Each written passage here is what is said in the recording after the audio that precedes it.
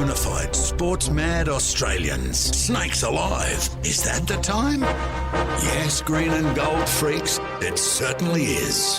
It's time for the Sporting Probe, with two diamond pythons twirled around the tree of knowledge across the nation. Boys and girls. Well, a young man ain't got nothing in the world these days. The Sporting Probe, leading the charge up the eucalypt. With extra chili on the stick is the in-and-out maestro, rampaging Roy Slaven. And coming from behind is the heavy lifter with both feet on the ground, H.G. Nelson. Unleash the grunt and poke H.G.? Yes, TF Much, gentlemen, Jim Daniels, the golden guy in the TSP soundproof booth, located today at the pop-up studio out front of the Wacker. A few days early, but by golly, this Wacker, it might be the last test there, but memories. And I just hope the coverage of this magnificent third test in the Ashes series, 2017-2018, can go back through the microfiche of time and flick out a few memories of great test matches at the Wacker coming up. It's incredible. But Jim, of course, has got all the seasonal supplies in the pop-up studio. If you're looking for some sort of gift at this special time of the year for Uncle Theo, mad old Uncle Theo who's got everything, then go down and see Jim because he's got something special. And if you want to know what footy players are up to in the off-season, as in their holiday plans where they might be spending a little bit of downtime so you can go and pester them, then he's got all the details there as well. It's a tremendous service he does for the football community of Australia. Probe-sters, patriots, pilgrims and punters. H.G. Nelson getting the Sporting Probe away for another set of 7. Thanks very much, Mr. McAvaney. And, God, I hope Bruce is resting. It looks as though he's going to be covering the whole of the Commonwealth Games on his own for 7 and the rest of the world. And don't tell me that the world won't down tools in April in 2018 and just cast a gaze, a fond, lingering, purposeful gaze at the Gold Coast to see what's going on, well, basically with Australian sport. Plus a few blow-ins from here and there. But let's face it, it's the Australian Games on the Gold Coast next year. What an incredible week.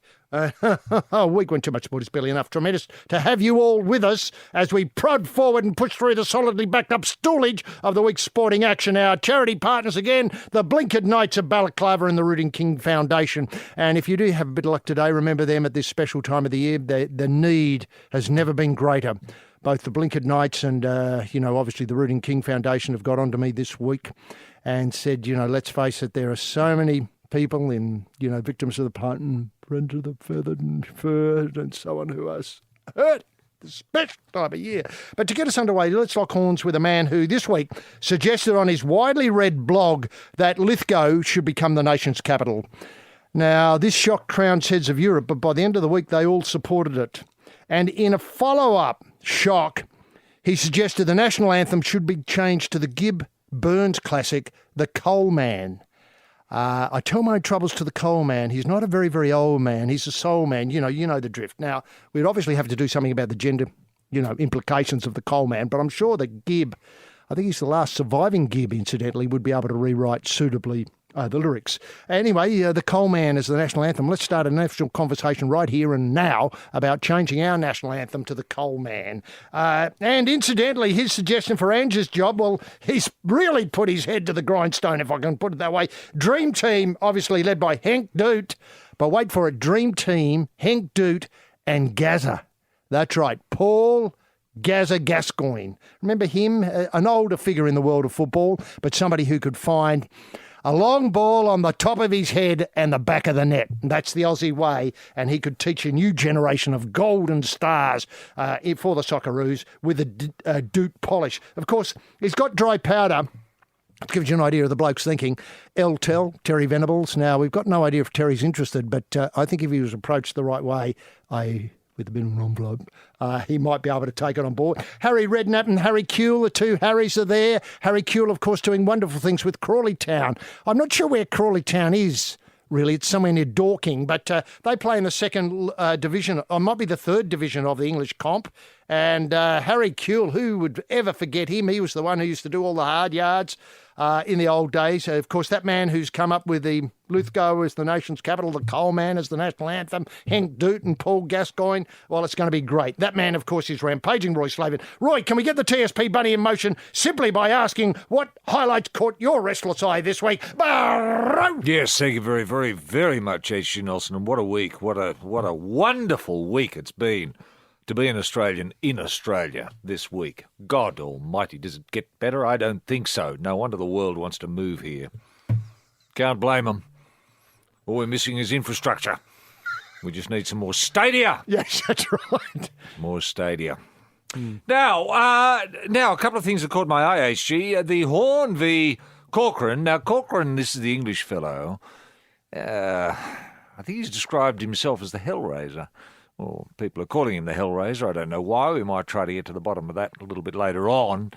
He doesn't look like a hell. Anyway, he wants to be a Hellraiser. Let's bloody let him be the Hellraiser. Horn v. Hellraiser. Wow. All right. Now, that's being billed as the Battle of Brisbane. Now, hang on. Didn't we have the Battle of Brisbane? Horn v. Pacao? Wasn't that the Battle of Brisbane? Is this being billed as Battle of Brisbane 2? That I would accept. But it's not the Battle of Brisbane. We already had it. Yes. We already had the Battle of Brisbane and we won it. Remember the primary school teacher? Him beat the senator from the Philippines. The Duterte man. Pacao.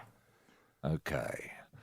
Now, I'm not accepting it as the Battle of Brisbane. No, let's come up with a better suggestion. All right, Battle of Brisbane 2. How about the slug out of Suncorp? All right, why not? The slug out.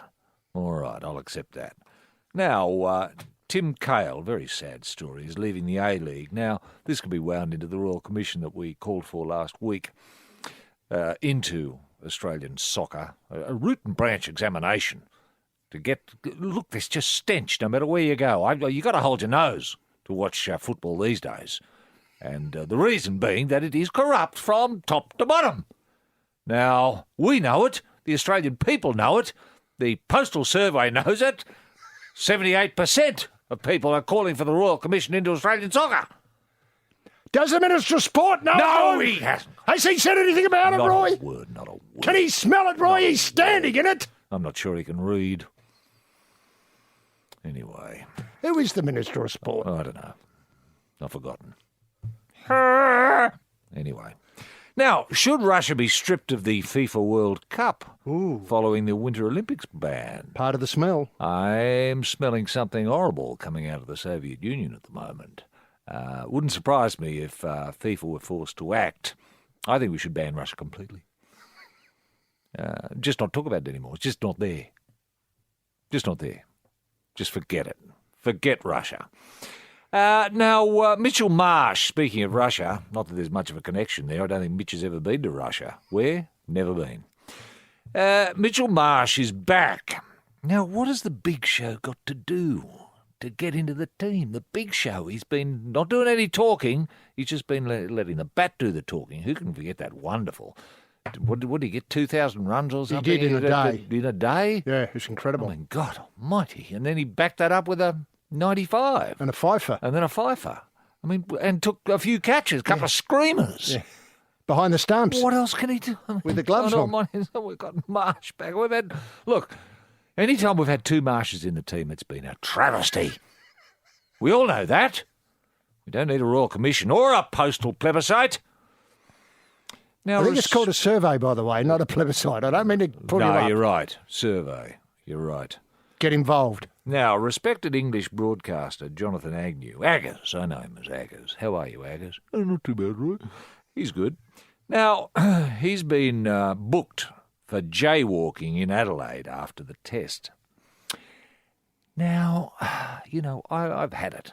I've had it with all these so-called stars of cricket coming into our country and just thinking that they can write their own rules. You know, might have been, what the road he would have crossed would have been the... well, the street near King the casino. William Street? Or it might have been North Terrace. North Terrace, yeah, one of those. Well, I mean, you've got to obey. We have rules. We have traffic lights. We have pedestrian crossings. That infrastructure has been put in for a purpose, to to help. guarantee people's safety, especially those from overseas. I mean, it's green light, you can go. Red light, stop. You get it, Aggers? It's as simple as that. I mean, you just can't walk anywhere. The rules. Makes my blood... Anyway, I had words with him. Now, Jason Day, in a terrific story, a feel-good story. He's selected his childhood friend, Luke Reardon, as his new caddy. He's a very old friend. They've known each other since they were 10 years old. And it made me wonder, H.G., is there a caddy school as such? Is this a course TAFE or the universities could offer? Because it's all well and good. You look at the caddy and... I always think of Steve Williams. What a great cat. I mean, how many did he win for Tiger Woods? 14 or something? On the trot. On the trot for Tiger Woods. I mean, he did all the carrying. And it's not just a question of carrying a bag. I mean, that's the simple bit. It's club selection. It's yard charts. It's being mindful of opponents, what they're up to. It's being mindful of your player, getting your player up, getting your player in the right headspace, getting your player to fire properly. I mean, there's an enormous... You have to be part psychiatrist, psychologist, social worker. I mean, engineer, yeah. As well as being fit. Fit. You've got to carry that bag for 18 holes for 4 days. I mean, it is an extraordinary thing, and largely caddies go utterly unacknowledged. They are the forgotten people in Australia's society at the moment. And I've been calling for an international or national Caddy Day, where we acknowledge our great bag carriers. Make of that what you will. Yes, you're probing on today with Roy Slaven and H.G. Nelson. Now, Roy, just before we come to an in-depth examination of the recent test in Adelaide, which was terrific, so many talking points, Yep. What did you make of the air quality in Delhi this week, where for the first time I can remember I saw the Sri Lankan cricket team fielding in medical surgical masks. Yeah. And the fast bowlers just couldn't get through their workload, not because they're not fit, but because of the pollution in the city of Delhi. Now, did you think, you beauty, the future of cricket, that's what it's going to look like, say, in 5 or 10 years' time at most venues around the world, that sort of what I call very poor air quality? I noticed that a lot of Indian cities now are very keen to emulate that air quality, believing that's the future, that's the modern game. Yeah. And they're looking to Adani to dig up a lot of coal to help them out realising those things. I know. Unfortunately, the Chinese aren't seeing eye to eye with them in terms of finance, which is very blinkered thinking in my view. Very old school. Yeah, very old school. Actually, I think it could be a very interesting development for cricket. I'm interested to see how it affects the movement of the ball in that supercharged atmosphere of very heavy, particle pollution, fine particles in the atmosphere. You should be able to get more swing, I would have thought. Right, and then you combine that with variations on humidity. Yeah. And so sometimes, while it looks soupy to us, it could be incredibly dense, the That's air, true. with the water vapour and the coal dust. Yeah. I know it's not coal dust, but the coal embers. The particular particulates, I suppose, yeah. Now, in our lifetime... Yeah, but you will get specialists who can exploit it. Pollution specialists. Now, in our lifetime, we've seen people begin wearing hats, and who can forget Richie Richardson's huge hat, which covered most of the oval at one point, to make sure that not only him but the rest of the players were safe from, obviously, skin cancer. Yeah. Greg Chappell wore a hat as well, one of those big floppy hats. He did, and so we have hats. Now, everybody wears hats. Yeah. We have, obviously, extra padding to safeguard. Are you expecting people to play cricket in the near future? Aqualung? Yes, I was going to say, well, I wasn't meaning an aqualung so much, some sort of spacesuit idea which allowed a breathing apparatus, say on the chest, funneling up through tubes into a face mask, which allowed them to breathe relatively clean air. Yeah, a sort of underwater equipment, HG, for terrestrial purpose. I see no problem with that at all, and you'd have it designed as part of the uniform. It could be a very attractive look, a couple of canisters of air on the back that you would change during drinks. Eh? I know. And look, can I ask? And they could be lightweight in design, made of titanium or something, or even a sort of plastic, HG. Indeed, You'd be able to plastic, do it. yes. Plastic would be the way to go, I would have thought. Yes.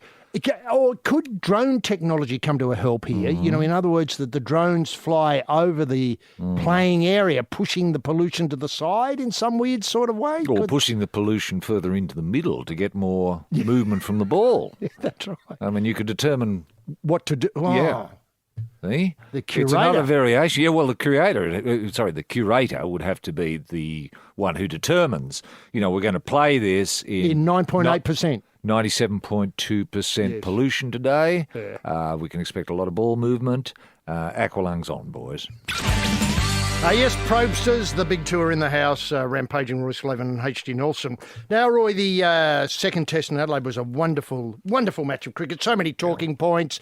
Joey Root put us in. Then controversially, Yeah. and then there's the controversial not enforcing the follow-on. Yes, equally and then controversial. Yeah. And then the nervousness about whether they could get him, Australia could get him out. Basically, mercifully, sanity restored. And when I mean sanity, it looks like this 5-test series is an exhibition of a man kicking a dog. And I'm just wondering where it goes to from here. I know a lot of people have bought tickets. I know. They'd be thinking, well, maybe if I can sell them. Yeah. It might be the right thing to do at the moment, Yeah. to try and find some clown who'd buy them off me. But give them their due, though. The people of Adelaide love watching Australia win.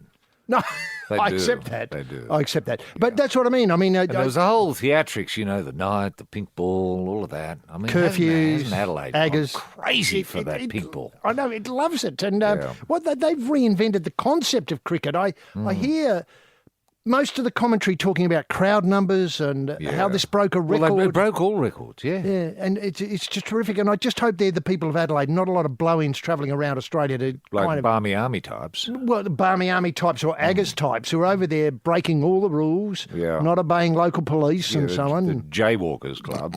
God, I hate jaywalking.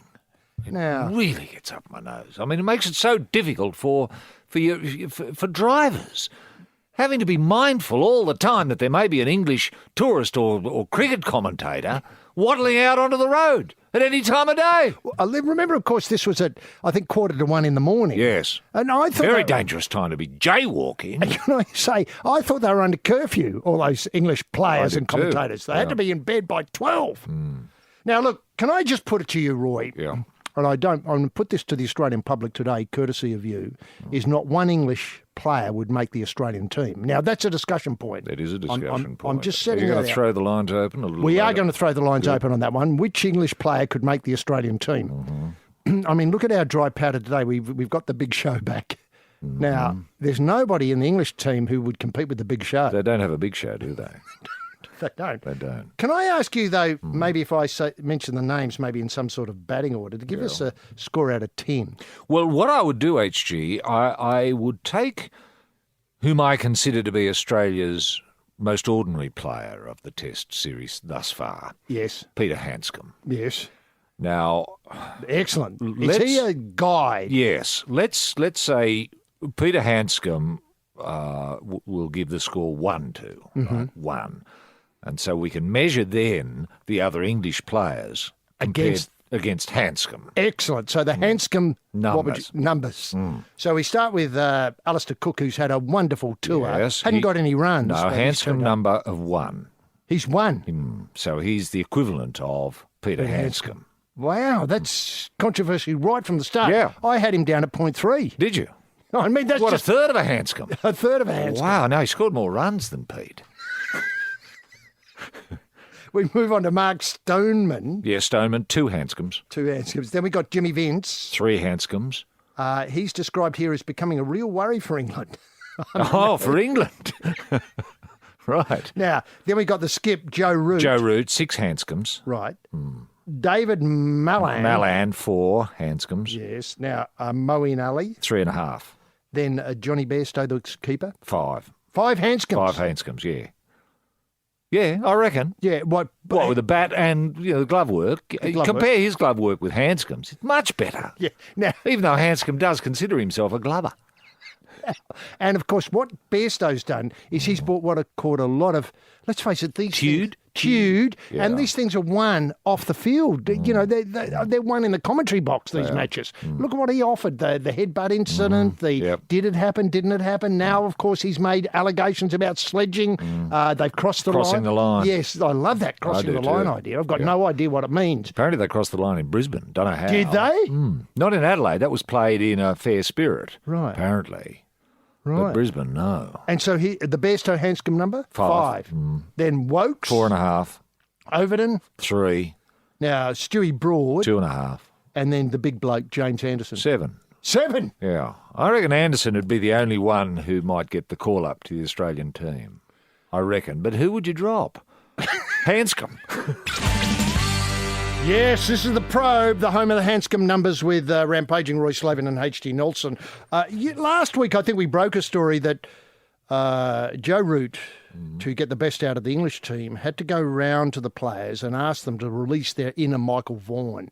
It was a controversial idea. We got a lot of feedback about this idea during the week. Yeah. And I did notice that Michael Vaughan, who's writing, I think, for one of the London papers, might be the His Telegraph. writing has improved so much. It has. He's used to be a joke, widely considered a joke. But how about this? He's talking about advice. He's saying that, you know, Root might be feeling the pressure of skip, captaincy is a lonely place. Root has a problem converting his 50s into hundreds.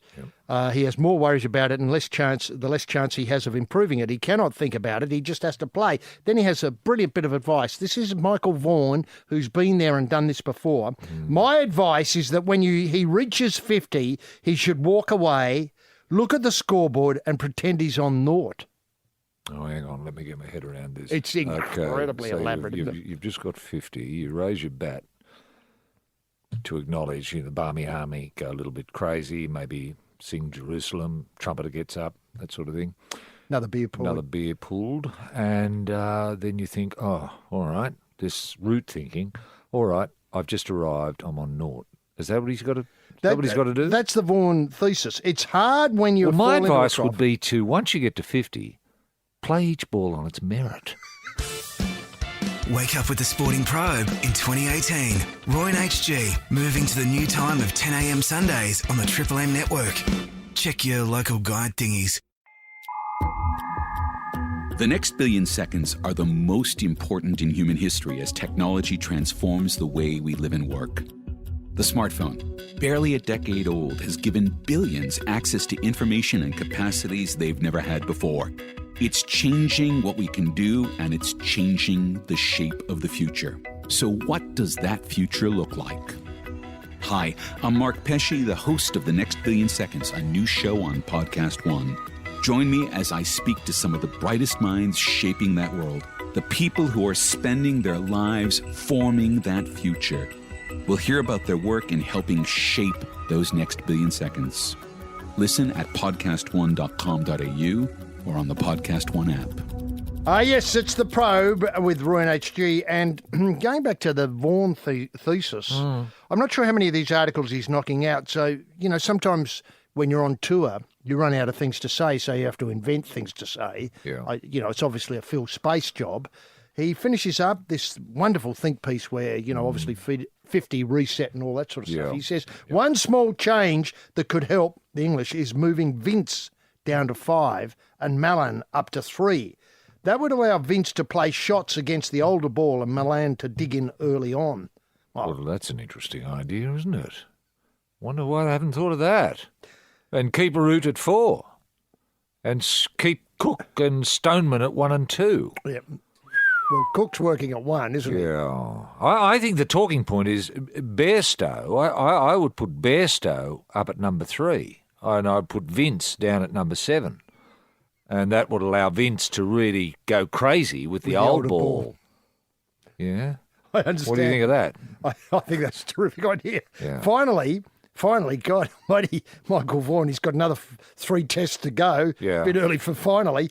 I wonder why it takes England to be forced into a corner and criticised before they start to play properly. This is apropos of, you may remember in the second test, that they bowled a lot of rubbish early, and when I mean rubbish, I mean real garbage early on outside the off stump. Just ball and after too short, ball, too short. yeah. And then all of a sudden they get into a real hole, and they actually play a lot better. And Anderson got that fifer, and Yes. the Broad got a couple, and so on. Yep. And then they started batting okay all on the same day. That's right. So forced into a corner and criticised before they play properly. Well, maybe the criticism has to come earlier Before the test starts. We're a bunch of jokes. Yes. Maybe No one Varney's respects got him. to get into the room and just, Really lay down the law about how hopeless they are.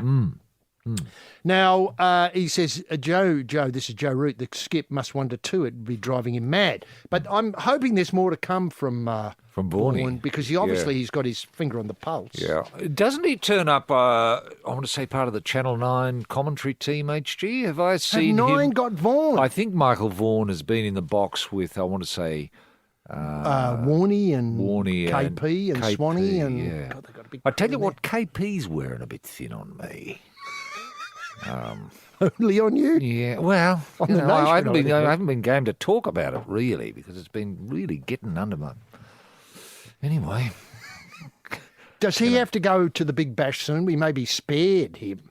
oh, is KP going to the Big Bash? Oh, no, I just made that up. Right. Hopeful. Well, I Wishful hope he thinking. does. Wishful thinking. Yeah. But, yes, look, I think he might be. But Michael Vaughan's always worth so many insights. I mean, you forget he was a captain You do, don't you?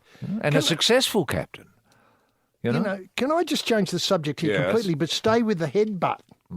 Now, you mentioned in your opening remarks concerning Hellraiser Corcoran v Horn. Yes. Well, the British challenger, the Hellraiser, has accused Jeff Horn of headbutting Manny Pacquiao and expects more of the same in their WBA welterweight world title fight in Brisbane on Wednesday night, this coming Wednesday night. Wow, is that This right? is That escaped me controversy. completely. I thought the fighting primary school teacher. Was pretty clean. Well, because his head looked like a tomato after the Pacquiao fight. I assumed he got punched in the head. It wasn't because he was headbutting. Well, yeah, he is did the Hellraiser self-inflicted. suggesting he was headbutting? Well, he's self-inflicted, Yeah. the tomato head.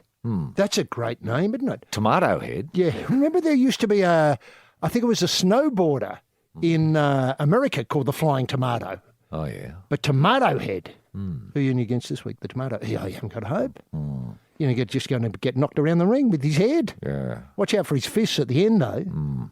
Tomato I've got to go head. back and watch that tape now. Yeah, I do too. There's no mention of that in his terrific book, The Hornet, which should have been called Tomato Head.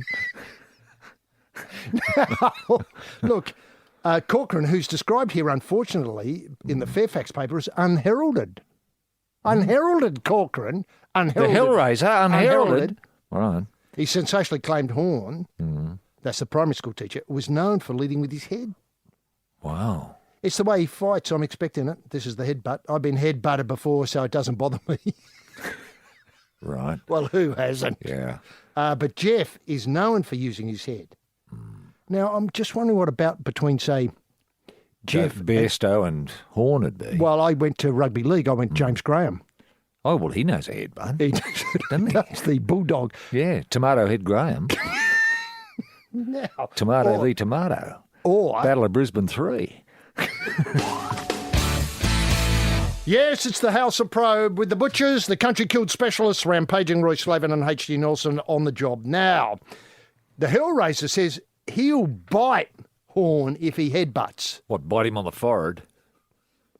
Whoa. That's a big opening. Isn't it It's ever? a yawning gap to Isn't get. it? Or bite his nose off. I think the nose would be where I'd aim for. Yeah, you'd have to go for the nose. Horn hasn't got a big nose, though. Oh, don't worry, this bloke's a specialist. He can take out a fly off the end of your nose and leave it completely pristine. Yeah, but biting in the ring is not, it's sort of frowned upon. Didn't Evander Holyfield lose an ear to Iron Mike at one stage? He did. And Iron Mike got a lot of, flack. Now, he says, And do we know what happened to the... I never knew whether the lobe ended up on the mat or well, I think whether he ate it or... yeah, well, the latter, I remember at the time you nudged me in the ribs. We were ringside, and you thought, God, Iron looks very hungry today. Yeah, just I wanted, did. losing weight, making weight has forced him into sort of territory that he's unfamiliar with. Didn't surprise me to see the ear go in the first round. Yeah. Look, I'll bite him if he headbutts, according to the Hellraiser. Right. Let's get on with it. He's as good at it, leading with the head, to a certain point, but he hasn't fought anyone as big or as young as me. Really? Could that be right? He's 27. Oh, he's only fought people like Manny Pacquiao, the senator, who's 94. Oh, yeah, I suppose. Right. And now, did I see Manny Pacquiao become a general in the army this week? Did he? I think he's part of the Push against... the people that creating problems. SAF or whatever they're in called? The southern part of the Philippines. Yeah, I think he's a general in the Wow. army. Okay. Now, Corcoran's trainer, Peter Stanley, seemed bemused by the reports that Horn's camp had big money, based on future fights once he gets past the biter. Yeah. Why isn't he known as the biter? Why the Hellraiser? Why not just the biter? He's got a great... It much has, more isn't it? cachet. And Yeah. you think, who are you fighting this weekend? The biter? Oh, no. No. So they've got America... Because you'd be less inclined to lead with your head if you got someone a little bit bit toothy. on the other side. Now, this is the Horn, the headbutter. He reckons he's going to hopefully get a title defence against the undefeated American Terence Crawford in April, and then possible bouts with ex-world champ Amir Khan and Anthony Mundine. Wow. I'm pleased for them that they can make their 5 or 7 year plans, but we hope to end it on Wednesday night.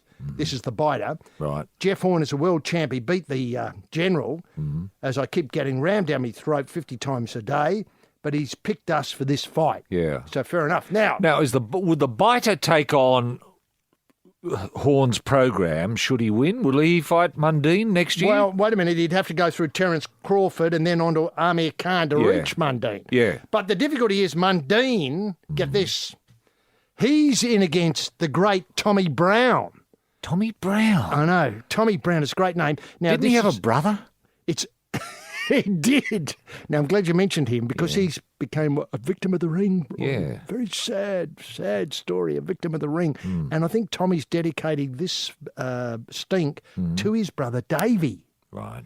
Now, it's on the Now, January... Dave left us in the ring, didn't he? He did. He went out doing what he loved. Now, can I say that this is on January the 17th? It's Tommy Brown v. Chock Mundine, the man. Yeah. And they mapped out a terrific program here for the man. Chock says this will be the resurrection of the man or the demise of the man. We'll soon find out. Right. Now, it's Chock's 56th fight since walking away from the NRL, but it marks the first time he isn't performing as a pay-per-view television audience, so you can only see it there. Live. You've got to go. No one's going to cover it. No. Why wouldn't Fox be covering it? Or Seven. Or Seven. Who's the fight network in Australia. Right. What's the story there? There's got to be a story there. And let's face it, Seven don't have much. That'd be fall in their sizzling hot summer tennis. Right. Oh, of course. 17th of January. Yeah. And you got the Big Bash on 9, so there's no room there. Or 10. What about 10? Oh, 10's got the Big Bash. Yeah, 9 have got the cricket. 9 have got the cricket. So it is hard to fit it in there. What about the ABC? The ABC, yeah. Well, they've got the big night on New Year's Eve. And let's face it, that left-wing lynch mob won't cover boxing. Right. But anyway, look, there's a calculated plan to have a big year, this is Chock talking, and make all my dreams come true, then sail off into the sunset. So he's Do we know what his dreams are, Well, wait a HG? minute, his dreams. Now, his next fight against Aussie, T. Brown, will guarantee the winner a top 10 WBO ranking and a potential shot at the superstar middleweight Billy Joe Saunders. Billy Joe Saunders. Is Billy Joe still fighting? Yeah.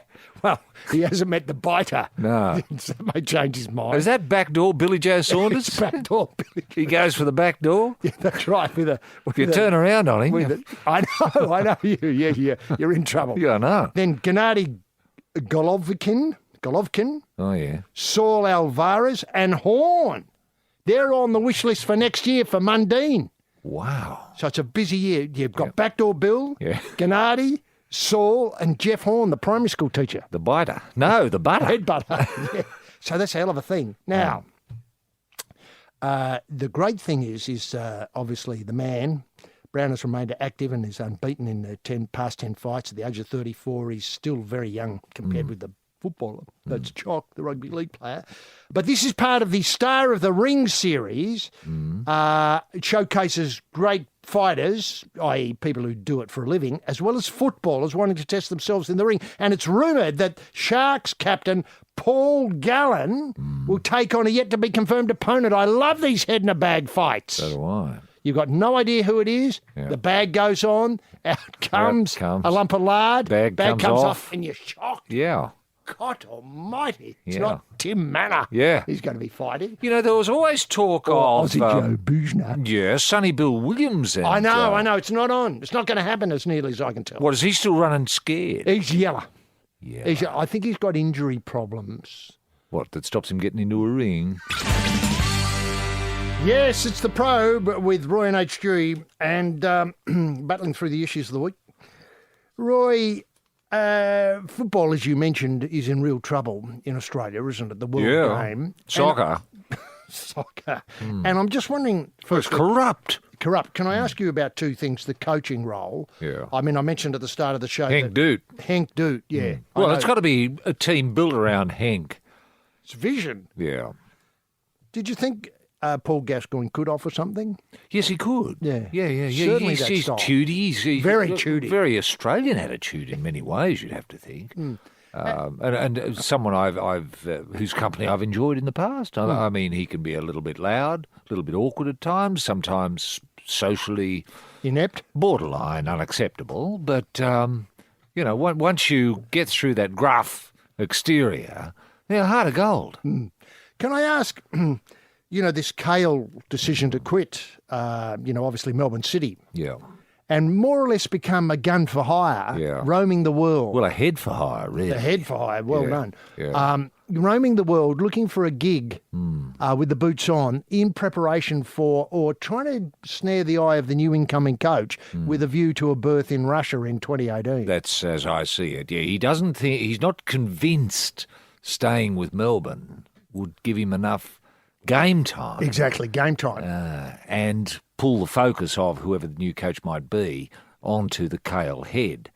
Because I don't want to speak for Hank Doot, but let's say Hank does get the job and in his halting English, he may not want to proceed with the Kale experiment that we've been experiencing over the last 50 years. 3 World Cups. Yeah, he might come with different ideas. So that would be Tim's concerns, I would have thought. Now, so if he's closer to where Hank is at the moment, and I assume Hank somewhere scouting in Europe, as Hank does, I mean, he's just, follows soccer everywhere. If he could, show his headwork's still as good as it's ever been, and demonstrate that in front of Hank, I mean, Hank might be, turned around. I know, and can I ask, the selection panel for the coaching role. The coaching role. Yeah. Does it worry you that, a lot of these people are close to the game and therefore have vested interests in maybe advancing the cause of, let's pluck a name, Sven-Goran Eriksson. Oh, yes. For instance, that great coach of yesteryear who got into terrible trouble, I think, with the English team or the Liverpool team, I forget which now. Anyway, the Sven-Goran Eriksson may be a sort of person who gets a lot of votes from the coaching panel because, let's face, previous experiences, interconnectedness, coach, players. Look, there is something going on. This is something a Royal Commission could look into, HG, because these people, as you've pointed out before, these people who are appointing the new coach are the ones that wanted to get rid of Ange. That's right. That's right. So obviously there is some master plan here to get one of their own in, whatever their own might be. I don't know what their agenda is, but I don't see their agenda as being Australian success, and that was Ange's agenda. At least we knew Ange was trying. Do you think it's fair also that players get out of contracts with, say, clubs like Melbourne City to just roam around the world trying to get a gig for the World Cup? I mean, have we got it to that point where, it looks like Jared Hayne all over again, doesn't it? Doesn't it? Sort of play for the whatever to advance some yet to be revealed master plan. Sure. I would say... but is there something wrong with the way the lawyers are writing contracts these days, HG? It seems that contracts are not worth a bob. You seem to be able to get out of them too easily for a whole heap of things that you and I don't see when we think a contract's being written. That's right. daughter lives on the Central Coast or further north, Yeah. so it might be good to go from the Titans to Parramatta, probably equal distance when it turns out in terms of the drive. But anyway, be that as it may, that's Jared Haynes' problem. Kale highlighted his focus on playing in Russia next year. He, quote, qualifying for the World Cup has been a great adventure and it would be a massive honour to represent my country in Russia. That will be my focus in the coming months. Playing in the domestic league in Australia was always an important career goal for me, but my experience here has been fulfilling from start to finish. Well, God almighty. it's been fulfilling. Well, why has it stopped being fulfilling? Exactly. What worries me is that it just appears as though it's just about him and an idea, and he couldn't give a peanut really about Melbourne City, and if he could play for Indonesia, he would. Yeah, I guess that's right. But if he might team up with some Russian teams, HG, and get Russian experience, get a feel for the ground. What a great idea. I think there's Moscow Lokomotiv or Spartak. Yeah. He could get a go there. Or the Zils. The Zils? Are they still about? The Russian Zils, Oh, they're fantastic to play for the Zils. The St. Petersburg Zils, I think that might be. Isn't that great? They're terrific. Yeah, well, if you could, and he'd really get a feel for the circumstances. Yeah, that's right. Yeah. And play in the venues where exactly, and have because a lot of advice for the rest of the team who are blown in from all over the world. Because Henk Doot's New Look Socceroos, none of them would have played in Russian circumstances. Is that how it'll be billed? Henk Doot Socceroos? I think so. It's got a ring to it. Wake up with the Sporting Probe in 2018. Roy and HG moving to the new time of 10 a.m. Sundays on the Triple M network. Check your local guide thingies. Adam McDougall is the health hacker. Health hacking is simply hacking into the tools, tricks and routines of the healthiest, happiest and most successful people in the world and applying these little tricks and routines into your own life. I'm a health hacker because I've been a professional athlete for 20 years, but I've also combined my experience as an athlete with my university studies, from economics to nutrition and sports science, with the practical application that I achieved as an athlete to help people hack into their health. In each episode, I'm going to share with you the tools, tricks and routines of the healthiest, happiest and most successful people in the world. You can hack into your own health and live a happier and healthier life. The Health Hacker with Adam McDougall. Listen now at podcast1.com.au or download the Podcast One app. Yes, it's the Probe with the two tyros putting the wet stuff on the red stuff, H.G. Nelson and rampaging Roy Slaven. Now, Roy, look, we talk about rugby league redemption stories, and I've got to say is how much I enjoyed the World Cup final. Wasn't it a terrific game? It was excellent. England v Australia, 6-0. Yep. It was an excellent game. Yep. And I've got to say the quality and the standard, you couldn't fault it. If that was the pinnacle of the World Cup, it was well worth it for all the effort. But then, of course, we get into the problem of two aspects. It was played in Suncorp. The New South Wales government, this is the state government, the Minister of Sport and so on, didn't really want to get involved in it too much. There were just a couple of matches in Sydney. And then we get to a discussion about the stadium. Now, this is a bit localised to the New South Wales area, but for people who know, the Big Three Stadium in Sydney are in the process of redevelopment. The first one underway, the Parramatta Stadium, that's terrific work. Sure, we lost a swimming pool or two, and the kids of the area don't have so much park space to play in, and certainly a swimming pool in that part of the city is a big loss, losing a swimming pool. Yeah, but they're gaining a stadium. Thanks. Yeah. You read my That's mind. what you forget. They're gaining a stadium, which is going to be home of the Parramatta Reels and the Western Sydney Wanderers. It's going to be fantastic. People are going to go. And there is some suggestion that the reason why people aren't going to rugby league is they don't like the venues. Now, we discussed this last week. Now, where we get to this week is the suggestion that somehow the stadium haven't met with universal approval. People across the state haven't necessarily given the thumbs up. They'd like the money spent in other areas, maybe fixing roads or... Well, people always look at self-interest, don't they? You know, a lot of people I've been speaking to in my area where there is no stadium are saying, well, why can't we have a stadium here in our suburb so that we could just walk around the corner to have a game, to watch a game of rugby league, rather than have to get, 2 trains and a bus to see rugby league, where we've got to pay too much for chips. And it's pretty hard to, to fight that, So I've had to come on board and say, well, yeah, I'll see what I can do. I'll phone around and see if I can drum up some support for the demolishing of several hundred homes in the area to put in a boutique stadium. Just for you. Just for rugby league, yeah. Now, can I ask, I've got a comment here which I need to get to, which concerns should the redevelopment of the stadium not go ahead, that this would be seen by the world as a massive backflip, and people would then have wouldn't come. Let's say there was a Bon Jovi tribute band who wanted to come and play in Sydney. World class.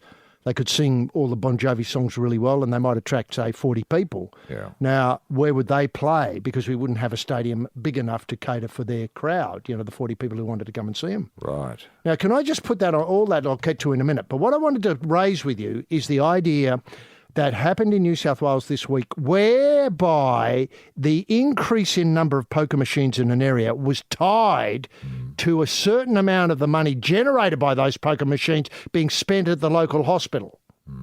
Now, you can see where I'm going. Imagine this. Poker machines across Australia, across New South Wales in particular, have a way of directing the little bit of the money that goes to the government to be spent on the good, the benefit of all, could be earmarked for the stadium to be rebuilt. Right. Okay. So as the government wasn't up for so much money, we might have to delay, obviously, with the start date on knocking down the Homebush one, the ANZ or the, Allianz or the ANZ. Yep. I haven't got them the right way round. They're the other way round. Let's call it the Sydney Football Stadium. Thanks very much. And Stadium Australia. Yeah, that'll do. Yeah, okay. So the poker machine money generated by people putting something through.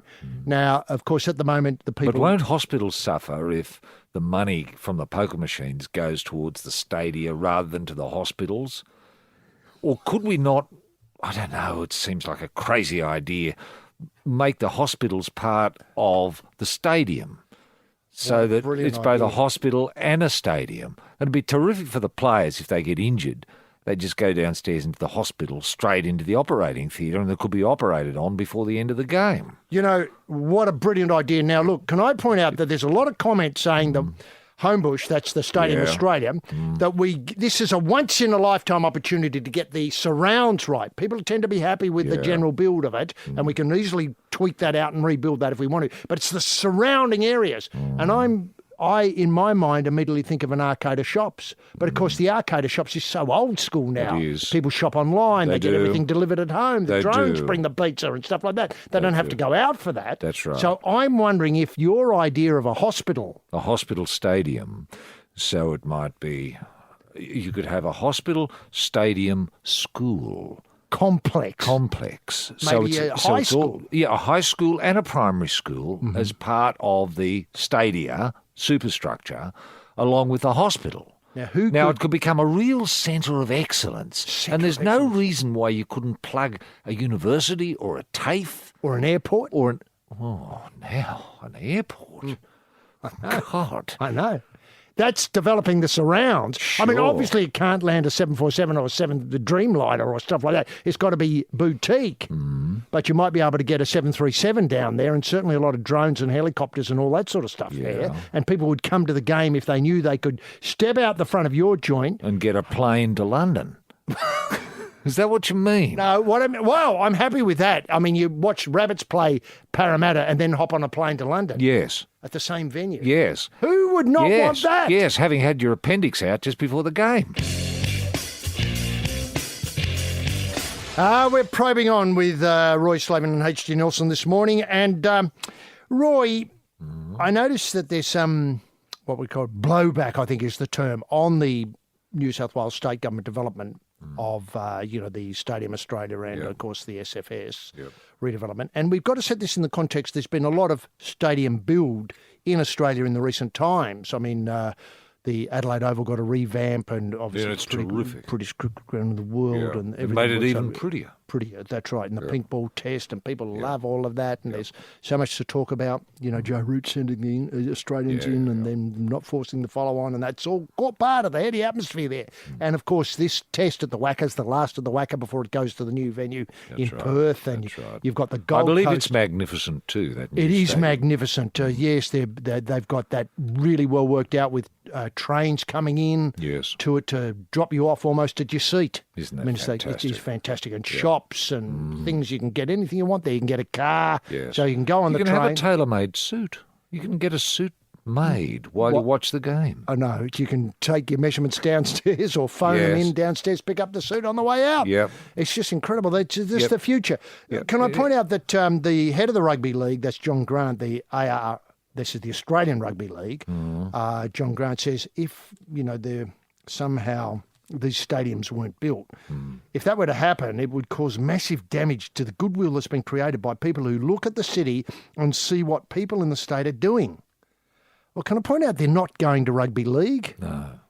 They're not going to big venue sport. I mean, trying to think of the SCG with the Swans would probably be filled up a few times a year on the big days. Yeah.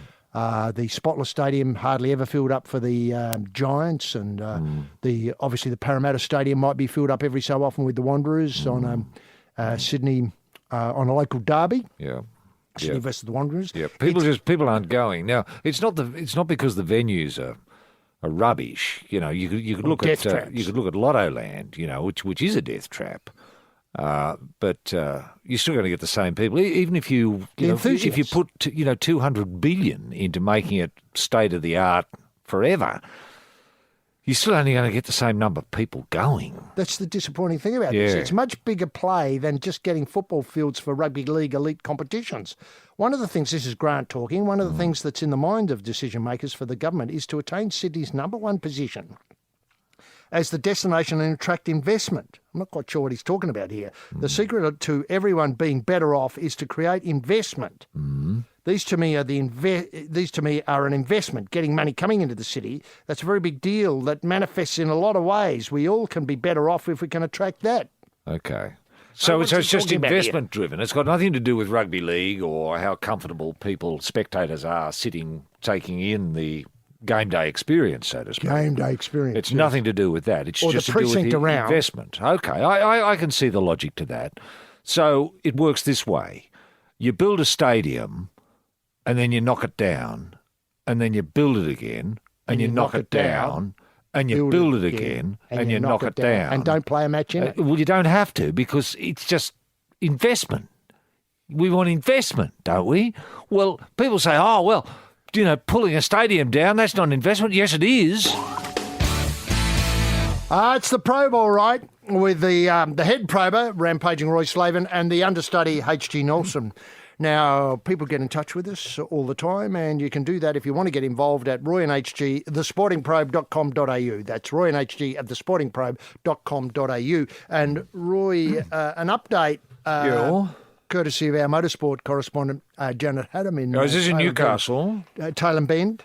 Oh, Tailem Bend, yes. The super centre. The super centre, that's now, there's right. infrastructure for you. I know. Now, that's right. Now, I'm just wondering... whether, why we're not hearing, more about this super centre of speed, if I can put it that way, this centre of excellence for speed, in line with this great wave of stadium building that we're building across Australia. And can I just say, I've never heard the rationale for the stadium demolition and the rebuild put more eloquently than you did in the last mic break. Right. Yeah. Well, just generally, it's to do with jobs and growth, actually. Jobs and growth, that's jobs absolutely right. It generates jobs, i.e. you get in teams to demolish, and then growth, you bring in teams to build. And simple as that. And that generates income, wealth percolates through the community because people have got to have coffee and read the paper and have a sandwich at lunchtime, that sort of stuff. And so... then play the poker machines and put a little bit through for the stadium rebuild. Yes. If we develop that model. Yes. I mean, I'm not. Look, well, I'm more for the hospital, airport, stadium model that we were talking about. I understand that. And don't get me wrong, I'm right up behind that as a concept. I think the precinct has to pay for itself in that regard. Airports. And can you imagine going to your airport and your flight's cancelled or your flight's delayed? Now, that happens a lot. Oh, bloody hell, what can we do? Oh, there's a game of rugby league on. Let's go to the rugby league and get a suit made. And then I can maybe, go and have see... the appendix out. Yeah. Now, of course, now we get to the problem of the centre of excellence in Tailem Bend. The Bend Motorsport Park, according to Janet Haddam, has got its first competitive race to take place on the brand new world-class track in January 2018. It'll be none other than the South Australia Penny Farthing Championship. Well, that's a start, isn't it? It's a start. I mean, how many are riding penny farthings these days? Can I just say, I mean, I've been on the planet as long as you have. I've never seen one. Never seen Not one. Now, look, in a 30-minute sprint race, crowds can expect to witness up to 20 large wheels in the front and 20 small in the rearward, setting the first lap record at the bend. Imagine that. Imagine that. The first lap record, 30 minutes. According to the organiser Revolve's 24 website, this will be a fabulous spectacle and a very quick race. The penny farthing was the first serious bicycle that can go up to 40 to 50 kilometres per hour. It was the first fast racing vehicle and the original hewn machine from the 1880s. I had no idea it had that sort of history. Hewn machine. Yeah, I had no idea. You mean the Finks or the Rebels riding penny farthings with... Back in the day. There's nothing more the people of Tailem Bend would love than a hoon machine, and they're licking their lips in anticipation. The race entry is $27.12, including fees. So if you have a penny farthing, Janet suggests you get in touch with the people that, obviously Revolve 24 and maybe make an entry. Wouldn't it be great to see state v state? Wouldn't it ever? In penny farthings. Yeah. Yeah. But that's great news from Tailem That is Bend. great news. The balloon goes up January 2018. Right. And now Tim has been in touch, HG. Tim Bircham, he says his subject is that someone must have been listening, and he's drawn our attention to a young Sunderland fan who, it's alleged, took a dump on a seat at the Stadium of Light where he was watching a football match. Saw him defecating in the stands. Now, according to his story of the fan, he'd had a few drinks and thought he was on the toilet when he was watching the game, and one thing led to another. He just thought it just felt natural. He had a sort of brainy and relocated himself onto the Fowler. It's a bit flimsy, isn't it? I mean, are you thinking this is real, Roy? No, it is real. There's. You mean if I went there, somebody would be able to point to the stains on the seat? Well, I think they've probably cleaned it up by now. But he did take his trousers and underpants, or lowered them, and regular manner, and just sat back down on the seat, thinking, oh, well, I've gone to the toilet now. I might as well take a dump while I'm here. Didn't think it was weird that there were 50,000 other people sitting in the toilet with him. You'd think that would have occurred. Yes, it's the Probe, all right, the home of the chili on the stick, and we're here with rampaging Roy Slaven and H.D. Nelson. And Roy, a little while ago I mentioned, the redemptive power of rugby league and immediately got sidetracked. Of course, I needed to develop or tease out a point about the great Todd Carney, who, let's face it, has had a run of outs in rugby league. Oh, this is the fountain fellow. The bubbler. Bubbler boy. Yes. Yeah. It looks as he's been playing with the Intrust Super Club in the Northern Pride for Cairns-based team. Oh, has he? I thought he was Northern Pride. in France for some He did reason. go to France for a while, but Intrust Super Club. Oh, sorry, the Intrust Super Cup with the Cairns-based Northern Pride. Okay. Now, let's see, he's rejected an offer of playing 3 years for English club Hull Kingston Rovers. Right. Look, Manly have eyed him off. Look, a number of clubs. Do you think there's a place for Todd Carney at the top flight? Yeah, I do. I do. Terrific skills. Mm-hmm. Terrific skills with the feet, with the hands. Can really read play, read a game. It's just the after-hour experience that clubs are going to have to deal with. Leaves people scratching their heads. Yeah. Now, it said here potential stumbling block would be whether the NRL would approve Carney's contract, given he's previously deregistered over a string of off-field indiscretions, sacked by Cronulla in 2014, etc. Yeah. Now, can I just put all that on one side and raise two words with you, Matthew Lodge? We've welcomed Matthew back to rugby league. We say, thanks very much for your New York work. We'd rather you didn't do it again, but if you are going on holidays, just let us know so we can warn people, the local authorities in that jurisdiction, to have a mind out and let people know in bars that you'll be coming through, blowing through. Now, surely to goodness, Matty Lodge, well, you'd have to say, has promoted the game beautifully in New York and left a magnificent legacy. The trouble with Todd is he seems to have done most of his work round, the various rugby league clubs in Australia, and so it's much more visible. Is that his big crime? Yeah, there appears to be a syndrome with Todd, isn't there, HG, that he does something really silly, be it, I don't know, pulling his pants down or barking at women or yes, in the that Canberra sort nightclub. of thing.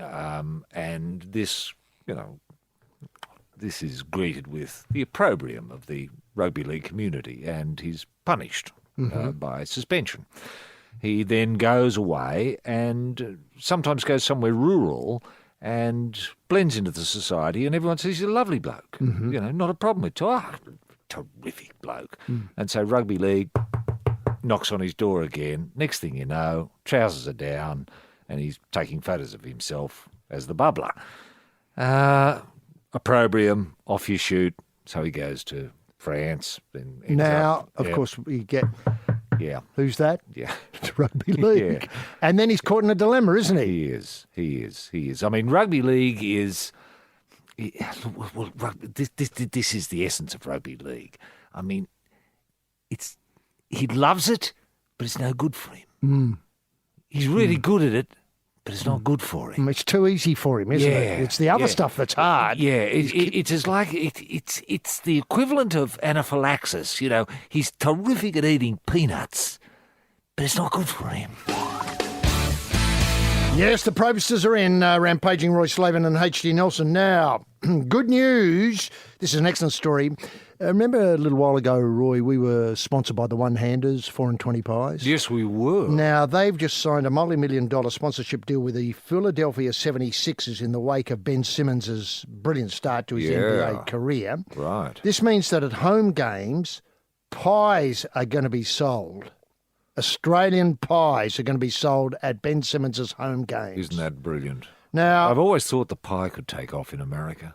I know, it's something that you only need one hand. You can mark up obviously your footy record, your basketball record with the other hand. Yep. Get on the job, do anything you like with your pie. Yep. Will they have to have demonstrations on how to eat them? I think so. And the sauce, will the sauce come in that what I call squirt pack? Yes. With the 4 nicks in it? Well, they like their ketchup there rather than sauce, HG, which is a slightly thicker mix. So, but it's entirely adaptable, though. There's no reason why you couldn't squeeze ketchup onto a pie. I mean, that could work. Or even force the nozzle in under the lid of the pie. And so the sauce comes as a bit of a surprise as you're eating. Now, can I ask, Americans are famed for eating their big love of things food. and their love of food and their excellence of cuisine. Yes. Do you think the pie, as we understand it, it's a bit small? And that really the family-sized pie, I'm not sure 4 and 20 make a family-sized pie, but they're going to have to scale up. Oh, it'll have to be what you'd call grande.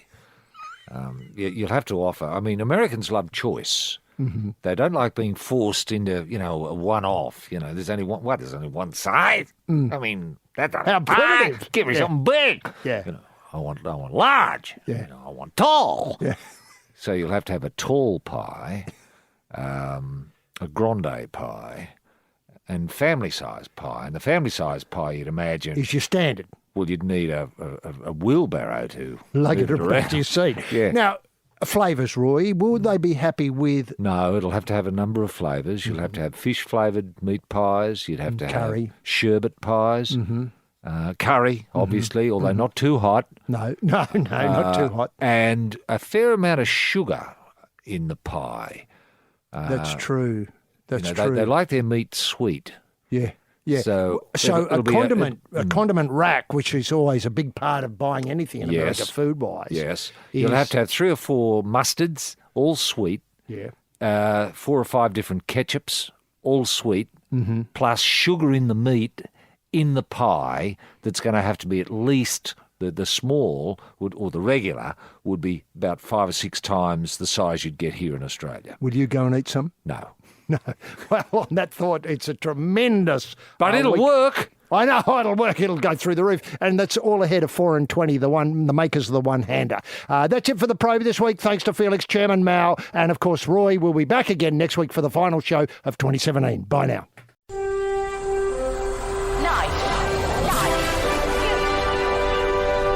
Bonafide sports-mad Australians. Snakes alive. Is that the time?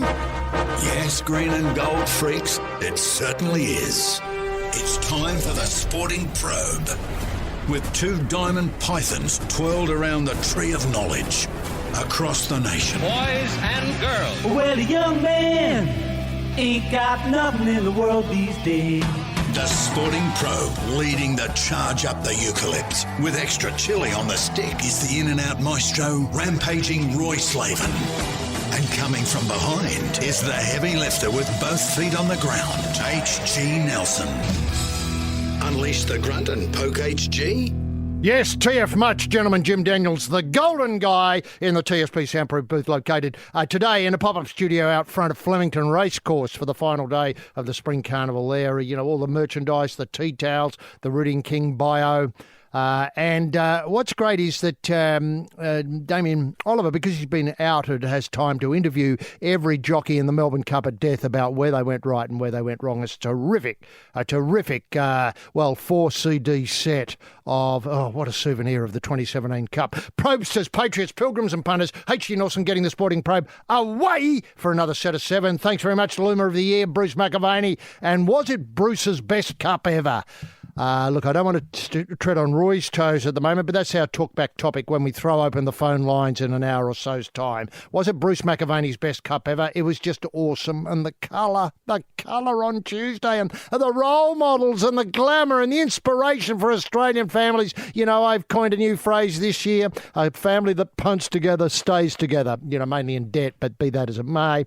Now, what a week. What an incredible week. A week when too much body's barely enough. Tremendous to have you with us as we prod forward and push through the solidly backed up stoolage of the week's sporting action. A week of massive collects. The Cup did not disappoint in terms of massive collects. And did I mention the role models and the colour and the glamour and the inspiration for Australian families? And by the way, punters, if you did have a big week, remember our charity partners, the Blinkered Knights of Balaclava, who do so much for the victims of the punt at this special time of the year, and the Rooting King Foundation. A lot of people ask about the Rooting King Foundation as I travel about at lunches and horse fates and so on, gymkhanas, etc. The Rooting King Foundation doing a lot with companion animals for senior citizens of the horse community who might be looking to get one away, if you know what I mean. They're completely, universal in their interest in the horse. And they have no agenda. Can I put it that way? They have absolutely no agenda, just horse welfare. The Rooting King Foundation. Look it up at site, and if you can, just chip a bit of what you've earned this week in their direction. But to get us underway, let's lock horns with a man. Well, what a role model this bloke is. Tuesday, he packed his saddle, his silks and his whip and his goggles in the boot, just on the off chance. And when Joey Moreira went down in the 4th on Regal Monarch, he understood the issues. So he sought out the connections of Thomas Hobson and offered to ride the horse in the big one that stops a nation. You know, they discussed weight.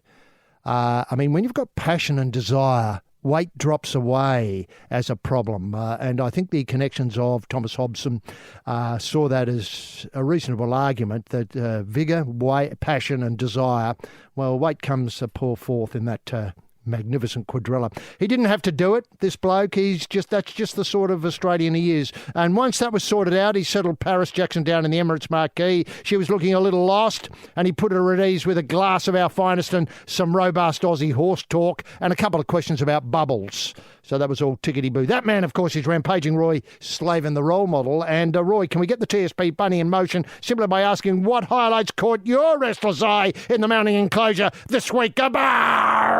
Thank you very much, H.G. Nelson. Wonderful week to be an Australian, as it ever.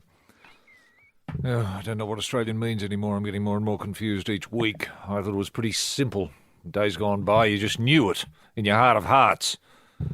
Australian was a state of mind. It's not that simple anymore. Thank you very much, High Court. What would they know? Are they Australians, the High Court? Doubt it. Now, England's Jermaine McGillivray, or McGillivray, he beats a biting charge that was levelled at him by Lebanon's Robbie Farah. I saw the incident, I saw the bite. I didn't think there was much in it. I mean, I've seen bites over the years. God, Rod Reddy, take a bow. Phantom biter there for years. He used to be able to bite from a distance. Extraordinary skill. Those sorts of skills are lost, you'd have to say.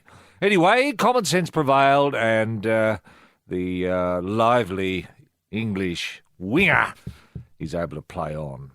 Now, his Buff's son Jake, that is Buff Lehman's son Jake Lehman, that is he the answer to our number 6 problem? A lot of people are saying yes, Puts Buff in a very tricky position, though. Imagine that, having to coach a kiddie. Oh, beggars belief. Now, is young Western Australian keeper Cameron Bancroft the answer to our number 7 problem? I think so, and we might throw the lines open. I know we've got a lot of talkback action happening later in the program, but if you're concerned about our numbers 6 and 7, get involved, because I know Buff Lumen would love to get a bit of feedback on this. Now, Gay has had a breakthrough win at the Oaks with Pinot. Can I just say what a wonderful contribution Gay Waterhouse has made to racing over the years? It's incredible. Isn't it? I can't think of anyone who's. And look at the lineage. You've got Gay. Remember Robbie Waterhouse? Yeah, 2J. Remember the kiddie? Yeah. Terrific. I remember the old man, Smithy. DJ, yeah. I mean, the lineage. I know, it's incredible. What she doesn't know about racing. And she hasn't got big tickets on herself, honestly. When you talk to her, you could be talking to anyone. But God almighty, she's been wonderful for world racing. I was going to say Australian racing, but world racing. British Lions centre Manu Tuilaga. Now, this is a terrific story. It's a cautionary tale in many ways. He's had 3 ghouls exorcised by a witch doctor. Now, these ghouls wanted his soul, apparently. Now, many players, to my eye, seem to be a little bit troubled, and it could be these ghouls that are infecting footballers. Is that Ghouls? Yes. Ghouls, as in ghouls. spectres or menaces? Yes, menaces. From the other side. Yes. In the old days, we would have called them devils. Devils. But ghouls, I like. Have you Seen a ghoul? No. Well, and encountered in other sporting competitions, ghouls? Probably, and didn't know what I was looking at. Anyway, I'm suggesting that maybe players like Todd Carney, Josh Dugan, maybe Matty Lodge, our New York Rugby League ambassador, Toby Green, for example. Could these all be players that could benefit from sitting down with a witch doctor and having some of these ghouls exorcised? Fascinating What's the process? thought. Any idea? No. No idea. Smoke, mirrors? Smoke, yeah. Well, you'd have to sit down cross-legged, and the witch doctor would come over and shake a few chicken bones at you? Probably, something like that, and use words that only mean something to the ghouls and scare them. Don't know, it's a tricky one. And it comes down to belief. If you don't believe the ghouls are there, they won't be there. It comes down to belief. Now, obviously, Manu Tuilaga felt these ghouls were real. So real that he had to look up a local witch doctor. Not hard to find. Can I tell you? I tried Googling, I tried phoning around just in case I had a couple of ghouls. I thought, oh, bloody hell, I better get rid of these before the Melbourne Cup. Phoned around, looked around, could not find a W doctor anywhere. Well, could I suggest that as a start-up business? Witch doctory? On an app? Yep. Now, should the Cornflake, just finally, should he be given a wild card for the Australian Open? Talkback, we'll throw the lines open on this one. The Flake was bumped out of round 2 of the Slovak Open. A lot of people saying, well, he must have won something to get to round 2. The Flake. This is the Kellogg's Cornflake. But no, it was a bye. He got through on a bye. I don't know if you can make a living out of just swanning into a tournament and getting a bye. I suppose you can. Well, if anyone can, the Flake can. Yeah, well, how about if they got Kyrgios in an early round and then shoulder problem? Special K. Yeah, Special K in the next round. Yes. And then the Flake. Then the Flake. Flake versus Special K. That's one you'll want to watch. Anyway, make of that what you will.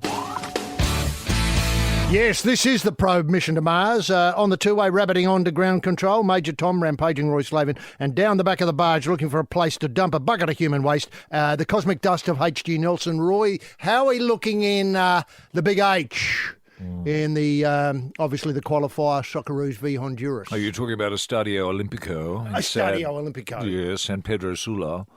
0-0 at this stage, I think, HG. 0-0. I think the boys, Ange looked to be a little bit disappointed with a couple of attacking moves that were snuffed out by the cunning Hondurans. just getting in the Now, way. this is a hell of a venue, isn't it? It's a player selected venue, and the Honduran players could play wherever they want to do in Honduras, but they chose to play in this stadium. Yep. I think it's a 40,000 seater, and apparently you can throw a beer, when players are taking a corner kick and hit the player taking. It's that intimate. It's intimate. It is. It but it's reminds me throbbing- of Port Moresby. Very much so. Yes, It's a Moresby-like situation, Now- which is a real cauldron, especially having experienced it before. But I think Tim Cale's been there before. He's played there before. He's played there before with the last lot of Socceroos that played there. Wow, that's some time ago. It is some time ago. But he's been around a long time. You forget that. Yeah. Now, do you think the Socceroos should have a home base? I mean, now look, as nearly as I can tell, Socceroos roam around. They sometimes play Etihad. They sometimes play at Lane Park. Yeah. Old speak. Sometimes they're playing at the Sydney Football Stadium or out at Stadium Australia. Yeah. Allianz and ANZ. Yeah. Now, do you think the players should vote on the venue they like playing at the most, and we stick to it? So we build up a bit of a reputation as being buggers to beat in that wherever they decide to play. You mean something like Fortress Brookie for... Manly Sea Eagles. Yeah, yes, that sort of thing. Well, I think that's called Lotto Land. Yeah, I now. know that, but Fortress it's some Lotto sort Land. of some sort of fortress Exactly. for our Socceroos. Yeah, where is the Socceroos? Wow. Spiritual home. Look, that worries me. It's sort of like a roaming, Yes. caravanserai looking for a place to They're put like up gypsies, aren't they? They're gypsies, putting up a couple of nets and Yeah. having a knockabout. Yeah. Whereas these, obviously, the Hondurans really rate this place. They do. and it's been the what would I call Well, it? it's The a graveyard for a of lot number of touring coaches. teams, yeah. Touring teams and coaches. Yeah. It doesn't seem to be completely full up today, though. No. Maybe people have got the wind that it's, maybe more difficult than imagined. But The other thing is maybe Ange has got the view that, we make a fortress wherever we go. So Socceroos can play anywhere, under any circumstance. yeah, but There's an appeal to that. I mean, if that's the Ange philosophy, I like it. you mean number one oval could be just as easily. Wouldn't matter Watford's Oval in Lithgow, wouldn't matter. If the Socceroos are there, it's their fortress, it's their patch. Yes. I suppose that's what he's thinking. And we've got a big So those country. Socceroos are thinking today, well, Estadio Olimpico, It's ours. it's ours. Yeah. If only there were a few more green and yellow shirts in the crowd. They're mainly blue and white, as not as I can see. I think they speak Portuguese, do they? I'm pretty sure they do. So we've got to imagine Estadio Olimpico would translate roughly into Olympic Stadium. Were the Olympics ever there in Honduras? I don't think so. They weren't. Now, I'm not sure what that's What are they about. on about? It may have a different meaning, though. Oh. As in, I don't know, all comers welcome.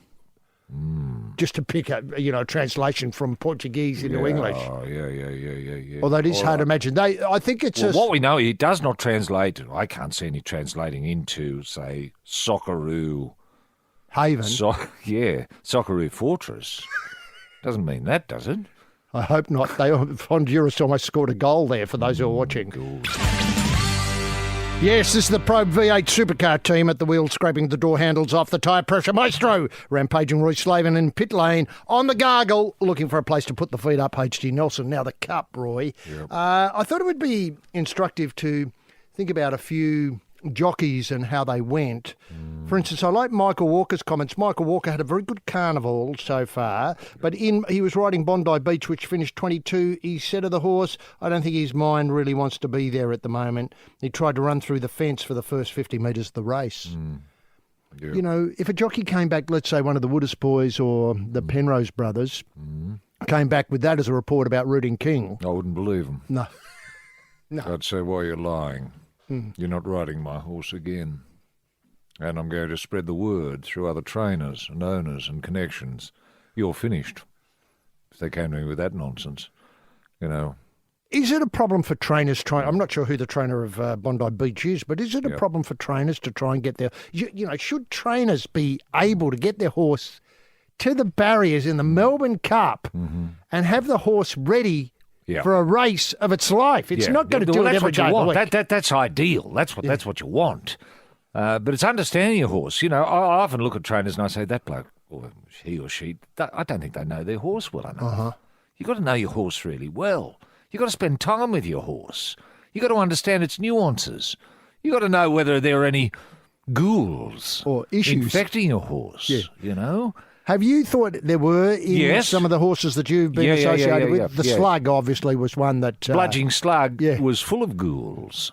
I had to keep him quarantined from the king because I didn't want any ghoul spillage, which can happen, you know. So in those days, it was easy to get a witch doctor in, though. A horse witch doctor would come in and rattle the bones and say the words, you know, that sort of stuff. Next thing you know, they'd go, in a burst of light. Extraordinary. No, it must be amazing with a horse because there's such large ghouls in a horse. Yes. Unlike a human, which could be quite small. Now, for instance, Blake Shin, again, having a great carnival, rode Humidor, just doesn't run 2 miles. Doesn't it? I gave him a nice run throughout, but the pressure went on and he just didn't respond. I mean, why is he there? Yeah, exactly. And then Make up the numbers. I hate Make up that. the numbers. Ventura, this is Glenn Boss. This is somebody who finished 21st. This is his comment. Had a good run in the race, but I expect he got his tongue over the bit at some stage in the race and he choked down and didn't run it out. He choked.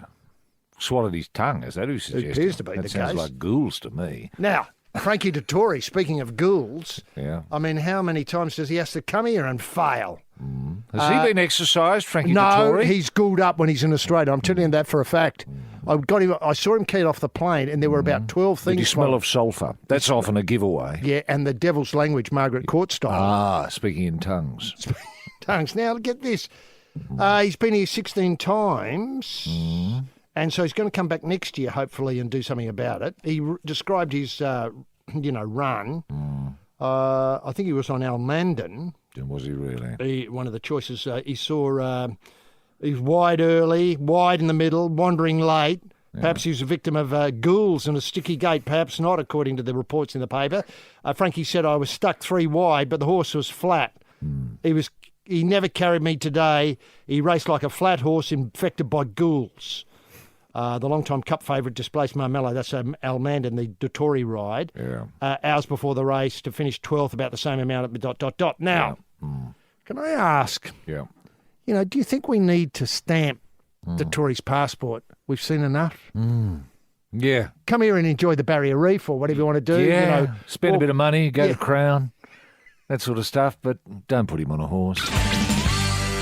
Yes, the Probe Midnight Radio in action, coming out of Tricky Shoot 8 on Twinkle Toes, the champ, rampaging Roy Slaven, and in the clown pants and big shoes, the distractor, H.G. Nelson. Now, we've got the news through, and this has been confirmed, that Paul Gallen has beaten Aruna Rasabale in a wonderful exhibition and a great promotion for Australian boxing, seeing 2 rugby league players boxing. There's nothing finer, I think, for the future of the Australian fight game. What a career path. Now, I raise that because Rasabale, who has been playing rugby league in the past, would like to see an opportunity open up for him again in the greatest game of all. He said before the stink, if I can put Gallen on his backside, hopefully those opportunities will be arise. The plan is to get the fight done and look for an opportunity then in our own club. Good. If I beat Gal, this can open some doors. I'll get in touch with some clubs and see if a full-time opportunity comes up. I'll jump at it straight away. Good man. Now,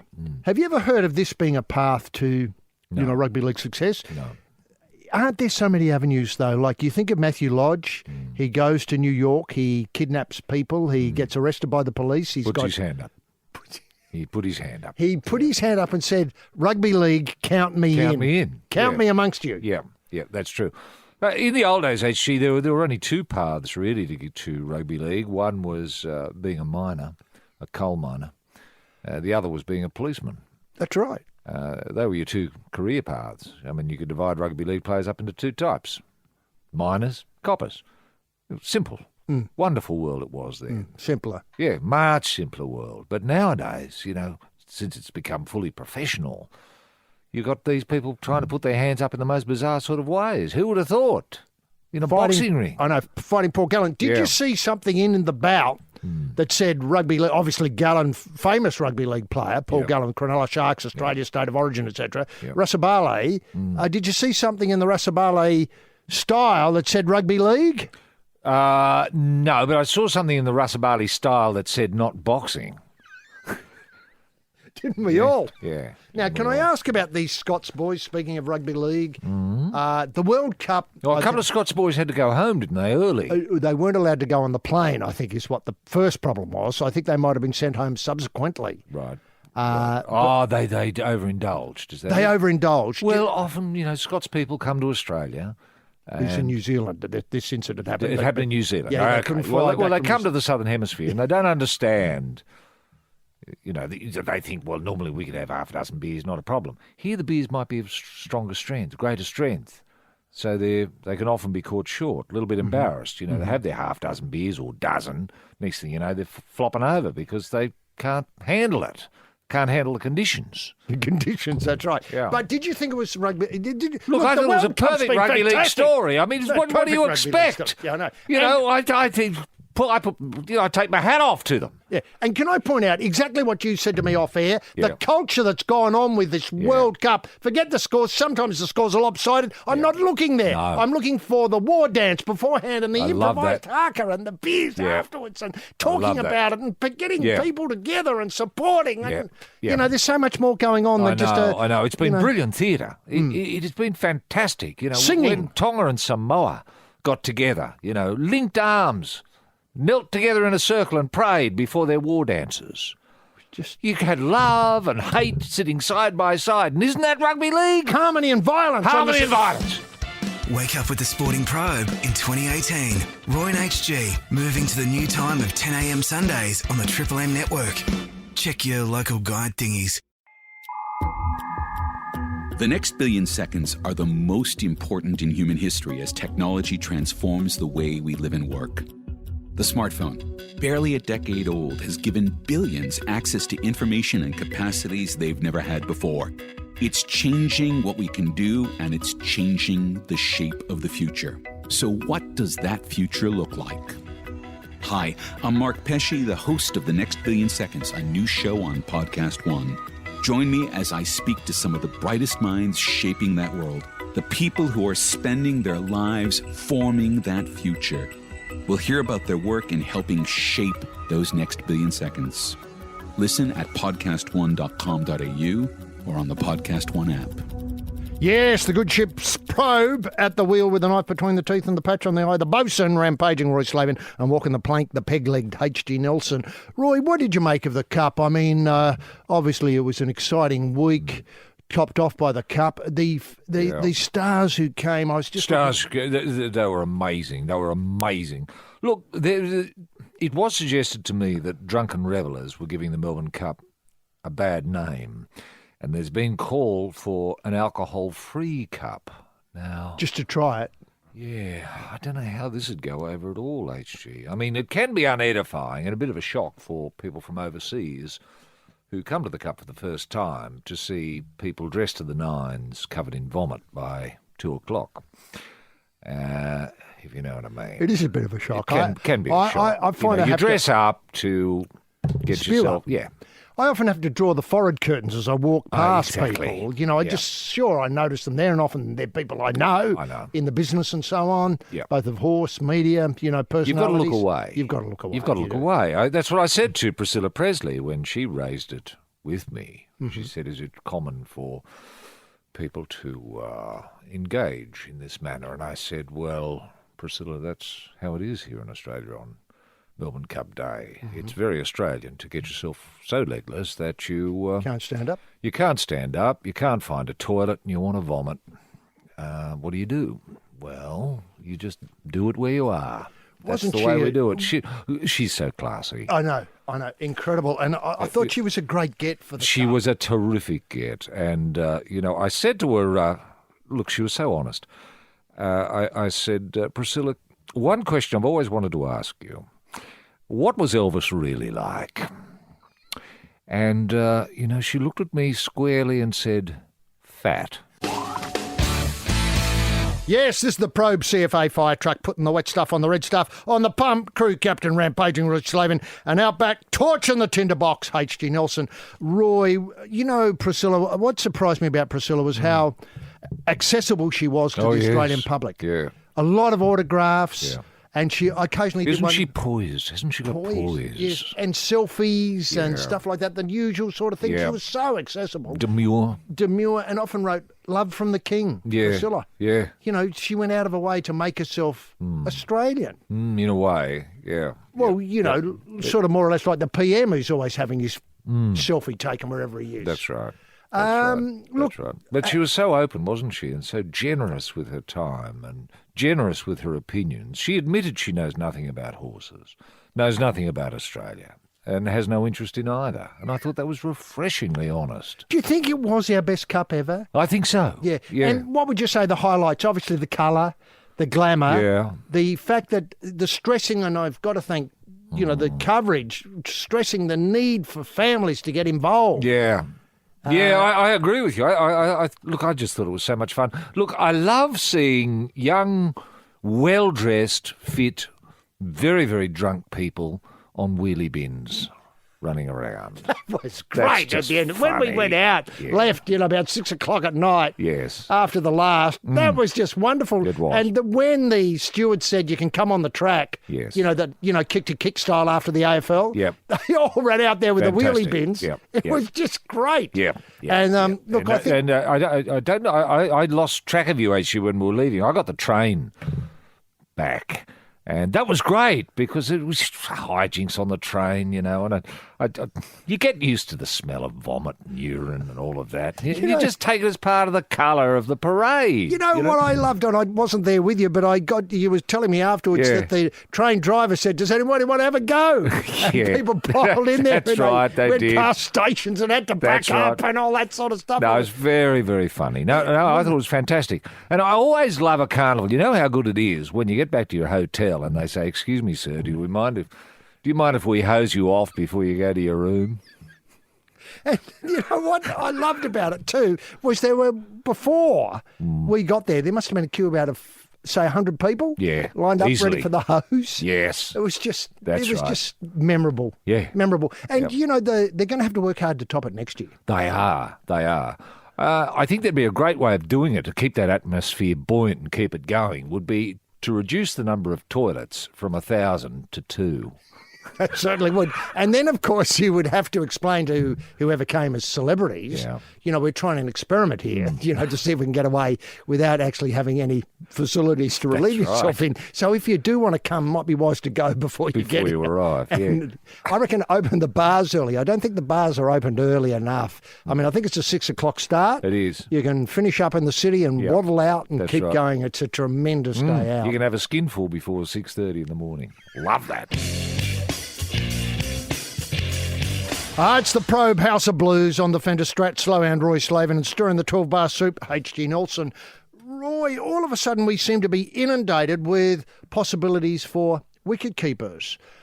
In the women's game, of course, we've got Alyssa Healy, Yeah. who Heels' daughter, who is described now, I think, as the best wicket keeper in the world in either the men's or women's game. Wouldn't surprise me. Excellent I glove mean, what work. heritage? What a lineage. I know. Would have learnt in the backyard. Yes. From the age of 3. Yes. Now, obviously, great gloves, but more importantly, great on the chirp. Yeah. And that's what we're looking for. Obviously, we've got a wonderful chirper in the bloke side, in Doug Wade, but he's left a little bit wanting in the stumping and catching department. Oh, there's Matthew Wade. Sorry, Matthew Wade. Yeah. Doug Wade was a terrific keeper, but yeah, no certainly, lip. yeah. Totally silent behind the stuff. And quite an age when he took it up. Look, Matthew Wade, and now we've got what would I call it? The bolt from the blue in Tim Payne from Tasmania. Yes. We've got Peter Neville, if I've got the right Neville, Yes. and we've got is it Hanscom as well? Yeah, and he doesn't want to do the glove work, and I understand that. We've got Cameron Bancroft, Cameron Bancroft, the kitty, new broom. the unknown kitty from Western Australia. No one knows if he can do it. No. What I like about Cameron Bancroft, he's got that X factor. You know, when Heels came into the team, no one had heard of him. He came out of the blue, and everyone was saying, "Oh, he's hopeless." Blah blah blah. Same with Who did Heels replace? Oh, Barry Jarman. Barry Jarman. No, that'd be a few generations Yeah, I beforehand. suppose Oh, it so. would be Rod Marsh, wouldn't it? Well, see, Rod Marsh came out of nowhere. Yeah. People forget that. People think, Rod Marsh was around. He wasn't. No. He was just parachuted in. I think he was more surprised than anyone when they put gloves on him and said, stand Have here. a go. Yeah, that's right. That's right. Look, but the thing is, we're seeing this at the moment as a bit of a problem. Yeah. I know you were talking about 6 and 7, etc. earlier, but we're seeing the keeping position as a bit of a problem. I think we're blessed with riches at the moment. Yeah. I mean, would it be possible, and this would be something new, to maybe have some sort of system where one of these greats could keep each day of a test if we've got 5? Mm-hmm. I know you'd have to talk to the English about it. Would it be possible? Well, I looked at the Lebanon Rugby League team, HG, that had 4 hookers in the team. And I'd never seen a team with 4 hookers before. Sure, they weren't all playing hooker. One was playing 5'8", might have been Robbie Farah at 5'8", say he's a hooker. And the other hookers one might have been on the wing. And one, scattered around the... Yeah, one might have been actually playing hooker. And it was great. Now, why not? We've got this embarrassment of riches when it comes to keepers. Your suggestion would be to play all 4. In the same way. 4 keepers. In the same way as we often discuss how many bowlers, how many quicks are we going to have? Yeah. I mean, I think they're starting off in a couple of weeks' time in Brisbane. Not sure how the wicket's playing. Yeah, so it'll be three quicks and 1 spinner. We know who the spinner is. And the rest 4 keepers. Of batsmen. Yeah, but are you suggesting we take 4 keepers into Brisbane? It certainly shocked the English. And do we have fewer batsmen, I suppose? I suppose so. We'd open with Smithy and Matthew Wade. Perfect. Yeah. Yeah. And then Khawaja or... Neville had come in maybe first drop. And then all of a sudden... And then suddenly this Bancroft kiddie... Looks as though he'd come in 2. at 7. Yeah, that's right. That's right. So it's looking perfect. Well, that'd surprise the English. They wouldn't be expecting that. Then rotating behind the stumps, maybe session by session. Yep. It'd keep a freshness behind the stumps. Certainly and would. let's face it, some of these, keeping up the chirp is the difficult part. But working on if you had 4 keepers close to the bat, can you imagine the chirp that'd be going on? Good old-fashioned you'd put Aussie three in at slips and 1 behind the stumps. There's your 4 keepers. Chirp, chirp, chirp, chirp. Yes, it's the Probe School of Science with the Prof. R.R. Slaven fiddling about with fusion and the inspired amateur on the artificial insemination trail. That's H.G. Nelson. Roy, just a little bit of Rugby League World Cup news as well. Jared Hayne really isn't having the cup he was hoping for. No, I think that's fair to say. Yeah, he's been a bit quiet, hasn't he? Yes. And when he has got involved, it's been inappropriate. So much so that he's been sent off. That's the weird thing, is he's been sent off. You don't connect Hayne necessarily with being the last person into a stink, do you? No. But then again, he's been played out of position. He's been playing 5'8". Well, he's not a 5'8". I don't know where you'd play him. Fullback, probably. Yeah, I think that's his natural position. Now, still with, international affairs, as the World Cup is, but jumping codes, the ICC has launched a probe. I like that. They've launched a probe. Good. After a curator in Pune was caught in a TV sting operation, allegedly promising to manipulate the pitch ahead of Wednesday's second one-dayer between India and New Zealand. Now, we haven't had time to get to this story because of cups and, various, that is Melbourne Cups and World Cups and so on. Now, the curator has been suspended, but the match at the Maharashtra Cricket Association Stadium began on schedule at the time. Good. We're investigating the allegation from Pune this morning, as all International Cricket ICC Corruption Unit, the ICCA manager on the ground, we're close contact with him. Indian TV showed the curator allegedly telling the undercover reporters who posed as bookies he could manipulate the pitch, and sharing information about the playing surface is a violation of ICC's anti-corruption code. The Indian Cricket Board, that's the BCCI, has sought detailed report from the local host, the MCA, that's Maharashtra Cricket Association. Strict action has been taken, and the pitch curator and the employment relationship, ... on it goes. It drifts away there. You get the gist of the story. Now, 2 things here. I thought that's what curators did. Exactly. I thought doctoring pitches was what it's all about. I mean, we doctor our pitch, if the Poms are coming, and back in the day, sometimes the first test match would be in Perth. Well, we doctored that one, so it was... like concrete. Yeah. Really toughen it up. Yeah. Now, the other thing is... And if they had spinners, obviously you put in a pitch that wouldn't take any turn at all. That's legitimate, isn't it? That's home ground advantage. That's what it's all about. Isn't that the science of cricket? Yes. 80% This bloke's a hero. Exactly. 80% is the battle of pitches. Yeah. What appears to have, And how was he going to doctor it anyway? Did he specify? sump oil at the Sump oil one end. Now, can I ask also, is journalists posing as bookies? It's got a whiff about it, hasn't it? It certainly does. I mean, I don't mind bookies and I don't mind journalists, but when you combine the two, something's not quite right. It's not quite right. And can I ask, Roy, are you calling today for independently curated drop-in pictures made in a central location and transported to where they are needed? Okay, we've got 100 and the ICC has a ceremony where the balls spin and pitch number, say, 84 comes up. So no one knows what it's going to do. It's transported to, let's say, the Melbourne Cricket Ground, dropped in and played on. It's not a bad idea. So as you've got hands off, you've got transparency, you've got no implications that these things are doctored because you've got two levels of checks on it. You're playing on the same pitch, everybody's playing on the same pitch, sight unseen, from a central location of pitch curation. Yes, yeah. You imagine, actually, there'd be something like an aircraft carrier touring the world filled with drop-in pitches. And I hadn't taken it that far. And you mean so as when the circus of cricket goes to, say, New Zealand, all of a sudden this aircraft carrier heads towards New Zealand? Here it comes, whatever you're going to call it. The HMAS Gooch. HMAS Gooch, yes. Or the DI pitch. Yeah. It'd be very easy to do. And can Very I ask... easy to do. Just various military would be involved. Obviously, the navies of the world would come together and solve that particular problem. Are you seeing this as the HMAS Gooch? I just choose that as an initial there. Yep. As an ambassador for world peace as well. Yes. Obviously carrying the drop-in pitches to all the test-playing nations. Yep. And it's allowed free passage through any area of the world. Forget South China Sea and that sort of. If the pitch ship is coming through, it's allowed through with impunity. And do you think... Who would man this ship? And how would we get the pitches on the ship? Would the pitches be grown on the ship? I'd suggest that. Yes. Well, could we have curating skills, trained at universities? And obviously it'd have to be an international selection committee about this. Well, you'd have to go through the Navy. The Navy would organise grass growers and pitch specialists who to come on through. board. Yes. Would they be given a nautical rank or a cricket rank? Both.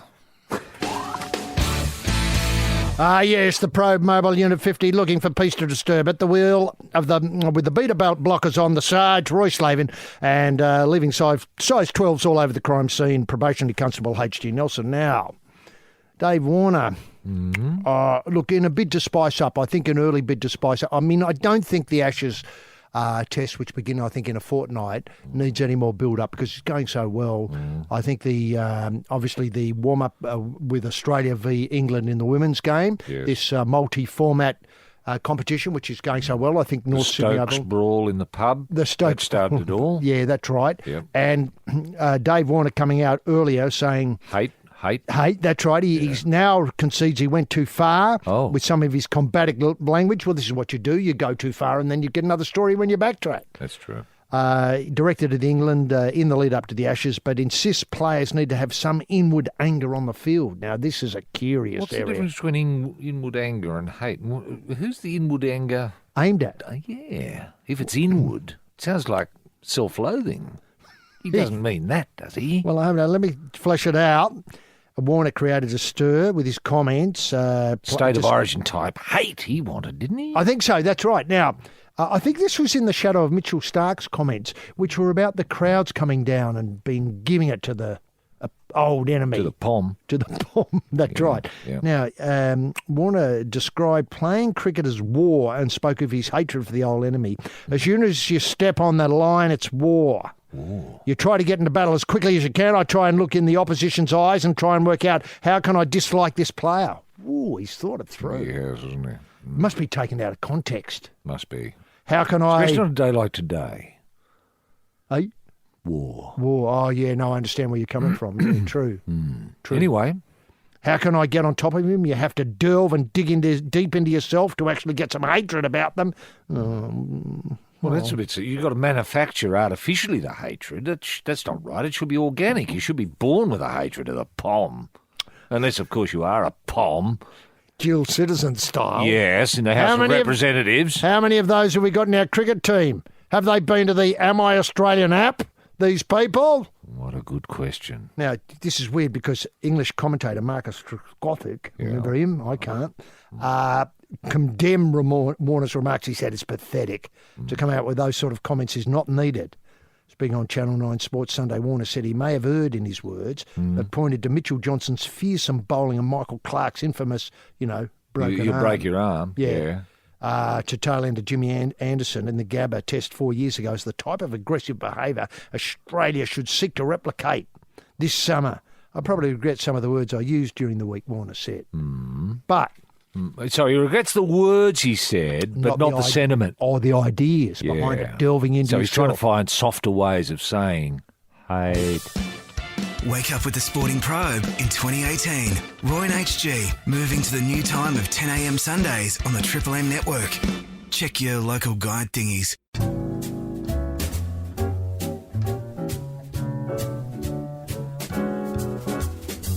Hi, I'm Gary Megan, and I do a little show on Podcast One called A Plate to Call Home, and it's about fascinating people all centred around food. This is a show for foodies, but it's more than that. It's a show about the people and the stories behind food. I think you know that I'm obsessed by food. Everything in my life revolves around it, and I love nothing better than to spend a little time talking about people that are equally as passionate, sharing their stories and getting to know what makes them tick. It's called A Plate to Call Home, and it's available on the Podcast One app or on podcastone.com.au.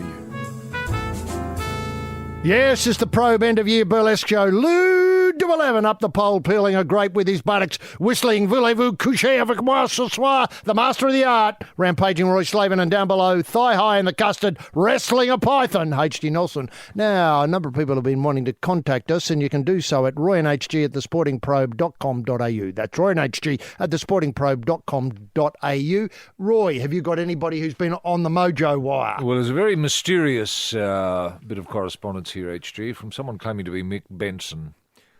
He says, "Hi, Roy, it's me, Mick Benson. It's been a long time.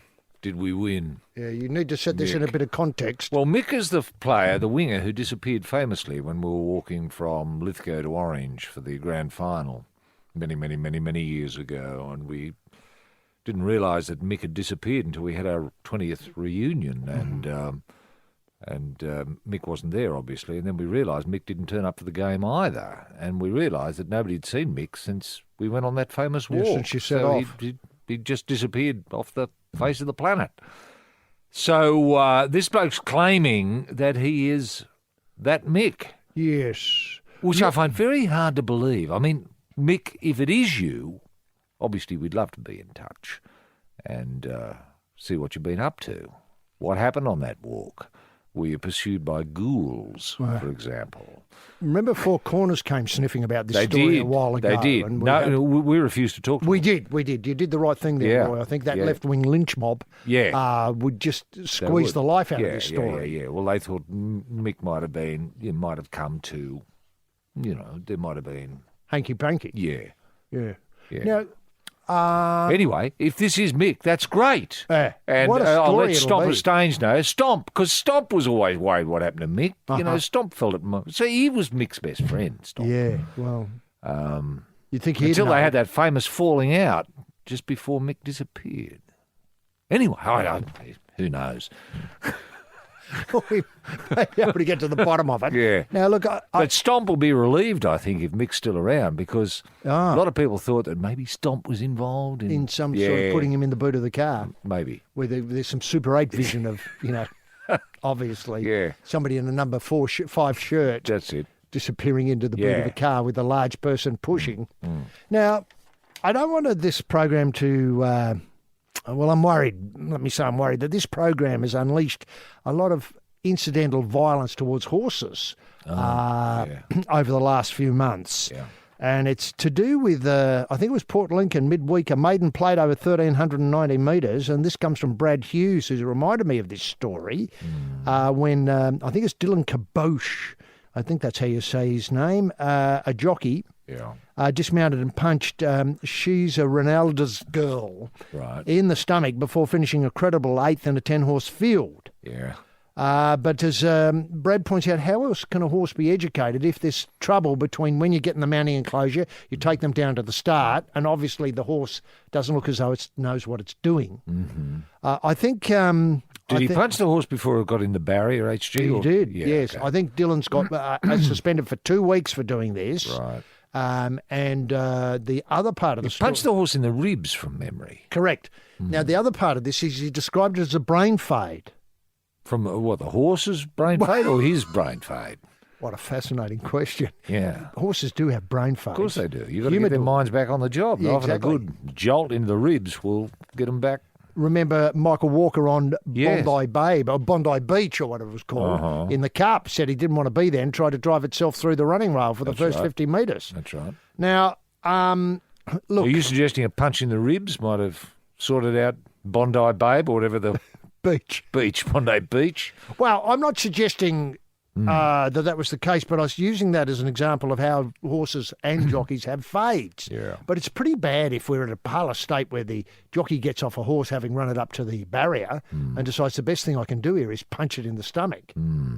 Yeah. Obviously, he writes on, he asks rhetorically, where would Rooting King's legacy be found today if brute force wasn't part and parcel of his racing tactics? Now, can I point out, you're way more subtle than having to clamber off a horse and punch it. Yeah. I mean, the king obviously got the message. Oh, yeah. Often, when you just raised the boot and demonstrated the shot he was in there, and you closed the boot, all of a sudden the mind was right on the job. Exactly. And a good talking to. I remember you talking to the horse. Yeah. If it was a day where he was inclined to listen. But I found the most successful thing with the king to keep in mind on the job was just to show him a car battery. It's the Probe Butchers, the country killed specialist with the head slaughterman wearing the metal glove rampaging Roy Slaven, and the man in the box with the stun gun, H.G. Nelson. I did have one final email to worry about. It's from Mark. Hi guys, ask not what rugby league can do for you, but what you can do for rugby league. Right. The idea of, this is Mark writing obviously, the idea of compulsory boxing teacher on the school staff. I think we floated this during the winter, and it was brought to our attention because Anthony Mundine was fighting another school teacher, Duncan Kendall, last Saturday night. We didn't get a result in that bout, but that was for the PCYC fundraiser. Yeah. Look, we've got some images of it. It just looked terrific. Anyway, the idea of compulsory boxing teacher on the school staff floated, obviously, earlier. Yeah. During half-time, we have 7-a-side boxing match between teams with the possibility of extra time if the result is not conclusive. Now, this is a Royal Rumble concept, but I hadn't seen it applied to the idea of boxing staff members of a particular school or a particular area. So there would be, say, a series of representative schools. This I'm reading into mix, handiwork here. Yeah. A series of school preliminaries featuring members of the boxing staff to build up a selection like City v Country, Group 10 v Group 9, all that sort of stuff, winnowing down to your best 13 from New South Wales, your best 13 from Queensland, obviously ticketed school teachers and well-credentialed in the ring over the process of elimination. Could this be an addition to a rugby league night? Well, I suppose it could, but why couldn't it be standalone? You know, in days gone by, HG, all the services would have a boxing champion, and in various weight divisions. For example, you'd have your Navy boxing champion, that's a lovely idea. Your Air Force boxing champion, your Police Force boxing champion, your teaching boxing fighting boxing fireys, fighting fireys. Politicians, I think our old Skip. Carpet salesman. Oh, our old Skip was a boxing blue at Cambridge, Well, I there think. you are. Or Oxford, I might have got it wrong. Yep. Oh, no, he's very handy. So I think that'll be fascinating for people to see which Which of the trades, Yes. which of the professions Yes. has got the best? Yeah. And you connect that with Origin Rugby League? No, I just let it stand alone. You just Right. have a festival of boxing over several months leading up to, I don't know, Something. Christmas. Yes, it's the Gardener Probe with head botanist rampaging Roy Slaven, a man who's always brutal with begonias and a box on rolling down the road. That's me, H.G. Nelson. Now, Roy, still with cricket and the build-up, you know what worries me about the build-up at the moment is we seem to only have one target, and that's Chris Broad. Oh, sorry, Stuart Broad. Chris Broad. I was going back. The old man. Yeah, the old man. I had brain fade there. Stuart Broad. Now, one article says Broad confident Broad happy to cop the banter, but the Ashes is no war. That's sort of in response to Dave Warner's article that we were talking about a little bit earlier. Yeah. England bowlers Stuart Broad brushed aside Warner's talk of the Ashes series before the series opens. So is Stuart Broad coming in peace? He appears to be. Coming in peace. But Has Joe Root said anything about Warner's comments? Because they've got a history. Didn't Warner punch Joe Root in the head? In a nightclub when Root was wearing a funny wig, I seem to remember. Yeah. Now, that's one story. Confident Broad, happy to cop banter. That's Aussie banter, but Ashes is no war. And then obviously Skip pushed him out of the kennel to go with another headline in the paper. Broad revels in being public enemy number one down under. Well, that's a different more like story. That's It's more much like more it. on the money. Yes. And is he our public enemy number one? Do Australian crowds... Well, the last time the Well, old we enemy... hate Stuart Broad, don't we? We do. We do. I do. I hate him. I've never met him. But, I just hate what he does. He bowls, doesn't he? He does. He said last time the old enemies fought for the urn in these parts, that's in Australia, only a handful of months had passed since the infamous decision not to walk in the first test of the series played earlier in that year. Right. Now, this is cricket people know what I'm talking about here, but this is very arcane history. The Australian coach, Darren Lehmann, described it as blatant cheating. Cheating. Well, he'd Blatant know. cheating. Bulford, no. With that a moment fresh in the memory, Broad came out and took 6 for 81 in Australia's first innings in Brisbane. Yeah. He said he's probably the worst warm-up bowler in the game. I need that extra bit of spice in games. Yeah. I don't think that's the worst thing in the world, being a bad net bowler. The niggle in games, the competitive spirit, that's what I play for. As soon as that goes, I don't carry on playing. I love that spice. I think that's why I probably saved some of my best performance for the Ashes series. I love the extra pressure. I love feeling the night before of what on earth is going to happen. It's like going over the top in, etc. Going over the top? Well, I added that. What, out of little a bit. trench? I think that's what he means. Right. So he is seeing it as war. He's seeing war and hate. He is. He says... Is this spice he's talking about? This spice... Is that what Dave Warner was talking about? I think the same the inner spice. hate? The inner hate, delving within yourself. Yes, within yourself. Ghoulish, to go back to where we started this show a couple of hours ago. Ghoulish. Is there any suggestion Chris Broad is there any ghouls moved into him? What about Warner? Has Warner got ghouls? How many of our players have got ghouls? Well, there's two And how many questions. teams are going to get witch doctors? Have you got an app? Have I got a ghoul in me? Well, it'd be pretty easy to get together an app like that, wouldn't it? How useful would that be? It would be incredible. It looks like sports awash with people ghouled up. And remember, these ghouls are after your soul. Oh, yeah? You know, they're self-interested. They're not interested in you. They're not interested in your success, or no. These ghouls, they work against you. They can turn you on yourself. Yes, I was just noticing here that ghoulish Stuart Broad says he looks back on the Ashes series of his childhood and notes that England didn't have enough hard-nosed characters. The story changed with the introduction of players such as Peterson, Matt Pryor and Michael Vaughan. They stood up to the Australians. Yeah. I looked them in the eye and said, we're here for a battle.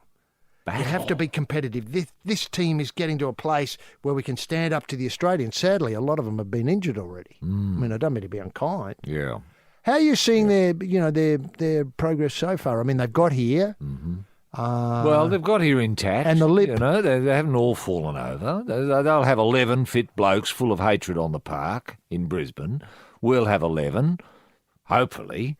And hopefully we'll have... 4 wicketkeepers. Well, at least one would do at this stage. Well, that's about where we have to leave it for this week. I mean, there's so many issues we could tackle. This Rugby League World Cup's not over yet, HG. Some terrific fixtures this weekend. Wonderful. And Australia v Lebanon, don't forget that. It'll be fantastic, that match. And, of course, I would have liked to have got your memories of John Alexander as a tennis player because obviously he's looked at the app and got worried. That is, am I Australian? But that all waits for another time. In the meantime, we thank Felix on the buttons and boards. We thank the Chairman Mao, as always, for guiding us through the choppy waters, and my colleague in league, rampaging Roy Slaven. Remember to ask, what can you do for football, not what football can do for you? With that, we leave you with the obvious thought that we'll be back, same time, same place, next week for more of the same. If you enjoy rubbish and disappointment, tune in then. Bye now.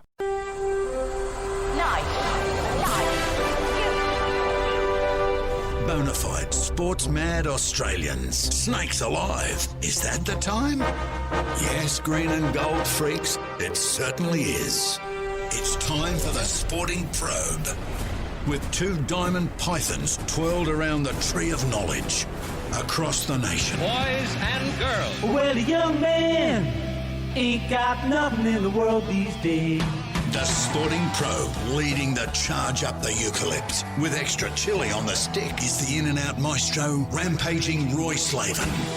And coming from behind is the heavy lifter with both feet on the ground, H.G. Nelson.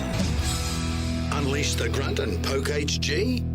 TF much, gentlemen. Jim Daniels, the golden guy in the TSP soundproof booth, this morning located at the top of the ramp at the Adelaide Railway Station. I'm sure many people will know. Even if you've never been to Adelaide, you'll be able to find the ramp easy enough. And Dad's Day coming up, Father's Day coming up. Why not get Dad a Franklin plate? This is a new thing that Jim's obviously merchandising there in the booth. I think the Matty Cruiser plate's out this week. Wouldn't that be great, even if your dad didn't barrack for Carlton, to get him a Matty Cruiser plate and present him with breakfast on the big day. And as he scrapes away the sourdough toast, the avocado, the bacon, the beans, etc., he sees Matty Cruiser's face grinning at him from the bottom of the plate. It'd be your dream come true for Dad. Of course, all the usual merchandise there, chili sticks, frame jumpers, etc. And this week, a special edition written by the Golden Guy himself, Jim Daniels, the Golden Grubs of the AFL. Well, more on that in a moment. I don't want to give too much away, but this is a 400-page, fully coloured survey of the Golden Grubs of the AFL since the 1880s. So it's a hell of a run. And it's terrific right there. He's been working with Chip LeGrand and obviously Andrew Webster from the Fairfax. So it's a really hands across the water thing in terms of the media in Australia. Probe-sters, patriots, pilgrims and punters. H.G. Nelson getting the Sporting Probe away. Thanks very much, Bruce McAvaney, for another set of 7. Well, what a week. Oh, what an incredible week. A week when too much sport is barely enough, and tremendous to have you with us as we prod forward through the solidly backed up stoolage of another week's sporting action. And just simply let me say right at the top, a week of massive collects. And I say that knowing that Winksy is back next week. Yes, Winks is going for 18 on the trot. I hope I've got that number right. Is it 18 or 19? One so many I forget. I'll have to go back and look at the records. But Winksy back next week. Tremendous. Looked a bit burly. I had a peek at it at training during the week. Probably in need of the run, but I still think, you'd be mad if you didn't massively collect on Winks' return. And did you get a squiz at the New Look Footy Show? That's the AFL Footy Show. It was just incredible. When Sam came out in the spats and the pinstripe suit and that fedora with a submachine gun and swung into Mac the Knife at the top of the show, I just thought, hello world, look out. It was tremendous. There was no sulking Sam this week. It was just Sam going full pelt and flat out, and that's what I like. Obviously, I think it's been the best thing about the AFL season in 2017. I know it's a big call, but and people are saying, well, the best could still... I don't think so. I don't think so. What more do we need? The return of the... Eddie gave it back to the people, gave the game back to the people as he said he would. There were plenty of people in the audience who obviously enjoyed it. And when you put in things like Back the Truck Up, that segment with Croft and obviously Billy Brownless in the overalls bringing gear to your joint. I mean, all you had to do was register and the truck's coming. And back to the twos. I think that was something Dave Hughes coughed up. Pointing out people who weren't doing very well in the AFL and they had to go back to the twos to have a good hard look at themselves. I mean, it was just gold all round. That's the only way I can say it. But now, to get us underway, let's lock horns with a man who believes it's time for a rural and regional representation in the NRL at the highest level. He believes a side based in Lithgow could win the NRL competition within 3 years. He's even got a name. He suggested the name be the Lithgow Shamrocks. It's got a ring to it. It's certainly got "Be on me" next time written all over. That man is rampaging, Roy Slaven, of course. Roy, can we get the TSP bunny in motion simply by asking what were the highlights that caught your restless eye this week? Thank you very, very much, H. Nelson. What a wonderful week to be. What a wonderful week to be an Australian. Now, yes, well, there's been a bungle with public transport for the Commonwealth Games, believe it or not. A transport bungle. The new trains won't be delivered on time. That's my understanding. These new trains, they might be coming from Germany. And they're not going to arrive on time. They're going to arrive about 3 weeks after the games are finished. Peter Beattie is furious, and he's not alone. I don't know who's responsible, but believe me, heads will roll. Have you spoken to Peter? I haven't spoken to Peter yet. He's too angry. He's thin-lipped, white, searing with rage. He's not talking to anyone. Jason Day now ranked number 7th in the world, and Adam Scott to 17 in the world. Now, is Australian golf in trouble? Is it really come to this? Does the Australian PGA need to reach out to the shark to have a look into it? Are we that desperate? I suggest we are. It's time to call the shark back to have a good hard look at what's going wrong with Australian golf. Just this week they were calling it a golden age. It's not a golden age! Don't get me started. Now, should the Brownlow medal be awarded to the best player only, and another medal struck, what I'm suggesting is the Ambassador's medal for the fairest player. I think this just makes sense. We might get a chance to unpack this a little bit later on. Now, why aren't people going to watch the rugby league anymore? What can be done about the game day experience? I know we've tried to put a toe in this water, but it's very difficult water, and nobody really wants to put their toe in it. But anyway, putting that to one side, we might get some toes and some water together later in the program to see what we can do. Now, good news, Brad Haddin, remember him? Terrific bloke, Brad, family man, former wicketkeeper for Australia. Now, Brad Haddin has been appointed our new national fielding coach. Remember, he's a wicketkeeper. Fielding coach. Brad Haddin. Now, look, I've got nothing against Brad. I like him. I met him here, not so long back. Congratulated him on the terrific entertainment he gave us over the years, both with the bat and the gloves. But can you ever remember seeing Brad Haddin field at all? Now, I've watched Brad for about 15 seasons. Never saw him field once. Right. And yet he's the coach. I mean, God almighty, what is going on in this world? Will everybody have gloves, Roy? I don't gloves? know. Is that what's happening? I suppose gloves and pads. Mid-off? Is that the future of cricket? I, for one, hope not. Now, the Western Force is axed. That's official. And Andrew Twiggy Forrest, amongst many, is not happy. This is going to end up in court, and it's going to end up in tears. And what about all those Force fans, eh? What about them? How many of them are there? Thousands of them. And what about all those kids, all those Western Force kids with their merchandise? They look silly. They're going to look stupid. They're going to look real losers. Oh, no, this is not going to end well. What is certain, HG, this week, is that whoever is in charge of Australia's sport is asleep at the wheel. Make of that what you will. Yes, this is the Probe with Roy and HG, and obviously a few AFL issues to begin the card today. Look, the Golden Grub of the Year for 2017 is in. All the votes have been tallied, and step forward, Golden Grub winner, Toby Green. Look, I've watched a lot of football in my time, as probably regular listeners would know, but the kick to the head off a handball last night in the GWS v the Western Bulldogs was just a highlight of a wonderful year for Toby Green. He doesn't have to do anything more. I don't care what the match review panel or whoever's looking after these things at the tribunal does with the kick to the head. I thought getting it off a handball, there's no suggestion he was trying to do anything except kick the player in the head. And Dalhouse, obviously a key cog in the Bulldogs lineup, was the player who had to take the boot to the head to slow him up. Roy, you saw the incident. You thought it was balletic, I think is what you described. Yes, balletic is exactly the word I used, HG. It took tremendous presence of mind to receive the ball as he did and lash out with the boot at the same time. Reminded me of Nureyev. It was superb. It was that good. Now, can I point out that some commentators suggested height, Dalhouse being of a certain stature, if it had been a taller player, it might have got him in the chest. But can I point out, when you look at that, and I don't mean to look at things in slow motion because everything's wrong in slow motion, but when you look at the adjustment of Green in the air, receives the ball, then sees if he raises his leg a bit, he'll get the bloke in the head. Yes. That's where the skill is. That is because the it's skill. easier to get the, kick a guy in the cruets or in the chest, but to get him in the head required the polish. It did, and he still had what I'd describe as potential for more lift there. Had it even been Harry Madden, someone as tall as Harry, he'd have still got him in the head. Potentially. Such was his flexibility. I just thought it was, and you can't coach this stuff. You can't. No, that's right. You cannot. You're coach born that. with it. Yeah.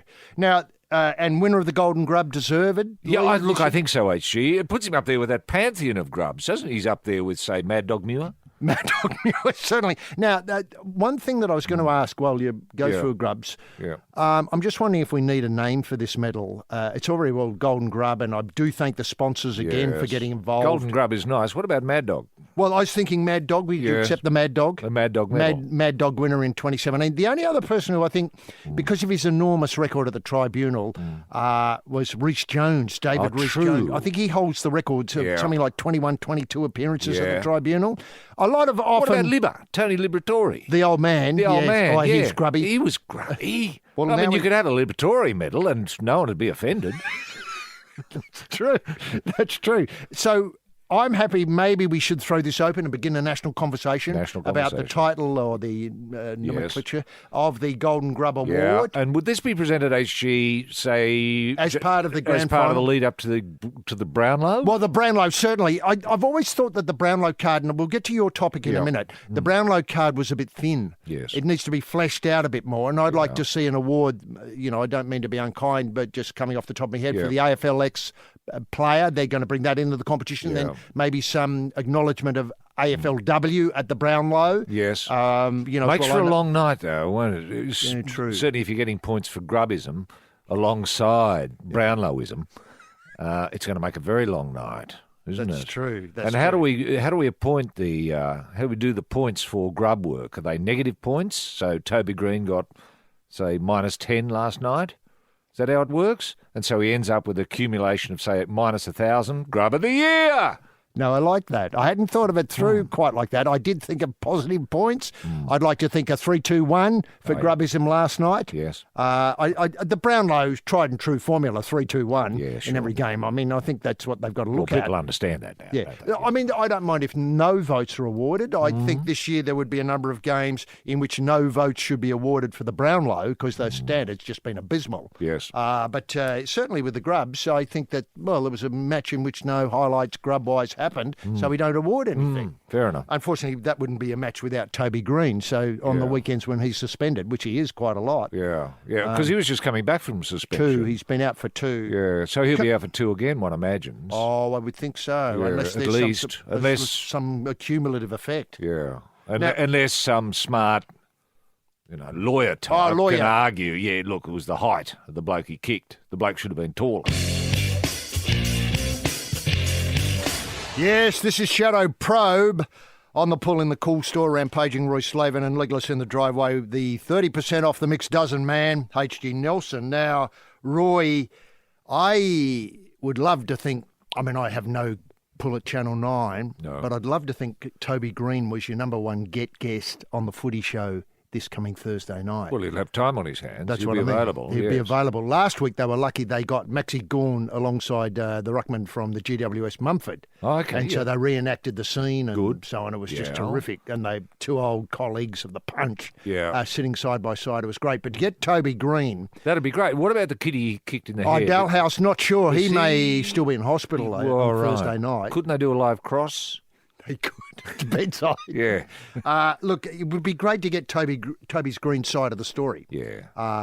Under pressure, obviously. Didn't know what was going on. I think the score was 60-44 at the time. Well up, yeah. Yeah, they were well up, but there's still the match had to be won. Yeah. They ran away with it from there. Yeah. But I think the kick to the head was the turning point from my point of view. Sure, they kicked 6 unanswered goals in the third quarter, but that's neither here nor there. Once you've kicked the players to death, Yes. that's easy. Yeah. But the what a great thing that I had never made this connection before. Guests on the Footy Show and previous week's tribunal decisions. I mean, that's a tight fit, isn't it? It is. Yeah. Yeah. And look, people love watching Grubs. They love listening to Grubs, Grub talk. Where it comes from. Because a lot of people have difficulty quite understanding the grub world. Exactly, so the grub view. The grub view. It's a real insight. So to open up Toby would be fantastic. When did the grubby start? Yeah. Who were your role models? Yeah, that's right. Well, he knows. He's named them. He's Heath Shaw. Heath Shaw was schooling him for a time. And of course, Stevie J. Stevie J, yes, who's of course. Announced this week, sadly, and some of the soul's gone out of the AFL with Stevie J hanging up the boots. Yeah. Look, it's a loss for a golden generation. We're losing a golden generation when it comes to grubism. 3 in one team. I mean, I know they're not all going, but to lose that headmaster of the grub school out there at GWS at the Giants, and then to think that Heath Shaw, I mean, I just hope he's playing on and there's no suggestion he's hanging up the boots because poor old Toby's not finished off. He hasn't finished his grub apprenticeship yet. Yeah. Look, one thing was on the Footy Show too was, wasn't it great to see Rodney Eade, who's just been sacked as the coach of China? Yeah, well, yes. I mean, that was a real shock. I mean, the Chinese don't muck about, do they? No. They just called him in, out. That's right. And he was shocked, I think. He was genuine shocked. Yeah. And he's not certain where football now sits in his life. No. This was the sad thing. Well, I think the sad thing is, too, that he can never visit China as a tourist. He's not allowed in. I hadn't looked that up on the DFAT website. Yeah. Look, before we lose this, I am, how do I put it, taken by the news, which I think we broke here some weeks ago, that James Hird was in the frame to present the Norm Smith Medal. Now, that's been officially approved at the highest level by Gillon McLaughlin and the people at The Age this week. Good. Now, I think we have to be careful about this because it would be wrong if people went to the AFL Grand Final thinking, you beauty, I'll get a chance to, give... to gob off. Yeah, James Hird. Never mind what happens, I'm going to gob. Yeah. Now, I think we have to set this out and present in the rundown of the big day, bounce at 2:30, toss, say 2:25 or whatever it's going to be, half-time at, 3:35, the killers on at half-time, whatever it is, plus the sprint and all this sort of stuff. Yep. And then at the end, match finishes at, say, 5:15, don't quote me on these numbers, James Hird waddles on to present the Norm Smith. And I just hope Craig Willis, who will be doing the ground announcements, can give him his due, a proper, introduction. Yes. Ladies and gentlemen, the former premier of the Essendon, football team and, captain of the Essendon football team, premiership winning player, Norm Smith medalist and all that sort of stuff. Yep. And out he comes to whatever reception he gets. But then I just hope the crowd will be quiet for, say, 5 to 15 minutes while James can finally present his side of the story. Yeah, well, I think he's prepared to, as a lead-up to presenting the actual medal. Right. Yeah. He's going to explain what actually went on, the Stephen Dank business, how he first met Stephen Dank, what it meant to him, the supplements, his experimentation with the supplements and how much they helped him with his coaching and with his fitness and with his worldview. And after all, you've got to remember that he was an ambassador. He wasn't a grub. James Hird was never a grub. He was an ambassador, a very fine player, and a very fine human being. He'll present the medal, and I think he should be prepared to stand outside the ground MCG for an hour and a half and just talk to the fans as they pass by, because they probably have one or two things to say to him, and he'd probably appreciate the feedback one-on-one. People would queue up. Oh, g'day, James. Love your work. Listen, mate, I know you weren't a grub, but were you a cheat? Yes, the Probe. It's the Probe. This is the pivotal Probe, the home of fine art. For punters, out front of the usual this morning, working on all offside news, the maestro, rampaging Roy Slaven, and out back fiddling with a few fakes, H.G. Nelson. Now, Roy, the Brownlow As we know, the Brownlow's given out for the best and fairest. Your suggestion this morning on the probe is to split this into two categories. Yes. So we have the best, Yes. which probably isn't called the Brownlow, and the fairest, which is still called the Brownlow. I love the idea.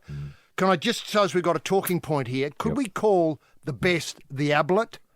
Because let's face it, two generations of Ablets, if not more.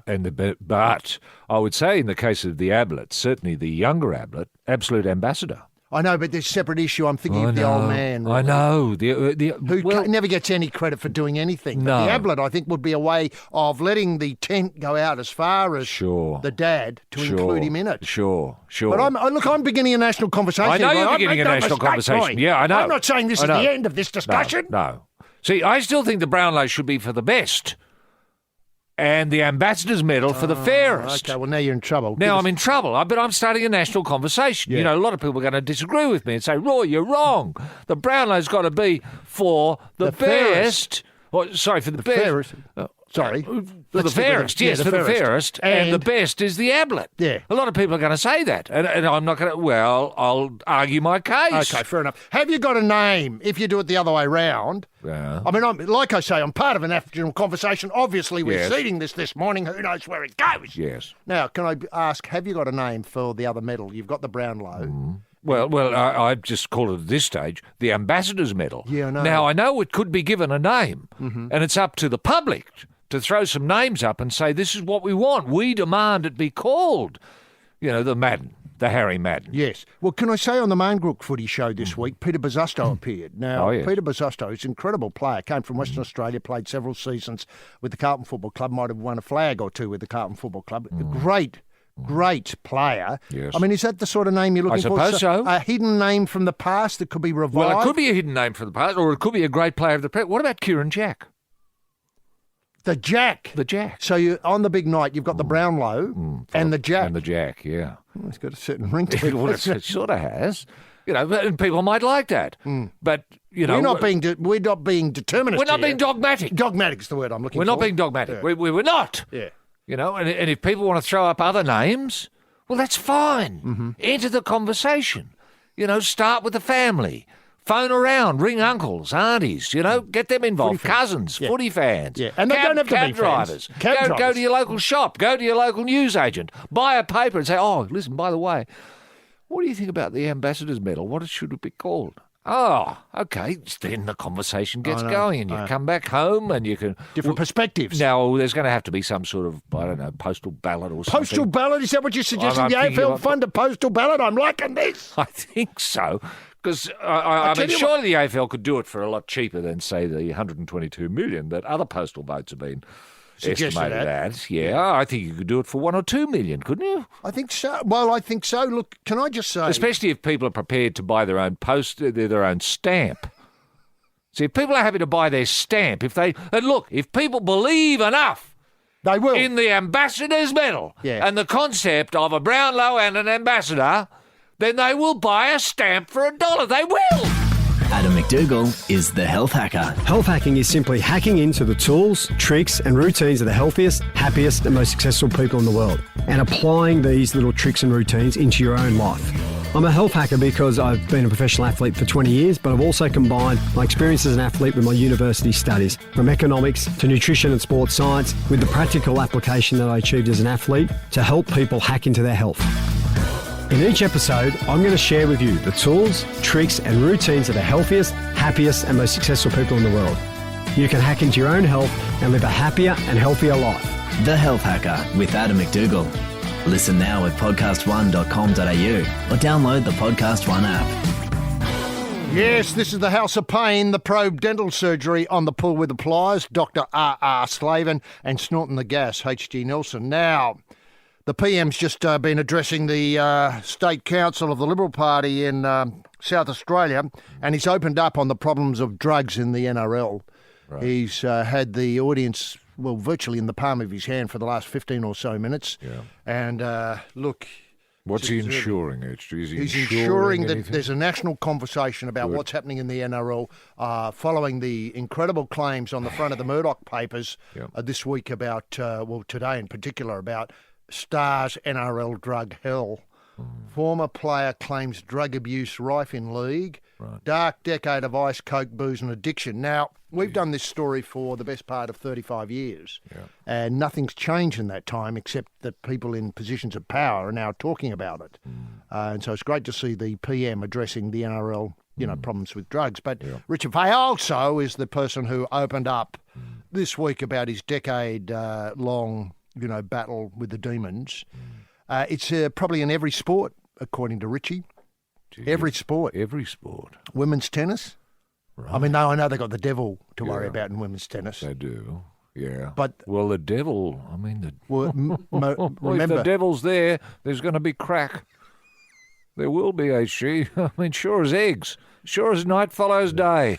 If the devil's involved, there will be crack and all sorts of gear, powder, nose candy. Yeah. Can I point out the person who seemed to get into trouble most was Maria Sharapova recently. Yes. And she was taking something that had been banned at some point, even though it was legal up until that point. That's true. She got caught in the backwash of that. She did. And it wasn't what you'd call a party drug, was it? No, it seemed to be a sort of melodeon or something like that was called. Something for your heart, wasn't it? To lower your heart rate when you're in a tense match. Yes.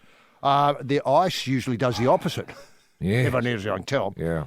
Obviously, Richie would know it's a big problem in every sport, and we've only canvassed women's tennis because it's the first thing to come to mind. I mean, I don't mean to be unkind to women's tennis. Well, it's the only sport where the devil has been fingered as being an active participant, isn't it? It's true. It's true. He says that there's a big culture in the NRL. He obviously first noticed this when he heard the music that they played and realised, it's all velvety underground sort of gear and, all that Iggy Pop and, David Bowie, that two meanings in every word, China Girl, we all knows what that means, etc. Right. I can only be honest and tell the truth now. There's a massive drug problem. This is Richie Fayoso talking. There's a massive drug problem in the NRL, and if you think, open brackets, there isn't, you're kidding yourself. And it's only going to get worse if we don't sort it out and do, you don't want kids necking themselves. Now, I think that's the theme of the Prime Minister's spray to the South Australian. I mean, South Australia has no interest in rugby league. I'm not quite sure why he's telling them, but it's an opportunity. It's a cautionary tale. Cautionary tale, exactly. That you can apply to any sport. Well, lawn bowls. Don't tell me lawn bowls isn't riddled. Isn't riddled with it. I know. Well, look at what that's played on. Grass. No more. Exactly. And don't tell me the herb isn't growing in the areas around where the grass is. Now, he says he got into the game. Guys I looked up to were doing it, so I just kind of jumped in. Guys you looked up to? Yeah. Now, hang on a minute. Ooh. This guy, I've got to remember, I've got to remind people, played for Penrith. So guys out at Penrith. Then he went to the Roosters there. Yeah. Parramatta. Can't remember him, Parramatta. Newcastle, Melbourne and Manly. So he went everywhere. Yeah, and no matter where he went, HG... They were at it. They were at it, the people he looked up to. What about the people he didn't look up to? Were they up to it? No, they weren't at it. Right.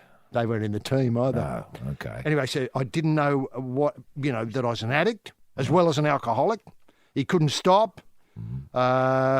He just kept going, whatever he could get his hands on. He said he ran the gauntlet to beat drug tests and doesn't know how he never got caught. Neither do we. Right. Fayoso started on the gear after he fractured his neck while playing in the Sea Eagles in 2013. Well, that would set you back. Got to say, breaking your neck. Yep. So it wasn't until then, HG,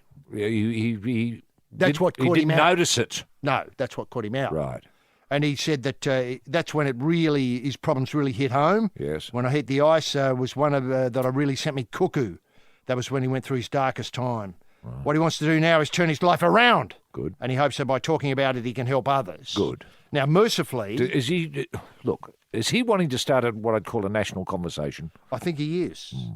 I know I can't touch a drink and I can't touch a drug because I turn into a creature. I don't like that person anymore, and neither does anyone else. At least he's got that right.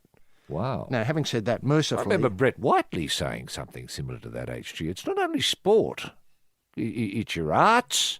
Yeah.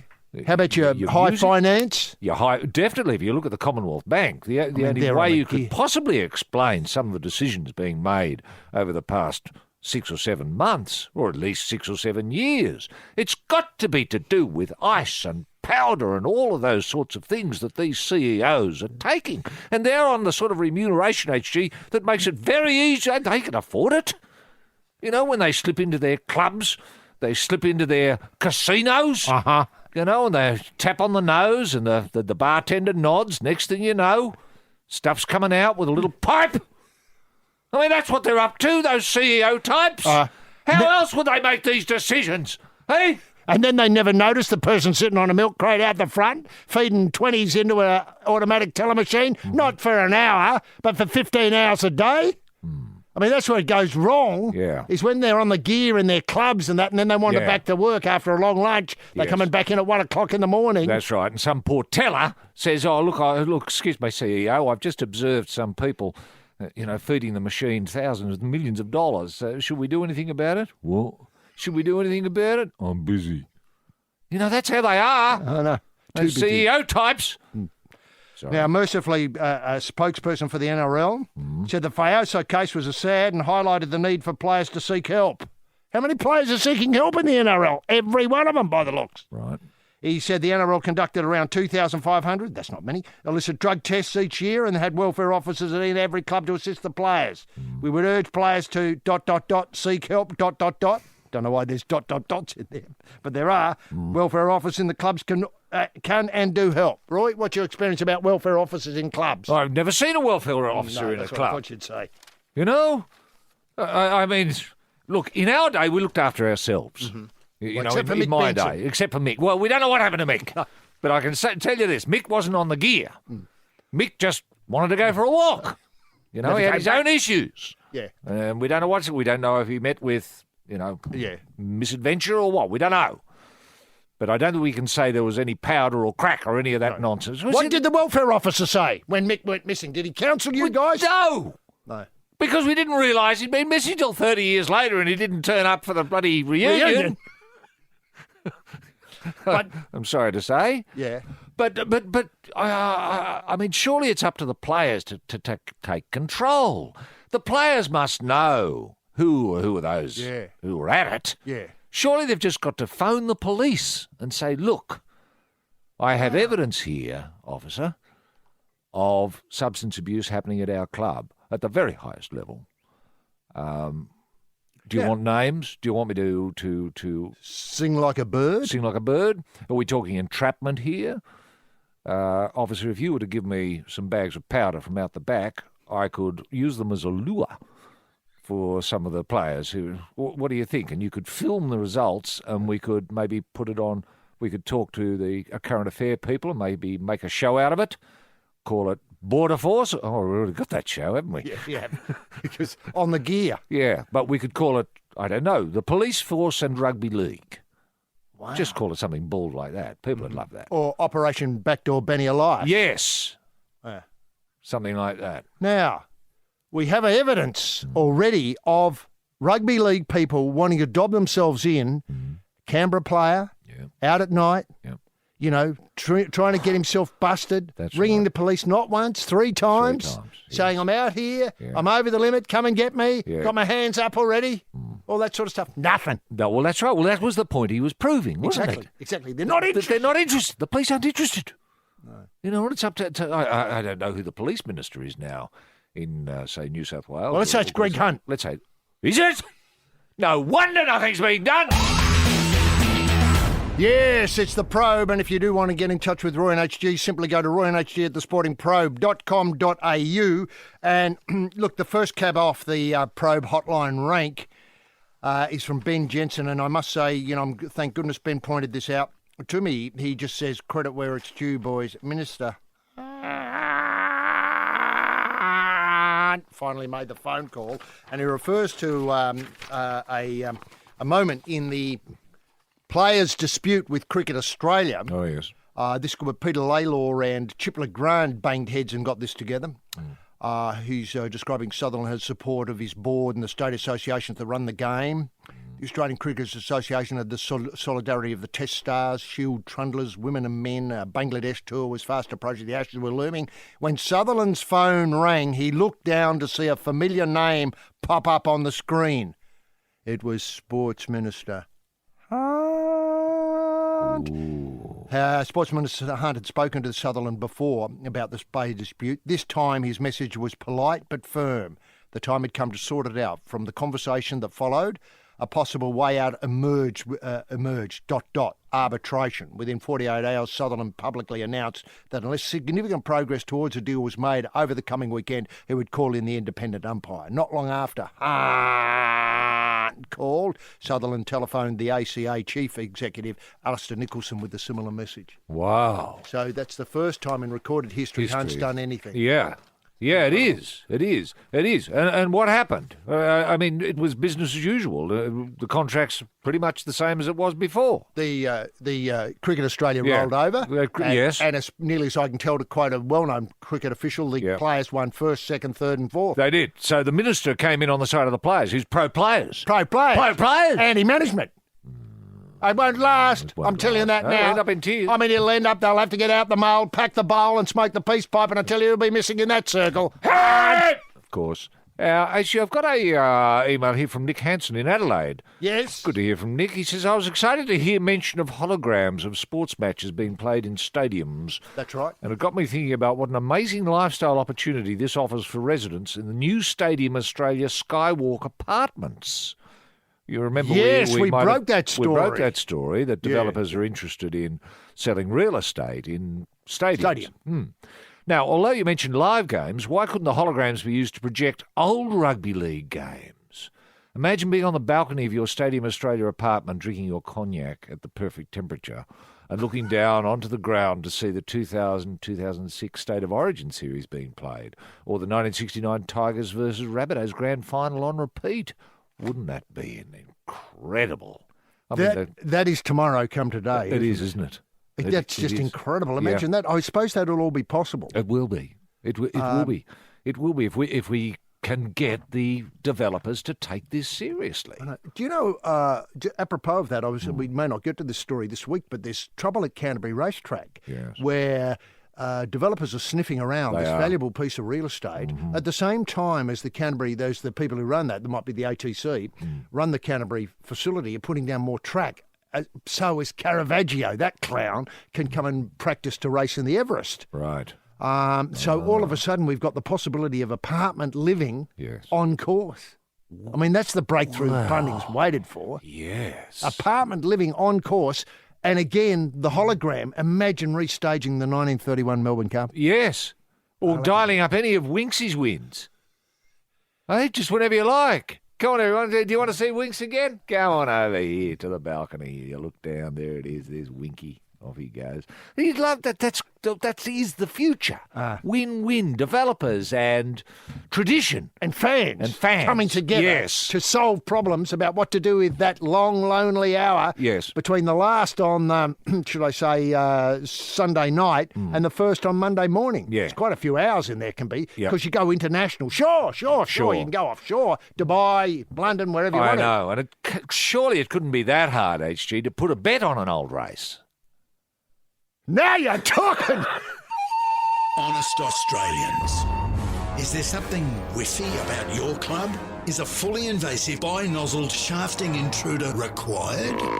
Send your concerns to The Sporting Probe. Roy and HG at thesportingprobe.com.au. Full discretion is assured. Yes, this is the Probe in the House of Mints. Slicing and dicing, of course, the Butcher of the Year, Roy Slaven, and satisfying their customers with his thumb on the scales, H.G. Nelson. And Roy, look, this is a bit of a complex story, but there's two codes that are in a little bit of trouble. Yes. I'm not talking about the ice problem on NRL or the Prime Minister getting involved in the national conversation, or in the AFL, the problems with the Ambassadors Medal, the Brownlow and Grub of the Year, what is it going to be called? But this is a sad story that bobbed up yesterday in the Murdoch press. The future of Australian football is in the hands of FIFA. God almighty. I know, it's a crisis, isn't it? That's a cry for help. That is a cry for help. Now, after talks to resolve the future leadership of the game ended in vitriolic failure. Now, who's missing in this equation? Look what he did for cricket. Where's the phone call? Sorry. Yes. I meant to spit at you. Yeah, no. Where's the phone call? Yes. You know who I'm talking about? I do know who you're talking about. Now, Football The do-nothing man. The do-nothing man, yes. Yeah. That's right. That's right.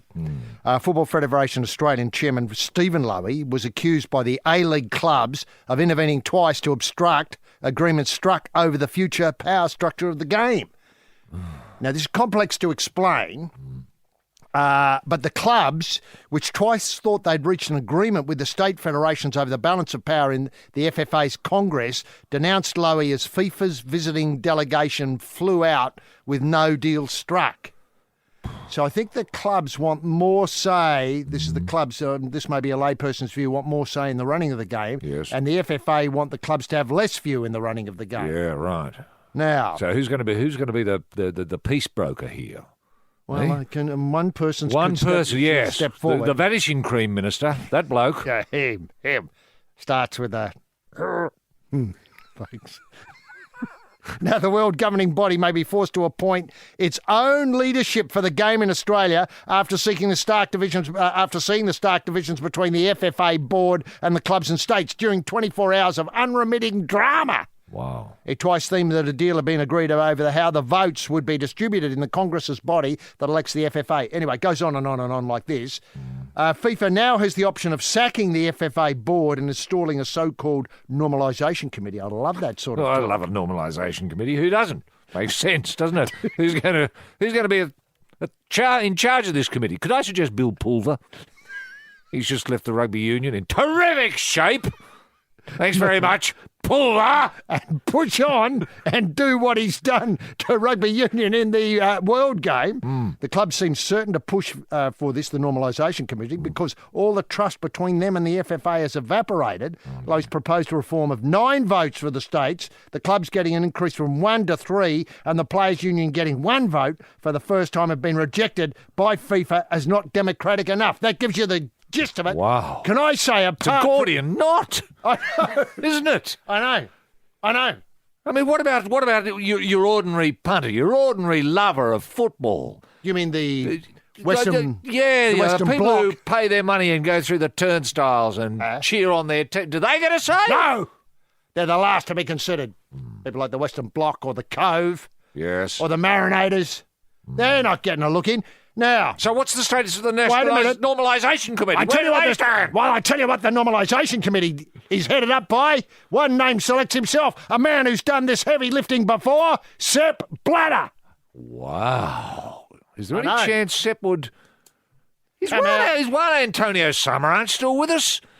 No, I don't think so. But he'd be ideal. He'd in be his- great. But Sepp, time on his hands. Yes. He knows how football He works. certainly does. And he knows where skeletons, for want of a better word, Yes. or bundles of 50s. Yes, he lie. knows how to deal with boots and bundles of money. He does. We know that. And if there was any trouble, the police would put up the sheets again to bundle him into the back of a car. They certainly would. And he's certainly not going to be shocked by any crack work. And let's not forget that this is the man who coined the chant, "Let's go, FIFA, let's go, FIFA, let's go." Remember that? That thrilled the I world. suppose I'd forgotten that, but that's You know, great. it's- Yeah, no, that's fantastic. What was it again? Let's go, FIFA. FIFA, let's go. What a simple message. Surely the Normalisation Committee can take that on board and reach out. Yeah. Now, the only other name I'd like to put in the frame at this point is Henk Doot. Henk Doot. You know, I hadn't thought of Henk No, Doot no one has. in a long time. Is Henk still with us? Henk's still with us. and Okay. still firing. So you got Sepp Blatter, Bill Pulver and Henk Doot. The next billion seconds are the most important in human history as technology transforms the way we live and work. The smartphone, barely a decade old, has given billions access to information and capacities they've never had before. It's changing what we can do, and it's changing the shape of the future. So what does that future look like? Hi, I'm Mark Pesce, the host of The Next Billion Seconds, a new show on Podcast One. Join me as I speak to some of the brightest minds shaping that world, the people who are spending their lives forming that future. We'll hear about their work in helping shape those next billion seconds. Listen at podcastone.com.au or on the Podcast One app. It's the Book of Probe with the Reverend R.R. Slaven wearing the frock and the puffer wind at the back door, H.G. Nelson. Now, Roy, the other sport that's got a summit of sorts, if I can call a normalisation committee a summit, where's that going to end, by the way? Normalisation committee? You know, will they be able to say something and then, what, everybody agree and move on? Have to. But, you know, surely every sport could have a normalisation committee just sitting in perpetuity, just keeping an eye on things. What an excellent idea. Now, that's an excellent, hang on to that thought. Yeah. Because on Monday, there's a big get-together in the rugby league. Right. Now, at the moment, some of the people who are going along, there's Phil Gould and Brian Fletcher from Penrith, Donny Furner from Canberra's coming, Brian Johnson from the St George Illawarra, Joe Kelly from the Roosters, Lyle Gorman from Cronulla, Roy Slaven from the Lithgow Shamrocks, Shane Richardson, South Sydney, Bernie Gurr, Parramatta, Toddy Greenberg's the NRL. Yeah. Now, this is a bit difficult to explain again, a bit like the need for a normalisation committee in the World Game. Canterbury Chairman Ray Dibb. Oh, Ray Dibb, yeah. Yeah, has invited some of the NRL's most powerful figures to a secret Chinese feast as they prepare to wage war on the NRL's planned $9.2 million salary cap. This is the Murdoch press getting this. So they're waging war on the 9.2. As nearly as I can tell, a couple of clubs, and I'll get into trouble no matter who I say, but it's likely to be, you know, say Bulldogs and Raiders type clubs. Yeah, Manly. Are in trouble because they are spending right up until the top dollar on the salary cap. Right. And so they're going to the meeting to try and get an increase or a Yes. change in the relationship between the club and the salary cap. Right. You know, some sort of more elastic arrangement. There should be a tolerance. A tolerance, that's right. Let's say your salary cap is, well, let's say it is 9.2 million, but let's say you go to 9.37. Yeah, who cares? Who cares? Yeah, the normalisation committee can tick on that. Yes.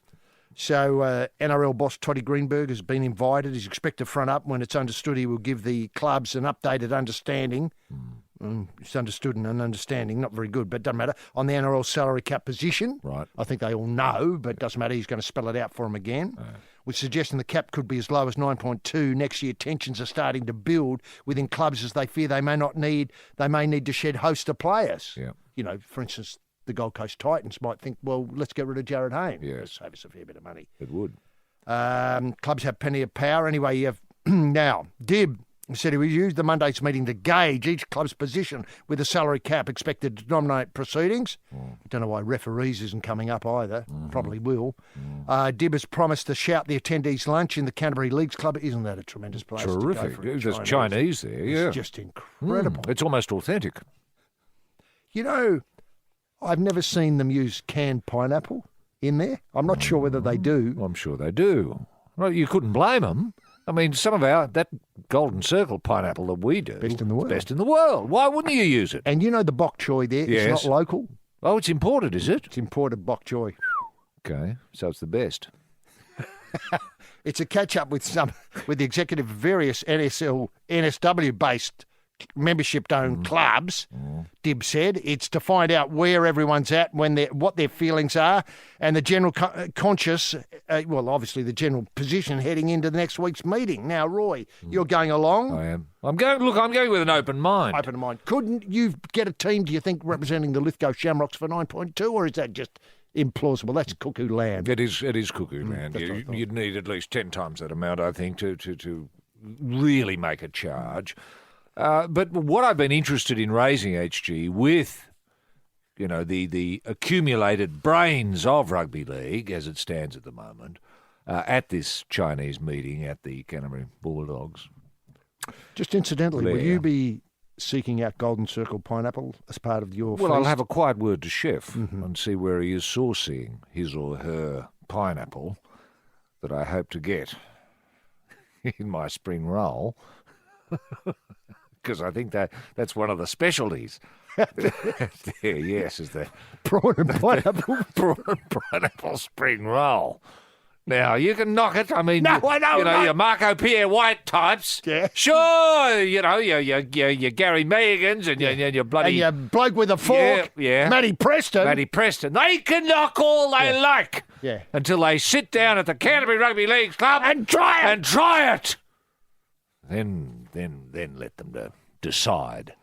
Anyway, what I was You'll be going to going. raise with them, HG, is we want to get country Australia more involved in rugby league. We do. Yeah, that's the call this week. That's the call. Now, what I'm suggesting is sister city relationships. Let's say you have a sister city relationships, let's say between, say, Parramatta and Leeton. So for 6 months of the year, the Parramatta Leagues Club is located in Leeton. What a brilliant idea! Is this something you've come up with, or something I've come up I'm bringing? I'm raising this at this dinner. Yeah. At this lunch. Yeah. Hoping that someone will see sense and stamp this as a reasonable idea we can take to the next level, get the normalisation committee involved, etc., etc. You know, this week it broke that they're thinking about taking, wait for it, 5 home and away matches to the regional areas. Only 5? I know, that's what I mean. I love your idea of the sister city. Sister city. Mainly Manly Sea Eagles might be twinned, say, with West Wyalong. Yes. Just to pick I mean, it's obviously part of a national conversation. You know, they'll get this sorted out. Well, exactly. Well, why not the West Tigers and Albury? Well, that's because there's Albury Tigers. Albury Tigers. It's already tight fit. Couldn't get any tighter. Exactly. So for 6 months, all the players relocate. Sure, there's a bit of flying involved, you know. It doesn't matter, driving, Air-X. They have their own plane. Yeah, that's the idea. You seed money back into there. That's right. And the local communities benefit. You know, players are there. They're what are they going to do? Oh, well, let's go to the pub. Sure.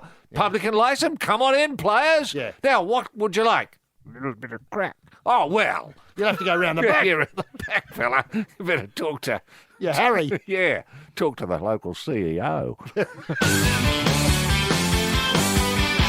It's the Probe Butchers in action. The country killed specialist, head slaughterman, rampaging Roy Slaven.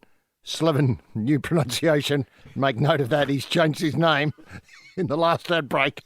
And the man in the box with the stun gun, H.D. Nelson. Now, speaking of butchers, we had a opening match of the Premier League in England overnight and, start of the weekend. And I think from memory, it was a cracker. It was Leicester playing Arsenal and the score at the end was 4-3. Wow. So if that continues in that vein, this is going to be a wonderful season for the EPL because people do like seeing goals scored.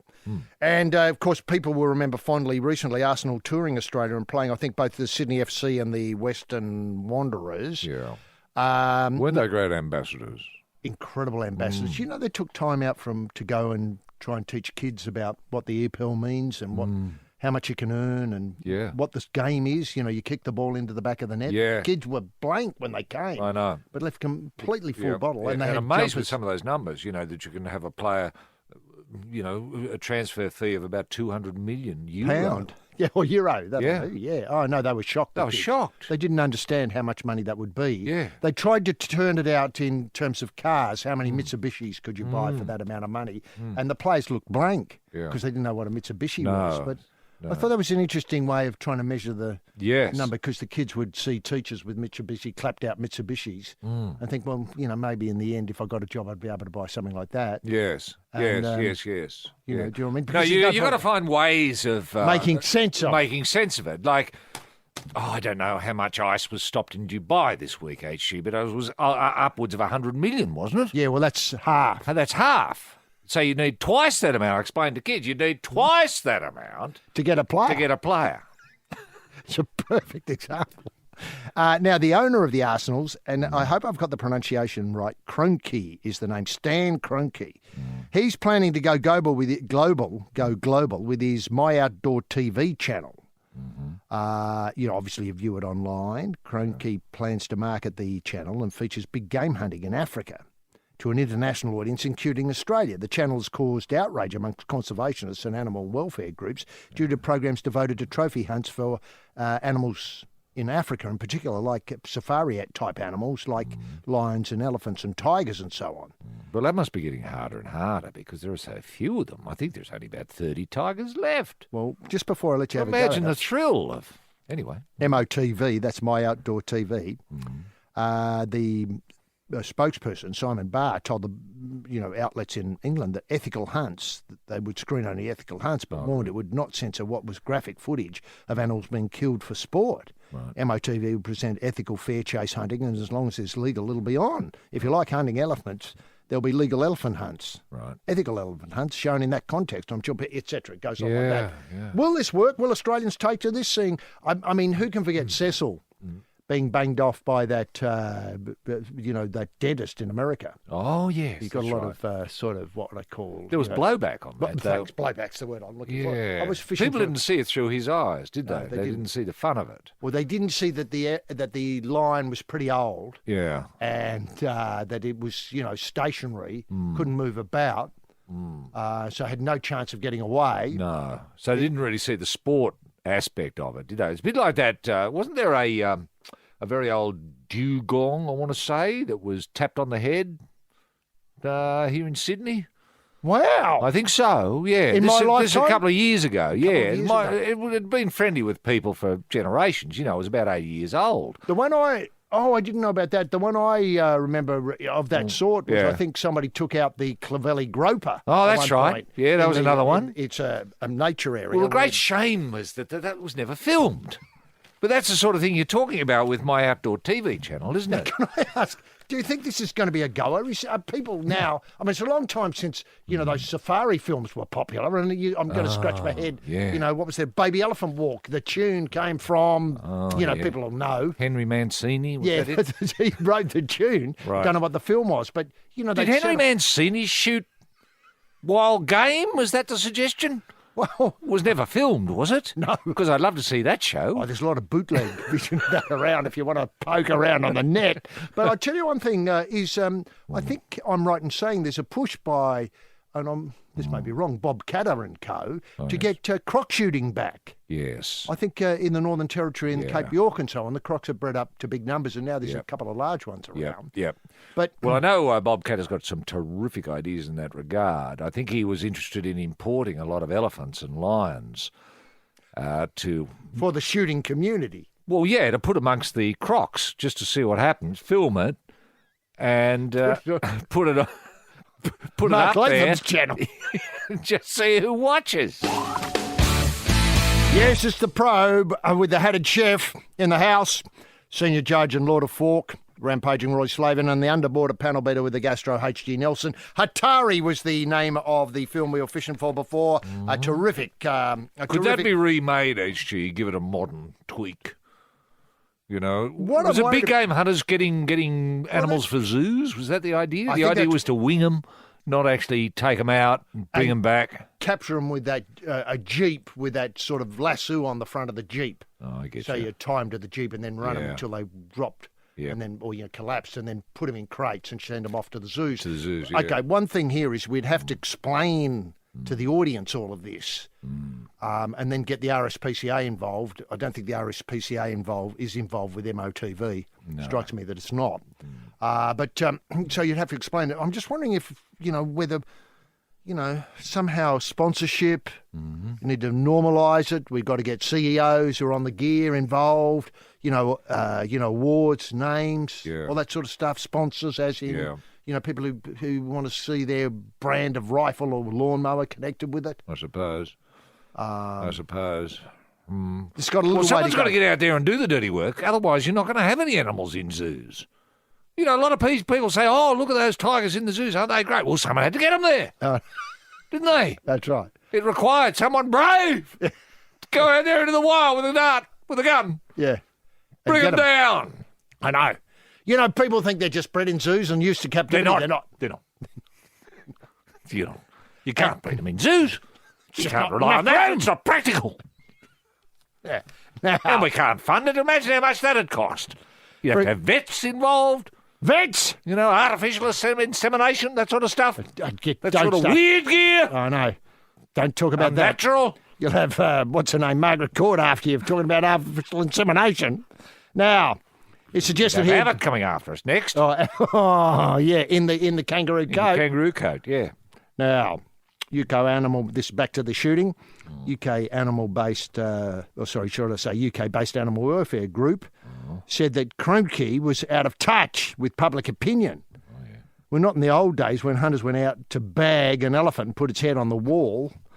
For someone in the position of Croaky to launch a channel that's so out of touch with what people want is an own goal, to extend the Arsenal ownership metaphor, to say that the reality of trophy hunting is that a lot, if not most, of these animals will not be killed cleanly. They'll suffer long, painful deaths. Yep. And so, on welfare argument, alone, hunting like this should be banned. Right. But that weakness could be turned into a strength. Imagine... What, put funny music to it? Is that what you mean? Yeah, sort of like Spike Jones tunes for those who know the back catalogue. Would appeal to your warped community. Yeah. Well, some of these shows, you think on paper this show can't work. Here we have, my outdoor TV, animals being shot, wounded, funny music, as it wobbles and what have you. And you think, oh, well, that can't work. But, that show, People with Gastric, I didn't think that was going to work. No. But nothing funnier. You put the funny music to it.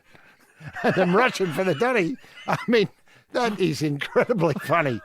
The trouble is, for me, that's not long enough. No, they only get about 12. And it is a bit repetitive. Yeah. But then, the circumstances where the gastric strike, that's the genius of the show. I know. Halfway up, say, Mount Everest. A bad bit of pineapple. And if you want to get in touch with Roy and HG, it's royandhg@thesportingprobe.com.au. And something I overlook at this particular juncture is that the podcast of the program, maybe you've just tuned in and wonder, the first, say, 90 minutes, was it any good? Well, judge for yourself on the podcast. It's up not long after we pull up stumps, on the actual coverage. Right. So podcast, always a place where you can find out what's happening on the Sporting Probe. Right. Emails, Roy, you got another couple there? Look, I do have one here, HG, from Kieran. Kieran Burns, and Kieran says, "Morning, gentlemen. I was wondering if Sam Newman, in his role on the tennis show with Bernard Tomic, could do a comedy skit dressed up as the Williams sisters. He could even reprise his work with the boot polish. Well, that's a hard one to get away with, but if anyone could, Sam could. He could. And are you... And it'd be up to Bernie to put it in context. It would, to make it work. Yeah. Can I ask, are you... Muscle it in. Yeah, are you... I forget where we're up to in the tennis year, but let's say the US Open starts relatively soon at Flushing Meadow, my favourite court. Yeah. Once Bernie's, obviously buggered his hip in, say, early in round one. Well, he'll give up. He'll lose interest midway through the first set on the first day, you'd have to imagine. So then that frees him up to fly home and to present the show. With Sam to do something. Yeah, so that's why he wasn't in this week. Obviously he's preparing for Flushing Meadow. Yeah. Now, that did raise the question of, before we go to other emails, of Nick Kyrgios this week, who, as nearly as I can tell, was just right all over that young Zverev player who must be 415th in the world. But then the hip struck. Yeah. And he couldn't go on. Yeah. Now, this hip's going to become an issue, isn't it? I suppose he's getting it treated. You'd be seeing a physio, would be, or doing Pilates or something like that. Can I ask, do you think the hip's in the mind? Yeah, definitely. I mean, everyone who's looked at his hip said there's nothing wrong with him. But whenever they look at his mind, they say there's something wrong with him.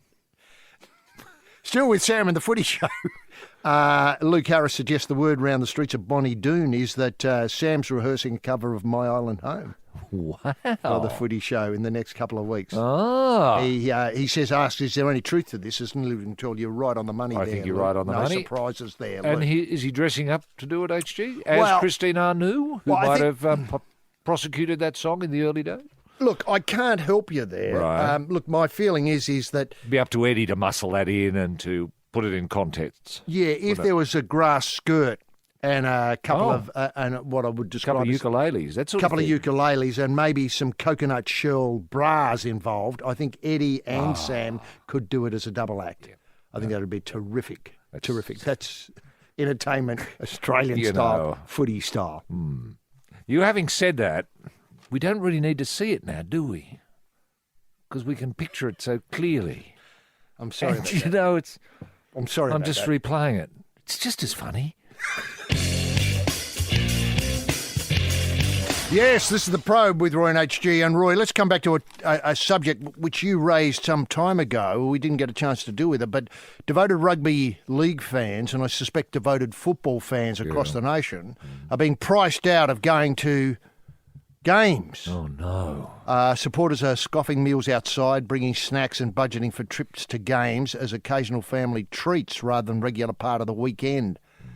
As food, beverage prices make watching their teams play live an increasingly unaffordable luxury. Imagine that, having to go to a game and scoff down a meal in the car park. Yes. That you'd made yourself a couple of Vegemite sandwiches at home or Because you cornflakes. can't afford a burger the spring rolls. With the pineapple, inside. Mm. People are saying it's not something we can do every week. It's a special treat. It's like taking the kids to the Royal Show or Luna Park. It's comparable to that. And I'll give you an idea of the cost. Yeah. Family ticket, $113. How many does that get Five. in HG5? Right. Now, burger, this is just local NRL prices. Burger, $20.50. Hot dog, $15.50. I mean, take your own. Sausage roll, 2 for $11. That makes them $5.50 by my maths. Bucket of chips, very ordinary chips, $4.50. Soft drinks, if you get 4, it's up over $20. Yeah. And this adds up to a total of about $180, $190. Now, this is an unconscionable amount of money. That's in this more day and age. expensive than electricity. That's right. It's on a par with electricity. Isn't it? It's outrageous. Outrageous. And it's not as if wages have been increasing to meet the increase in prices. Now, when you say that hamburger at $20.50 HG, is that the 5 hamburgers for the family, or is that just one hamburger? Well, for those more substantial, a standard burger, this is when they win to the football. This obviously it was an experiment. Yeah. See how much it could cost. The standard hamburger went for $20.50, and the hot dog cost $15.50. But hang on, but some outlets HG are doing hamburgers for like $2. I know, but they're not the outlet that has the concession. No, I know. Inside. Now, will you be raising this on Monday? I am going to raise this. How much it costs? With Dib and Co. Yes. Dib Greenberg and Ray Dib. Ray Dib, about the costs inside the ground. Yes. And what he can do about it, because that's where it's falling apart. Surely it's got to the occasion now where people have got to, buy their ticket to get in. I accept that. Yeah. But as a lure, surely the hamburgers and your sausage rolls and your spring rolls with the pineapple should be free. Corrupt officials and administrators? The gloves are off on the Sporting Probe. It seems an inordinate amount of money and one beyond a regular visit. I mean, imagine going 4 times in a month to see your team play at the home and away. You're up looking at, close to $1,000, Roy. Yes. $1,000. $1,000. I mean, no wonder. And then the merchandise. Yeah. Well, Look, don't get me started on merchandise. It's an issue that's going to linger on the Probe, and we're fighting for you, footy fans. I mean, let's face it, others say but we're really there doing something for you. Join us next week when the battle continues right here on the Probe.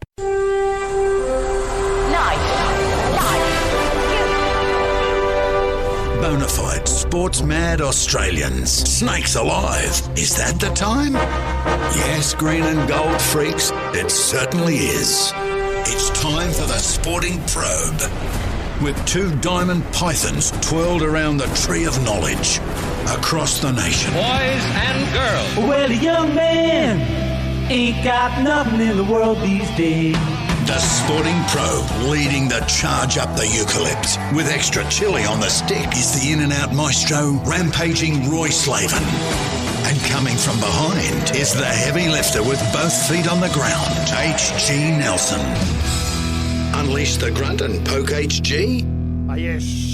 TF Much, gentleman Jim Daniels, the golden guy in the TSP soundproof booth in downtown Semaphore, the pop-up studio. If you want to swing by and have a look, just south of the jetty there at Semaphore. Tremendous. It's our best pop-up studio ever.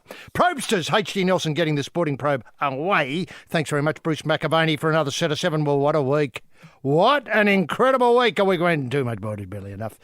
Tremendous to have you with us as we prod forward and push through the stewage of the week's sporting action. A week of massive collects, obviously, Cups of Scone, Mount Gambier, and I've tipped that winning, just for those who want to follow the hashtag Massive Collects, into the AFL in China tomorrow, and of course, the possibility, I'm not saying it's a certainty, the possibility that Australia will Quinella Eurovision. I've got odds you won't dream of about that. And there's a very real chance that Nissan, A full stop and Firebrace, I full stop will, as we used to say, bring home the bacon in Eurovision tomorrow, which after all is becoming an Australian event. No surprises there. Might be able to chat about that a little bit later in the show. This is our annual Mother's Day special.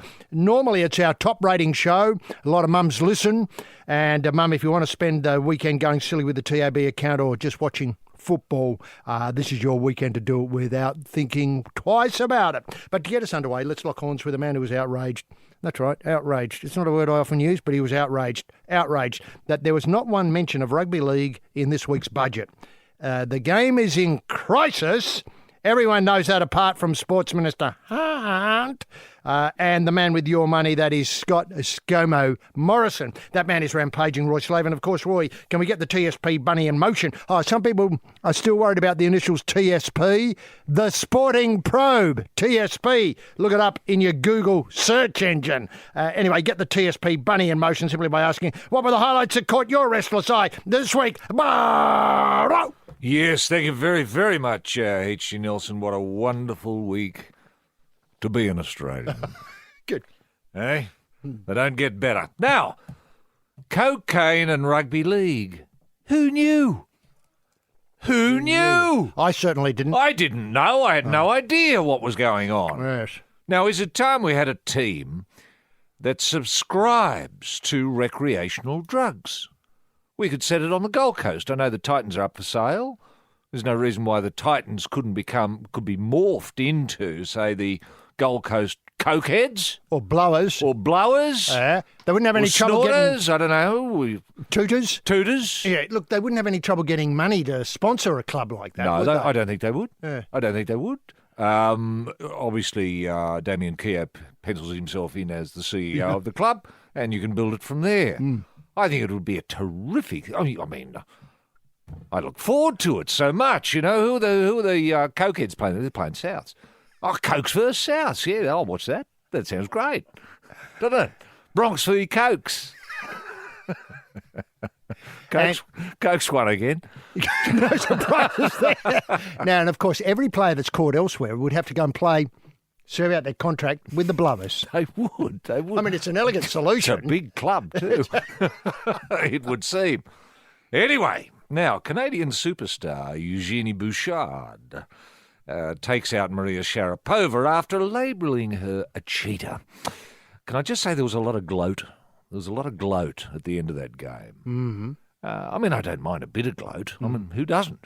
You know, I'm a gloat freak as much as anyone. But this was too much. I know. Bad for the image of the Bad sport. for the image of the sport, totally. Yeah. I mean, it made it look a bit like a cokehead event.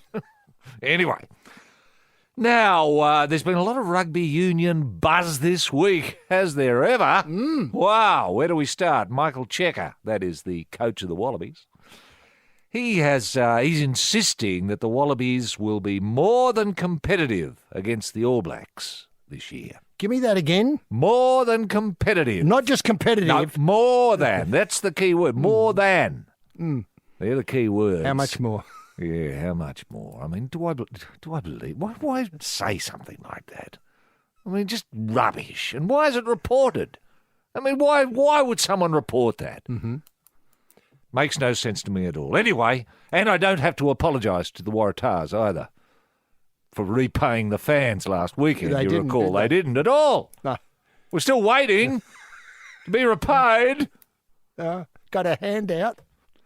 Now, there's a rugby union coaching summit being announced. Is there? With Bob Dwyer saying Australia, the former coach of the Wallabies, of course, successful too, Bob Dwyer. He'd know. If anyone would know, Dwyer would know. Anyway, he's saying that Australia is 10 years behind every other country in the world. What? 10 years behind Ecuador? Yeah, in rugby. Wow. Yeah, watching the Waratahs go around, and I'd believe it. Do you think an Ecuadorian side could beat the Waratahs? Easily. I mean, it's embarrassing. How have we become 10 years behind? I know. Is that Were we Naplan any good tests 10 years ago? Were we that good? in 2007? I don't remember. No. Anyway, now Cooper Cronk is being courted by the Waratahs. He says he's not going to swap codes. He's not a code hopper? He's not a code hopper. Not a code he's hopper. not an Israel Folau. No. All right, well, that's a relief. Carmichael Hunt. Thing is, though, with Coops, and I know Cooper quite well, he's never associated himself with losers, has he? Never. So I don't think he's going to become a Waratah. Not until they, make the great leap forward. They've got to jump 10 years. They've got to play like it's Ecuador. like it's 2027. He could go to Ecuador. He could go to Ecuador. He'd kill it there. Now, Mitchell Starc in great news. Great news. I always like having a little bit of good news because, I mean, obviously there's so much bleakness about, but a bit of good news. Mitchell Starc predicts that the Big Four Aussie pace attack will wreak havoc this summer. Wow. Wreak havoc. Now, the Big Four, who are they, you're saying? Well, Starc is one, James Pattinson's another, Josh Hazelwood and Pat Cummings. Imagine that lot coming at you. I know. And you've just got a stick of wood between you and death. Eh? Them coming at you. Havoc! Wonder how spinners feel about this. Anyway, and just finally here, HG, Daniel Ricciardo. Ricciardo, thank you very much. Mark Webber. Maestro, DNF. DNF Maestro. I was pretty happy to call him Ricardo, but No. listening to Mark, it's Ricciardo. You got to get that E, just the way Mark does. I can't do it as well as Mark. Ricciardo. Anyway, he's been given a totally new car, a different car by Red Bull. Is this allowed? Is it legal? That's what I wonder. I thought, there were rules and regulations. The car's got to look like that. You've got to have that, Brakes got to be that big. Accelerator pedal that big. That sort of stuff. But oh no. Apparently Ricciardo has worked out a way of coming up with a supercar. Make of that what you will. Yes, this is the Probe with Roy and HG, the in-out maestros in the house. Now, Roy, you've been in China all week, obviously, as part of the build-up to the big one tomorrow, Suns. That's the Chinese Suns versus Port Power. And several things about this. I did notice that the Port Adelaide Supremo, David Koch, people may remember David Koch as being part of that terrific little show Sunrise on Channel 7, where he's held down that seat for a very long time now. Yes. He's been in China this week with you and me, and he conceded to us last night that no one gives a toss about the AFL in China, but he says it could be a remarkable transformation in the next decade. Yes. The AFL has confirmed the Sunday's historic clash between the Power and the Suns, that is the Chinese Suns, will be broadcast live on China Central TV, the government broadcaster, and Shanghai TV, with the club's chief Travis Auld tipping that this could be the most watched game of all time. Koch said the numbers could be quite staggering, helping to make it, obviously one of the marquee events on the AFL calendar each year now. So they're talking about the decade coming. Yes. You've just got to set this in context a little bit. I forget what the top Chinese footballer, who's obviously from parts beyond China, now gets paid, but I think it's up in the millions per match. Yes, I think so. I don't think anybody tomorrow will be getting $1 million per match. Several things though, Roy. Look, you've done a lot of schools, you've done a lot of business functions and lunch. You've presented your business card and included a scratch and match lottery ticket. How's that gone over? Yeah, pretty well. Did they understand the scratch and match concept? They did, because I did a couple myself to demonstrate, and I think the first one, was called Set for Life. I took with me, and with the Set for Life, I got $25 on the first one I scratched, and the kids understood that. So I rolled it over. And got $25 again with the next one. And so I had $50 in my hands, and I gave them, the kids had one, and one of the kids won $3. And you should have seen little faces light up, when they realise they've got $3 Australian. And you explain to them what it's worth in yuan, of course, which is a staggering amount. You could almost buy a house in Shanghai with $3. When I explained that to them, you should have seen them lining up wanting some more scratch lottos. Unfortunately, I'd only taken, a couple of hundred with me, so I couldn't give them all one. But those that did get them, everyone won. Everyone won one. That doesn't surprise me. Little bits. So one won $8. One won a free one. A free one, which I couldn't help, but if they make their way back to Australia, or if they come to Australia or go to Australia, they'll be able to go to a news agency, I explained that, and get your free ticket, and then you can scratch it and, cash your money. Do you think you made many friends and cemented business relationships? Well, I've certainly made 100 friends. With the scratchies. With the scratchies, yeah. It's gone over. And it's such a simple idea. They got it immediately. Now, whether they're going to get the AFL as easily as Scratch Lotto, the jury's out. They do find it chaotic and violent. Now, do they like chaos and violence? Well, pretty well no. But I explained to them it's only contained onto the field.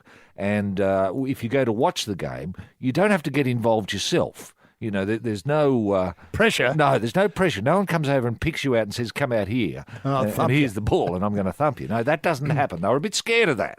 But once they understood that it's a spectator sport, you sit, you watch, you enjoy. Pie, beer. Maybe a beer, and talk to friends about scratch lotto and stuff like that, and Set for Life, that sort of stuff.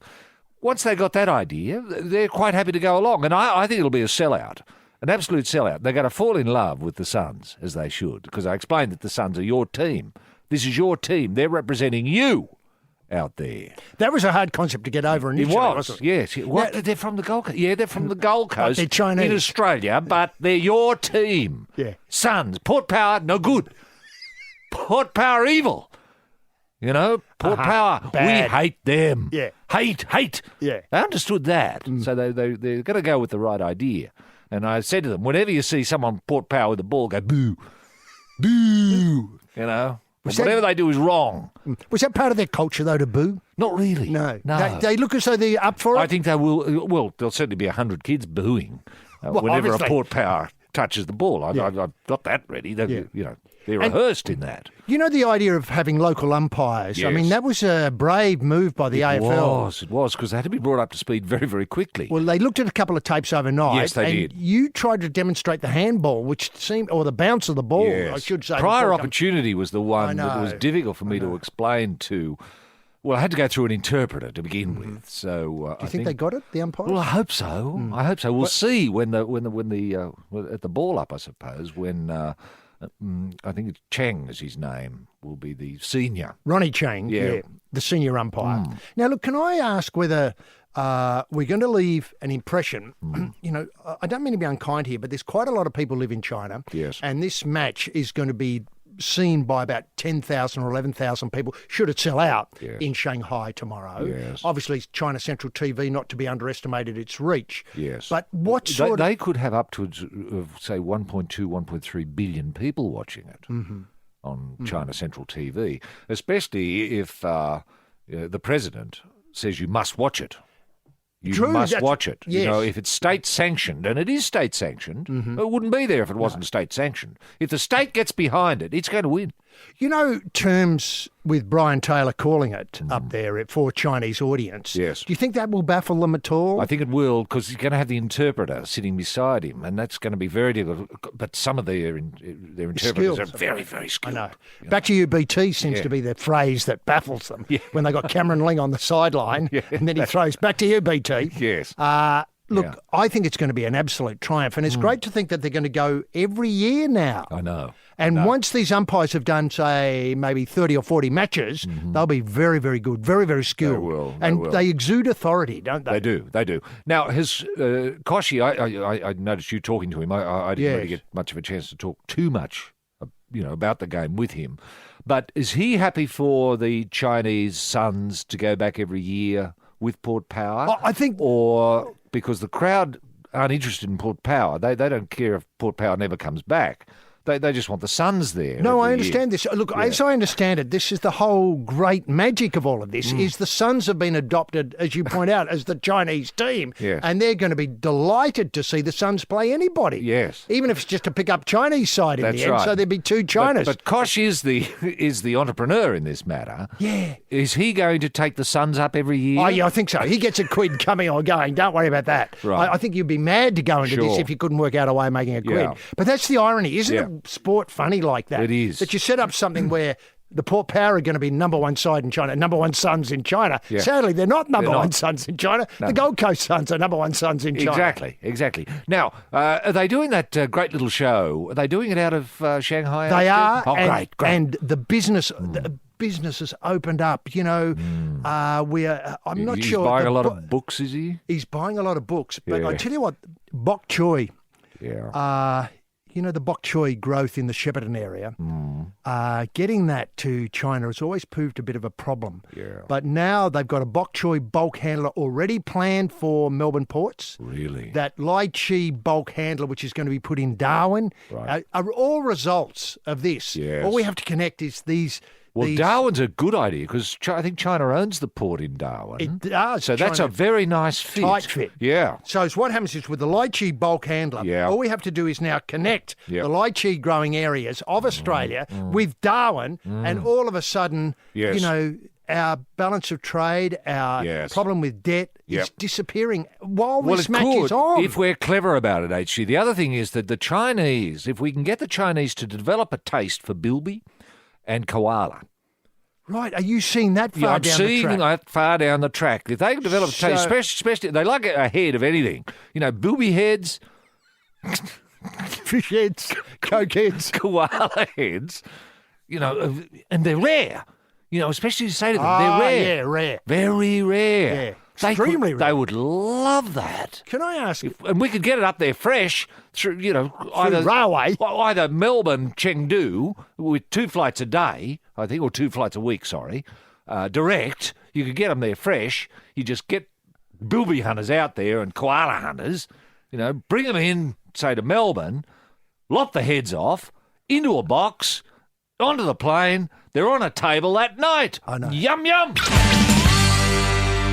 Probing on, Probe-sters, with Roy and HG this morning. Roy, the bilby heads, obviously with the phones have lit up here. How can I get involved? Yes. Where do I start? Yes. Now. Well, you'd have to get a hunting licence to begin with. Could I suggest you go to your relevant minister, state minister, for hunting? Now, I don't know what portfolio that fits into, but I wouldn't talk to the Treasurer about it. I'd go to one of the other portfolios and get yourself a licence to begin with, and buy yourself a ute. A spotlight. And a bob truck. Yeah. And a lot of bullets. Yeah, and some netting, maybe. Set some traps. Yeah, traps. Yep. Can I just ask, sure, it seems a bit cruel and harsh to be sending bilbies up to China to be put into hot stews and so on. But that's the future, isn't it? It is. And once people realise that Australian bok choy, it's got a peculiar taste, but that's the taste of the bilby, if you know what I mean. So it's not the same as grown in China, just alongside the Great Wall. Yes. Obviously, it can't be. It's grown in different soils. And people will recognise Shepparton bok choy from, say, bok choy grown in the Mildura area. That's right. Very quickly. Sooner or later, the Shepparton bok choy will become the flavour of the month, unless the Mildura bok choy is promoted as even better, etc., etc. So life goes on.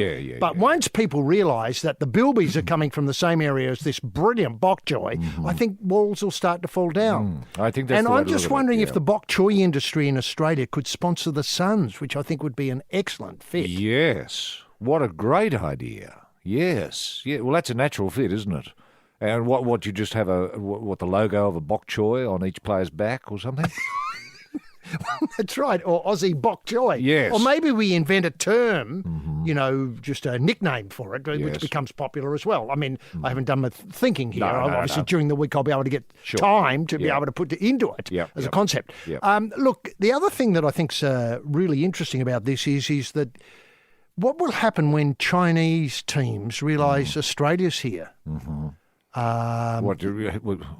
Develop their own teams, you mean? Like Shanghai would come up with their own Suns, that sort of thing. Well, that was one thing in the AFL, but what happens when I did see, and I was taken, I think the Shanghai team lost to the Wanderers this week in the obviously the Champions Trophy or whatever it's called, the Asian Cup.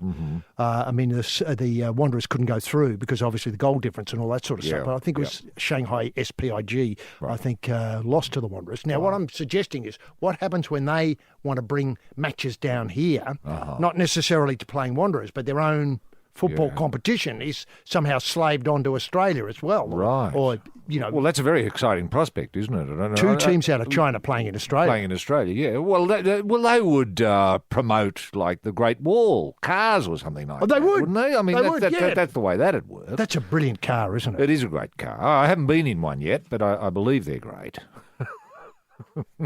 Now, moving on from, obviously we come They're back to... cheap, I'll tell you that. Incredibly cheap. Value for money. I know. Lord. I mean, even if it didn't go, even if the motor wouldn't even turn over, you haven't lost much.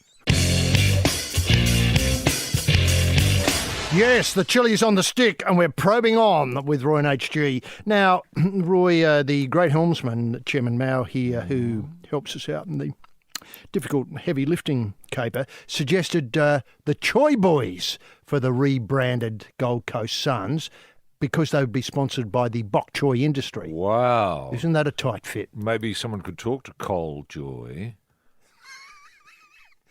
Yes. And he could be the face of bok choy. Well, or write a club's theme song. Yes. You know. Yeah, that's not bad either. Up with the Choi Boys sort of idea. Sort of. You know. Yep. We're not cheap, but... No. Yeah, but we've got something to eat. Yep. That could work. Now, look, the NRL and drugs. Look, obviously we've gone about... Cole Joy and the Choi Boys, he could get back on tour.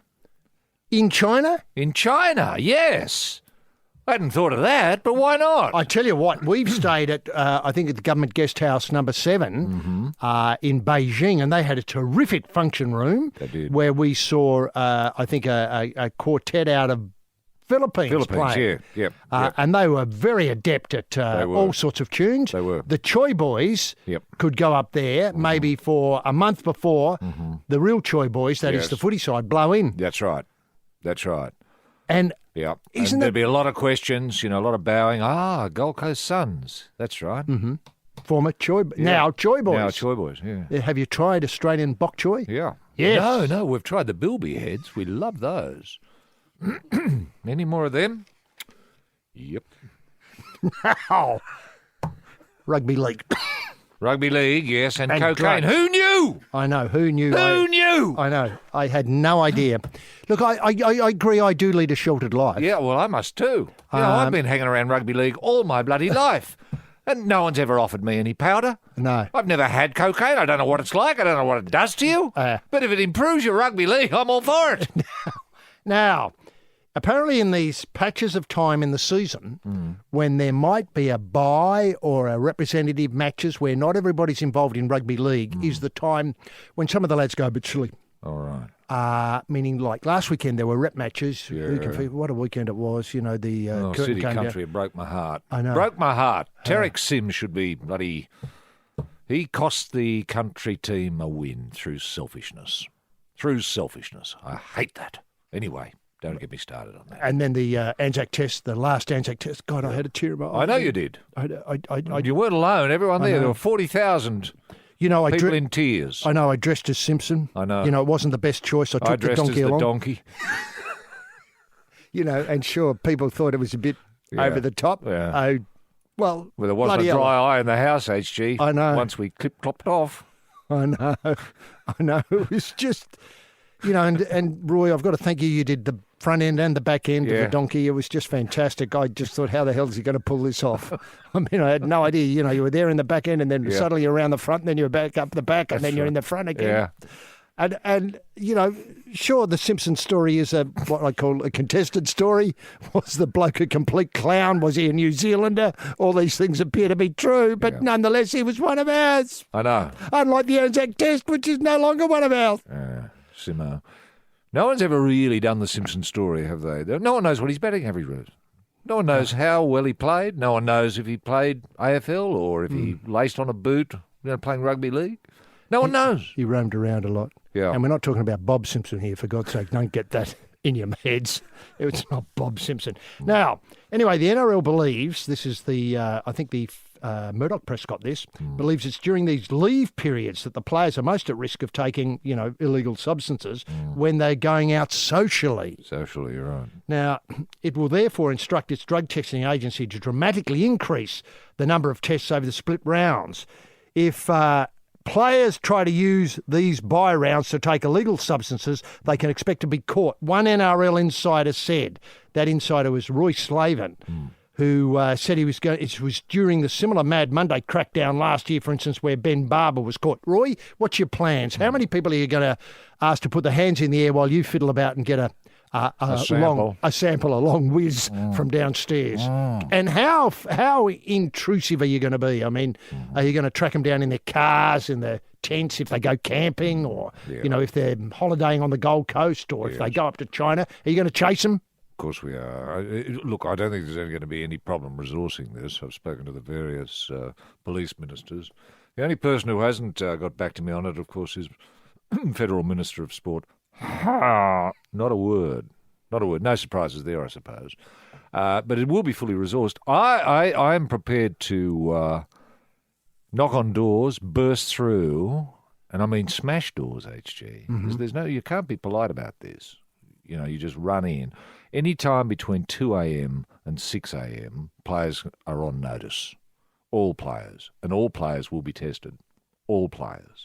Down to under 16s? Down to under 16s. Yeah, for sure. That's the only way. You've got to root this out. Root and branch.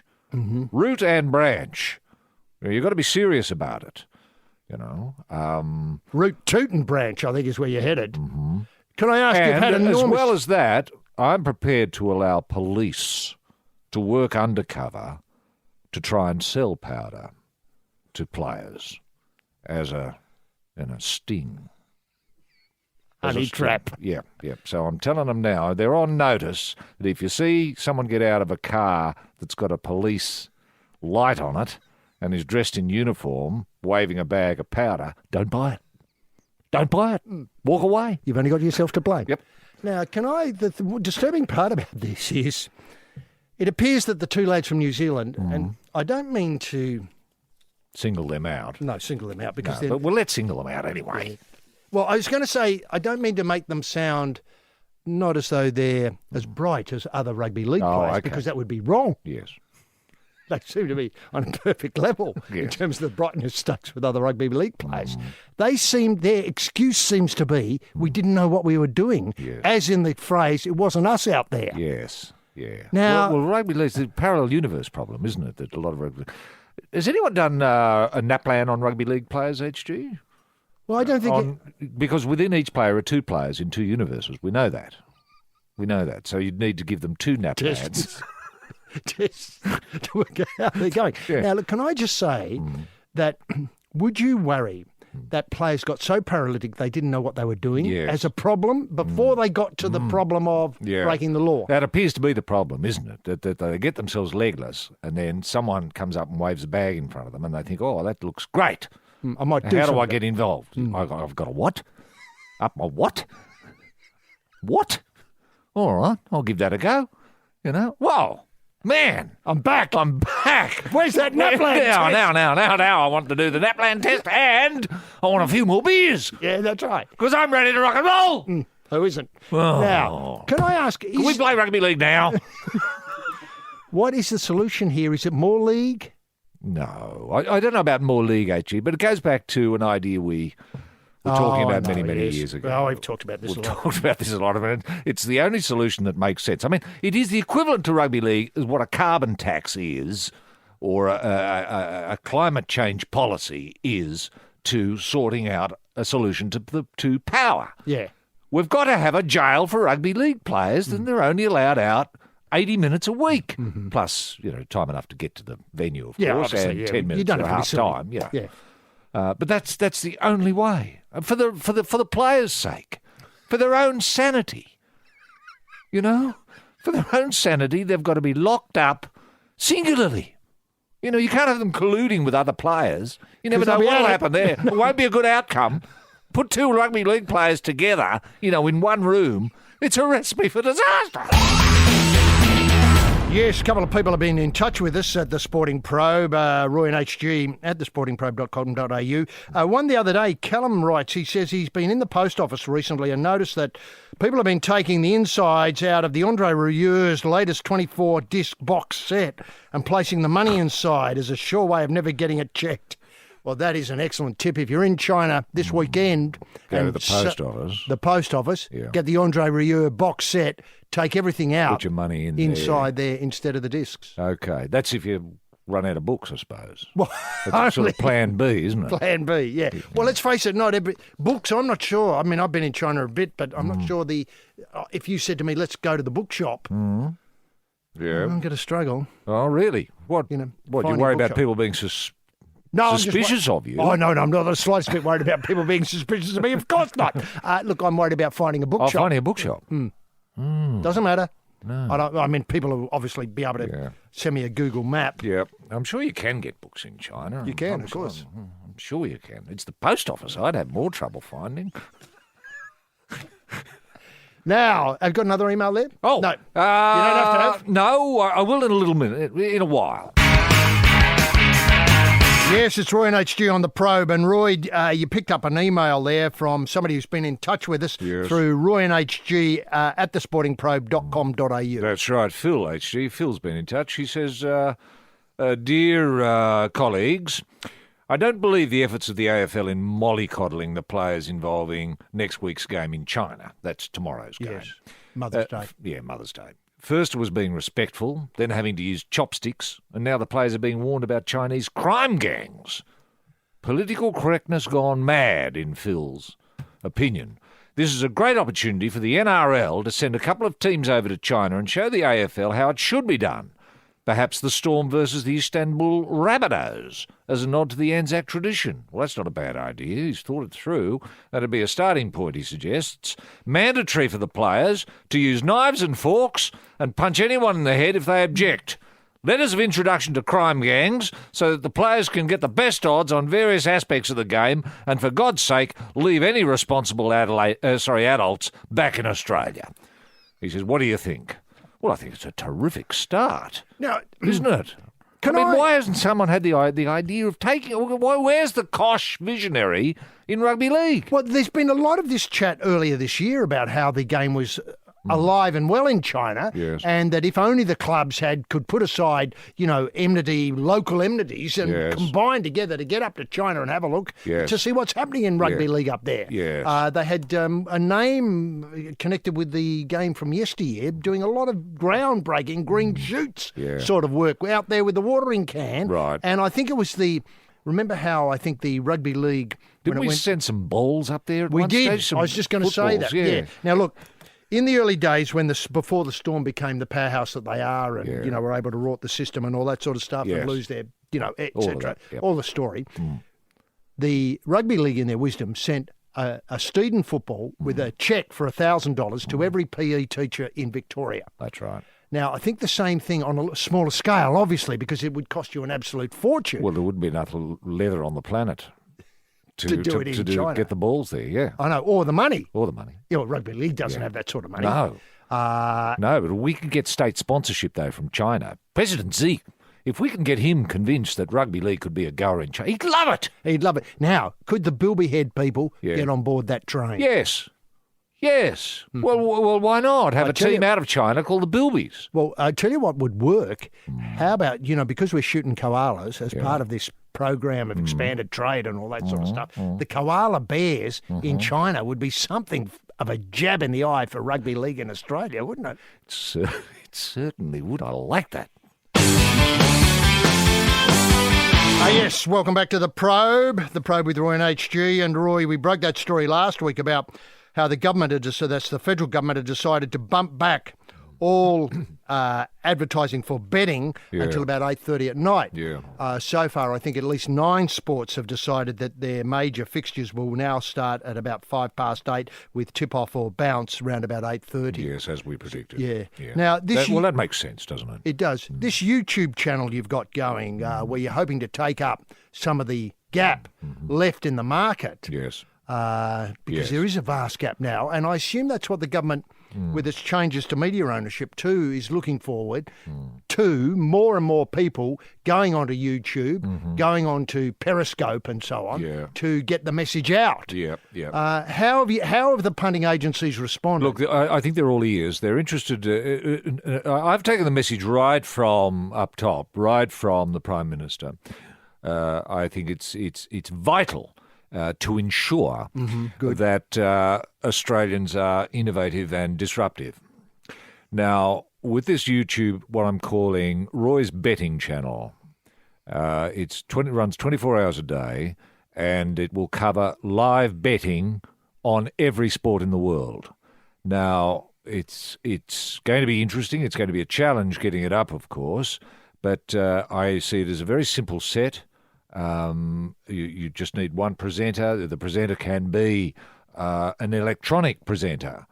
All you want to see is rolling odds on the various sports and a click base that you can just at any stage access what you want to bet on, and make it very, very simple so that you just type in numbers then. So if you want to bid, say, if you want to bet $25, it's 2 clicks. Click once, click twice, then put in 25, walk away. No. I tell you what's an innovation, Roy, is getting Tom Waterhouse to read the news on it. Yes. That is just a breath of fresh air. Yeah, it will be a breath of fresh air. And it's going to be real news.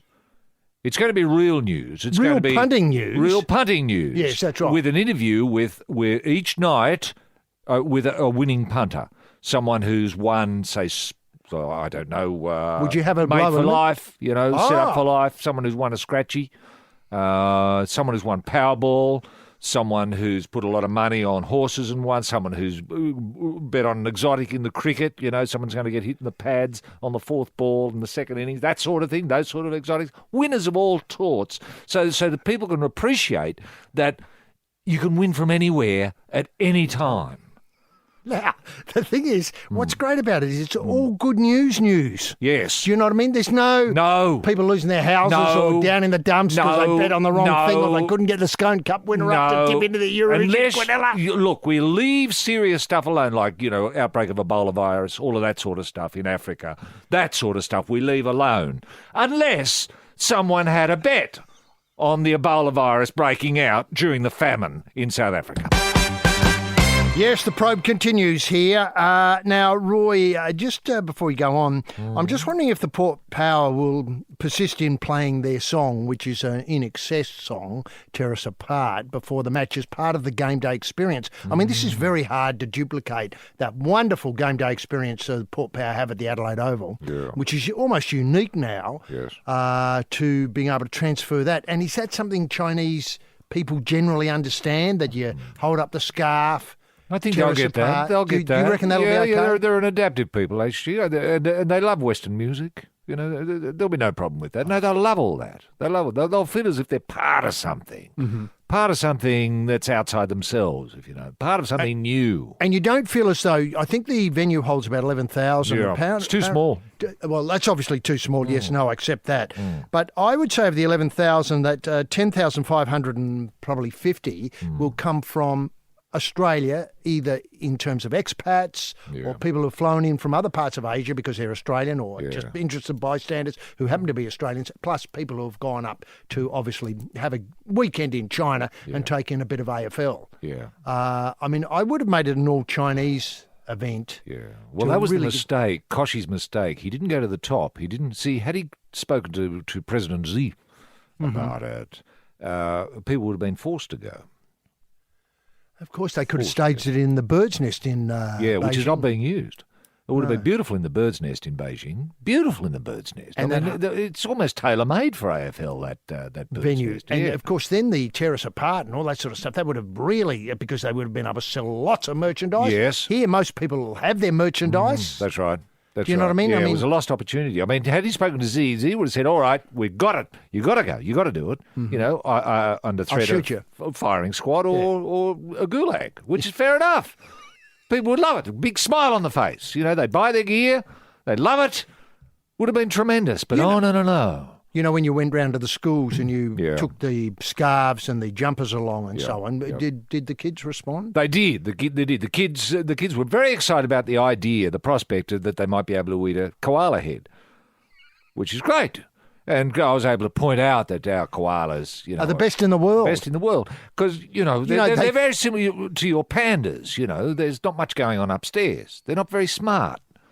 They've made a sacrifice in days gone by. They decided to sacrifice their brain because it was costing too much energy So they did away with their brains and they just eat very simple foods, in the case of a particular bamboo with the panda and a particular eucalypt with the koala. Very, very similar trade-off they've made genetically in the way they've developed. And then they were really interested in that, and they said, well, if it hasn't got much brain, will there be much to eat? And I said, oh, there's plenty of flesh in the cheeks. Yes, the probe continues with the in-out maestro, Roy Slaven, and the heavy lifter, H.D. Nelson. Now, sadly this week we lost one of the great football personality, Lou Richards, and I was taken by Nick Maxwell, the former Collingwood skipper and I think runner now for the GWS, his thoughts about Lou.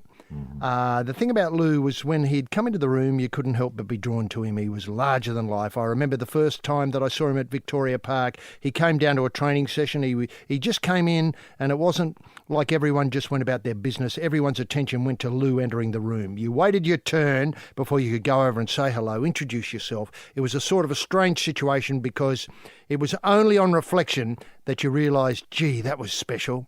It was almost an out-of-body experience. This is Nick Maxwell, not a person given to hyperbole, I might add. It was almost an out-of-body experience. You were going across to have a conversation with someone you'd never met, but you thought you had. That was probably a thing for a lot of people. Those who met him didn't know him, and yet they felt like they felt like they did know him. Now, Roy, you met him many, many times, and obviously he was a great figure as a football player at a time when Collingwood was the dominant side in the AFL. He went on to a great media career with Channel 7 and was known for japes, a lot of japes that promoted football, much and some of these could still be used in China today. Yeah, they could. For instance, if BT said, if the Suns win, that's the Chinese Suns win, I'll push Travis Boak in a wheelbarrow down the bund at Shanghai. Yes. That sort of thing. Or I'll cut the president's lawn with a pair of nail clippers. Yes, Those sort of simple ideas like that, which promoted the game,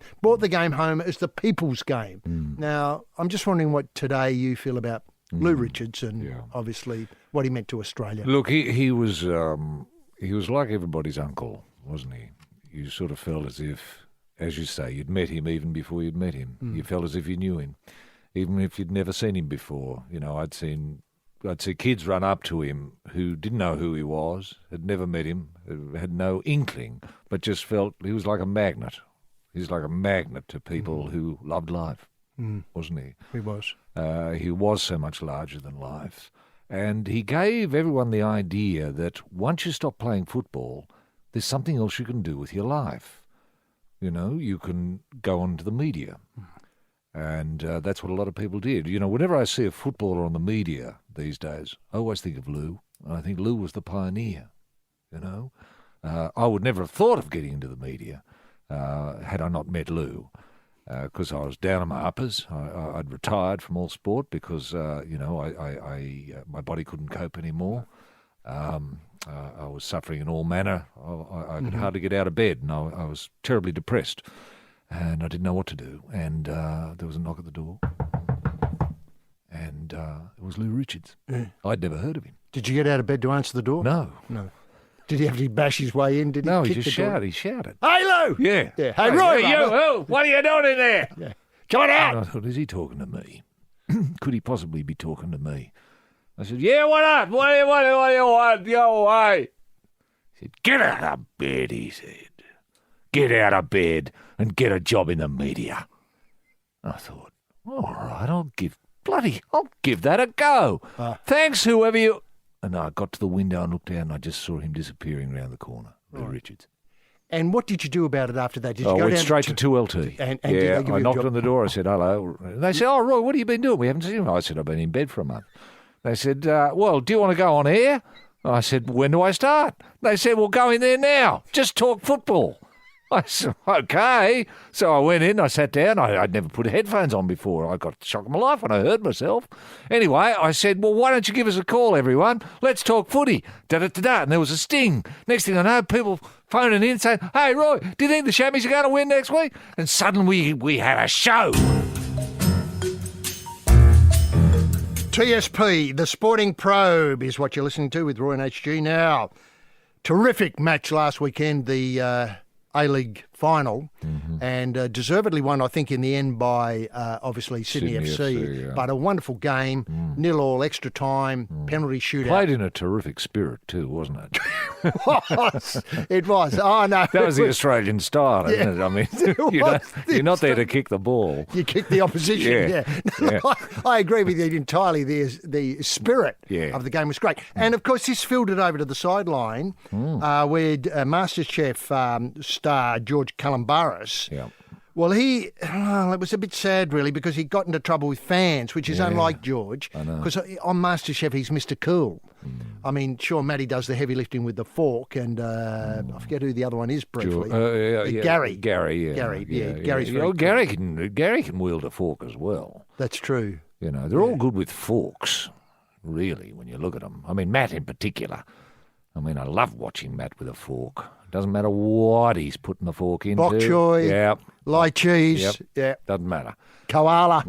He's your man. But on the program, HG, George is the peacemaker.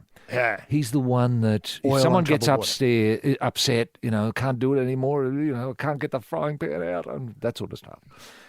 George, is that a problem? Well, George will come over and say, look, just stop, think, take a deep breath.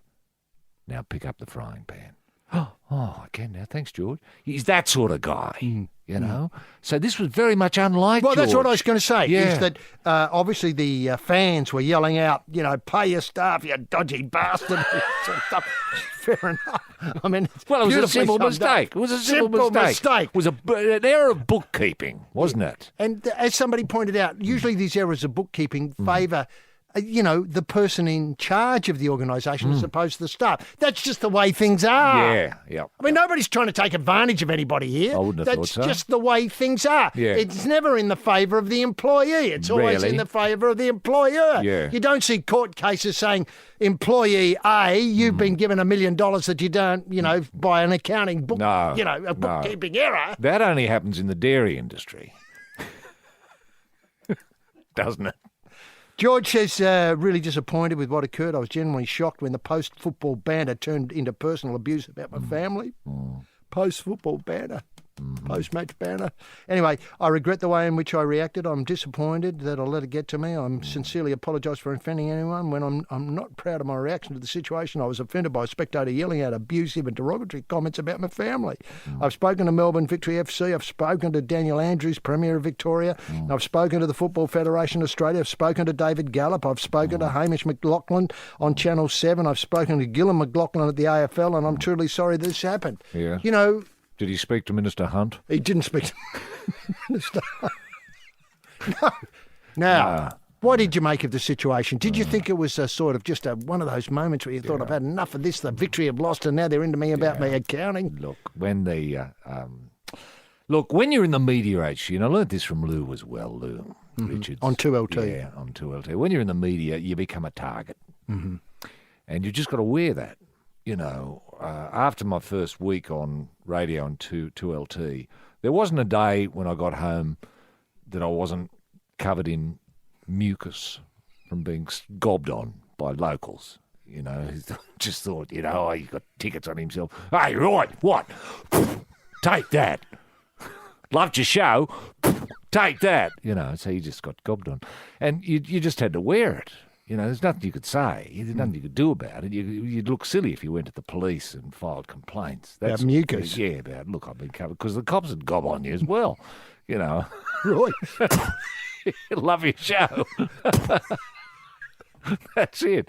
So, George, I mean, I should have spoken to him, I suppose. I didn't think, it didn't occur to me. When I heard that George was the number one ticket holder, I think, for the Victory, and he was going to be going to some games, I thought, I hope someone's warned him. Yeah. Asking for trouble. Because he's going to get gobbed on. And that's what happened. And he didn't like it. No. And he did the wrong thing. He turned around and took umbrage at a young bloke who'd been doing a bit of gobbing, and he might have pushed him in the chest.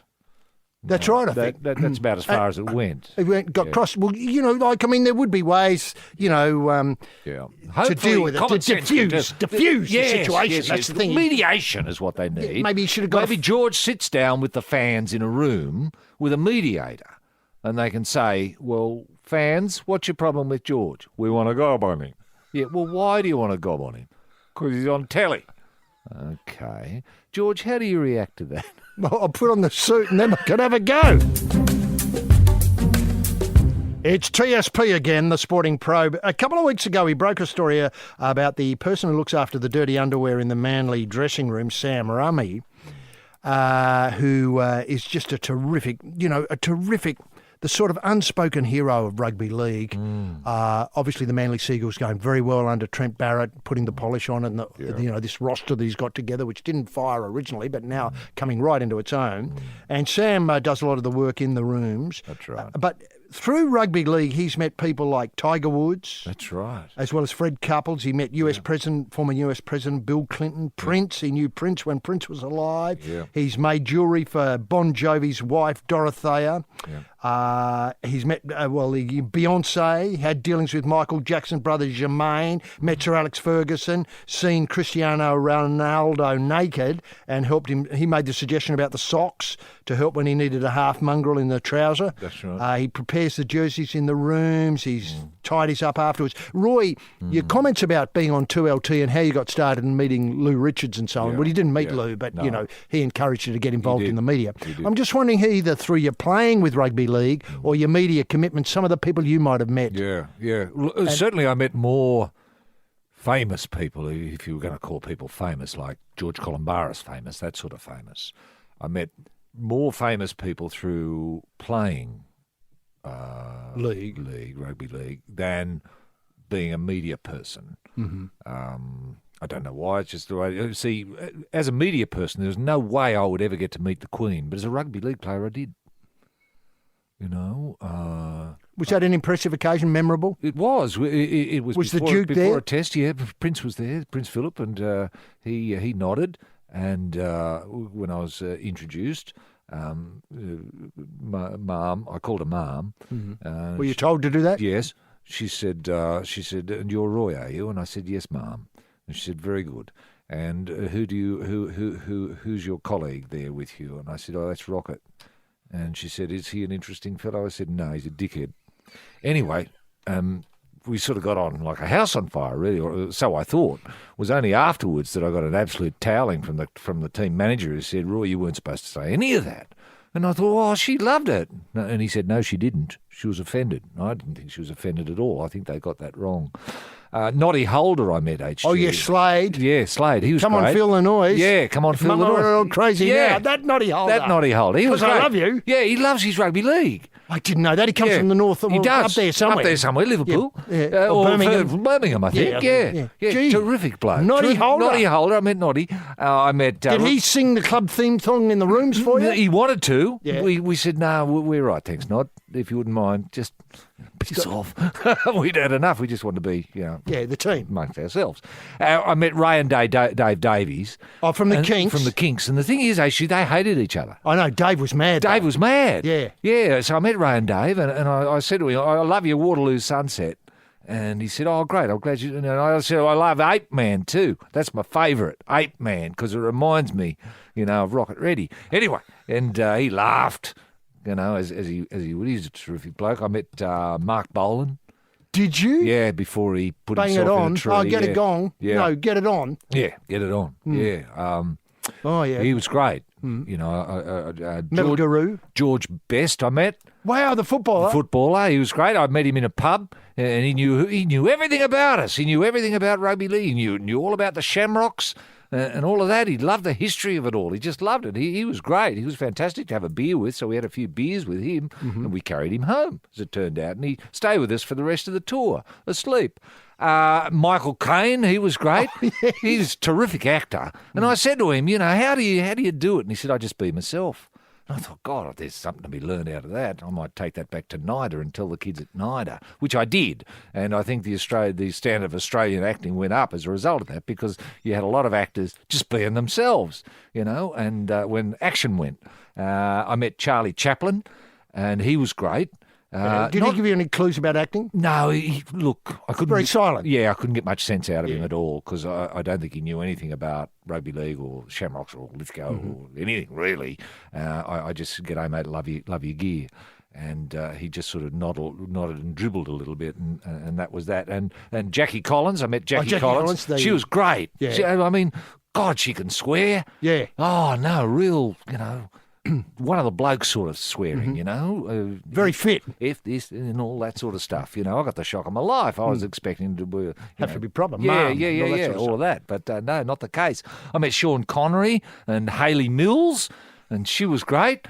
A terrific person. And Sean Connery, he loves Scotland. All he wanted to do was talk about Scotland. And I said, I want to talk about Australia. And he said, I hate Australia. And that's where we sort of parted company. I met Peter O'Toole. He was great. He could drink. Could he ever? No. Could Amazing. he ever? Amazing. Yeah. Or even remember a thing. No, because I remember seeing him the next day and nodding to him because we'd been talking and drinking all night and he didn't know me. But that was Peter. You just had to accept that. Some people, I met David Soul. He was great. Starsky and Hutch bloke. Yeah, Starsky and Hutch. Yeah, don't give up on me, baby. Oh, don't give up. I would have never got that. Really. That's tremendous. Yeah, he was great. And because I think he might have had a bit of trouble with the missus just before he released that single, which made it seem ironic. And I said, I'm not going to give up on you, David. And he said, I respect that. I respect that. No, he was great. Elizabeth Taylor, I met her, and Goldie Hawn. She was really funny, Goldie Hawn. She was, very lively. Didn't know much about rugby league, but said she would be really interested in seeing a match. She might get some tapes one day. I don't know if she ever did, but she probably did. Olivia Newton-John, of course, I met. She's a great Australian. She, Julian McMahon I met, and Abigail, you remember her from 96? 96, yeah. And that was only through rugby league I met her. And Tony Barber, remember him? He was the come on down man. Game show. He was great. He's fantastic and a lot of fun. And Stuart Wagstaff, you remember him? I do. He was Quizmaster. Quizmaster and Blankety Beauty and the Beast. Beauty and the Beast. He was great. It was great meeting him. And I met Beyonce Knowles not so long back, and she didn't know anything about anything. No, she didn't know anything about rugby league or nothing. I had to try and bring her up to speed. It's big blokes, fit, like a drink, and put stuff up the nose. You'd get that, I said, with a wink. And she said, I know where you're coming from, and we laughed. The probe continues here with Roy and HG. Now, this is a breakthrough league's been thinking about, I think, for some time. This last week, I think, former rugby league star and now wealthy Sydney businessman, Backdoor Benny Elias, has called on NRL to consider buying Channel 10. The Door has suggested the price be $100 million. Oh, that's a nice round figure. Number. Yeah. The Door will be holding talks with NRL executives this week for the Games Independent Commission to begin a feasibility study into buying the network. 10 needs rugby league. I believe it would be an absolute lifesaver for them. As in 10 would have a terrific property, which they could show a lot of during the week. Yeah. I described it. This is Blue Chip Sport Channel. Blue Chip Sport and Channel 10 could attain the broadcast rights by purchasing the station. Let's take on the AFL and be a leader in the business and sporting world and move into China as quickly as possible. Right. So it's a very big, bold initiative from the Door that he's suggesting. Okay. And let's not forget the Backdoor Benny Elias played at the highest level. He did. And went on to, I think it was Let's Talk Communications was one of his firms. He did. Got in early on the ground floor of telephone or the changes in telephony that have swept the world. Now, some industry insiders think that the Door plan has considerable merit. Others claim the NRL will have little desire in running a station. The Door suggested getting on board Dave Gingell, John Singleton and Boxhead Leckie. That's David Leckie, former 9 and 7 Supremo, to help run the station. Well, they know television. They do. Networks, it'd be a rugby league arm, the television network. These people have the experience and love the game, and this is a game changer.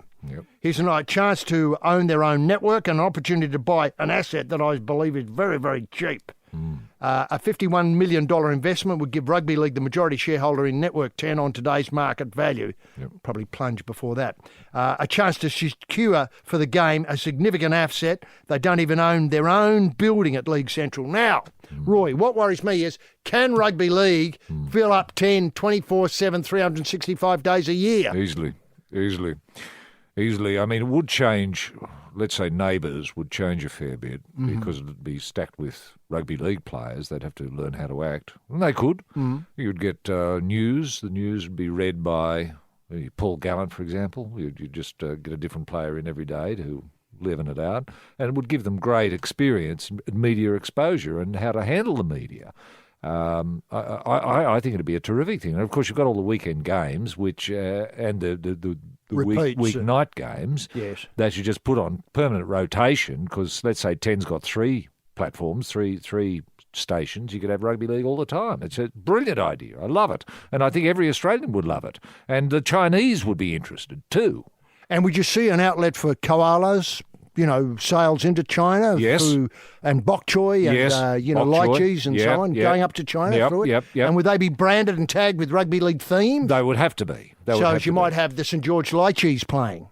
Yes, definitely, or the chopsticks. The Sporting Probe, Roy and HG. Yes, Roy. Well, sadly, that brings us to the end of the probe for another week. But that going out on that N10 RL, as in TENRL, is a terrific idea. Hey, Chief, could I just say, just briefly, we lost a giant this week in Mark Colvin. We did. Wish the family all the best and thank Mark for the wonderful work he did for so long. And so on behalf of Felix, the great helmsman, Chairman Mao, Roy and myself, thanks very much for being part of the probe today. We'll see you next week. Bye now. Bonafide sports-mad Australians. Snakes alive. Is that the time? Yes, green and gold freaks, it certainly is. It's time for the Sporting Probe. With 2 diamond pythons twirled around the tree of knowledge across the nation. Boys and girls. Well, a young man ain't got nothing in the world these days. The Sporting Probe leading the charge up the eucalypt. With extra chili on the stick is the in-and-out maestro, rampaging Roy Slaven. And coming from behind is the heavy lifter with both feet on the ground, HG Nelson. Unleash the grunt and poke HG? TF much, gentlemen. Jim Daniels, the golden guy in the TSP, that is the Sporting Probe soundproof booth, located out front of ANZ Stadium, just by Gate G. Today, a swag of finals merchandise in the booth with him. He's got his book there, 30 Years Bustin', as in he's never been allowed outside the booth. It's a terrific seller, great read. If you're thinking of an early Christmas gift, that'd be the one to get Dad or the rest of the family who may be interested in 30 years in the soundproof booth. Probe-sters, patriots, pilgrims and punters. H.G. Nelson getting the Sporting Probe away for another set of 7. Well, what a week. What an incredible week. A week went too much, but it's barely enough. And we're here each and every week of the footy finals month with the help of 4 and 20 pies. That's right, it's a footy finals pie-off here on the Probe today. Tremendous to have you with us as we push forward through the subtly backed up stoolage of the week's sporting action. Another week of massive collects. Did you hook into the Balaclava Cup, Newcastle Cup double? I certainly did. And what a collect. And I tipped it all into the Cats last night. I know it was stupid, but I thought, bloody hell, I'm on a roll here. And it turned up trumps. And, I'm not going to put it on Winks today. I'm going to save it for something with a little bit more value on the card. I'm not sure what. Oh, go for Winks if you want to. I'm in 20 on the trot. What a story. It'll be one for the ages. And but to get us underway, let's lock horns with a man who this week started digging up his backyard in the quest for coal. He's down about 135 metres and is long walling towards the Lithgow Town Centre. Kids, he's now known as the Coal Man. The Coal Man. That got me thinking. I'm thinking Barry, Morris and Robin Gibb. I tell my troubles to the Coal Man. He's a coal man, but he understands. He's not such a very, very old man. He's a soul man and he takes my hand. He makes a man feel good when he's down. Head is touching the ground. He's going to help you if he can. He's the Coal Man. Yes, that man is rampaging Roy Slaven. Roy, by the way, they don't write drivel like that these days, mercifully. They broke the mould when the Bee Gees dropped.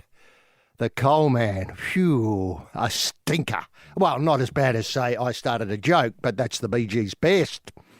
Anyway, look it up. Look it up. Ronnie Burns, I think, had a version of it at one point. But Roy, can we get the TSP bunny in motion simply by asking what were the highlights that caught your restless eye this week, Barrow? Yes, thank you very much, H.G. Nelson. Wonderful week to be an Australian. I actually thought that, I don't know if the Bee Gees wrote that. I thought Ronnie... No. The Bee Gees did it, did they? You can't write drivel like that. No. Ronnie couldn't write drivel like that. No. Oh, no. Well, I've got a lot more respect for that song now. In fact, if you look up early works by the Bee Gees. Why would you? But if you were so moved, you'd find them doing a cover of it early on. Wow. They gave it to Ronnie. They gave it to Ronnie? Yeah. Wow. Have the hit Okay. Around Spicks and Specks time, I suppose. Well, not long after. Spicks and Specks. They wrote it on the boat on the way over. Man, could they write hits. And you're right, I started to joke. It always troubled me, that song, especially the final verse. You know? The one about cow got the whole world crying. Yes. I know. But I didn't see the joke was on me. I always thought there was something vaguely biblical about that song. And then there's words and Saved by the Bell and don't get me started. I know. The Coal Man. The Coal Man. Now, speaking of coal men, NRL CEO Todd Greenberg, big supporter of coal, he slams the rugby league coaches' culture of blame. It's directed at referees. Now, I tell you, John Quayle wouldn't have stood for any of this. In Johnny Quayle's day, we wouldn't have had any of this nonsense coming from coaches. Now, the Prime Minister has announced 6 debutantes in the Prime Minister's Kangaroo squad to, quote, ensure we beat the Cummels, unquote. I'm certainly with the PM on that one. I love it when the PM is ensuring something. Now, Twiggy Forrest, he's outlined his plans to build the greatest rugby union team in the world. Hopefully we'll have a little more time to unpack this, what this vision is, this Indo-Pacific competition that he's got going. Now, James Tedesco is the Players Association Player of the Year. Congratulations, James. Dustin Martin is the AFL Player of the Year. Congratulations, Dustin. Could they be on the McGregor-Horn undercard? Oh. Gold Coast.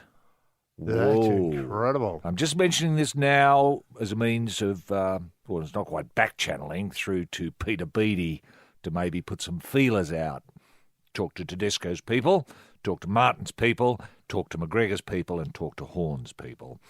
Steve Smith's 11 bash up the Indian board president's 11 in Chennai. Did they what? By 103 runs, I think. Was a magnificent performance by the Australians. Winks, as HG has pointed out, is looking at number 20 at Royal Randwick.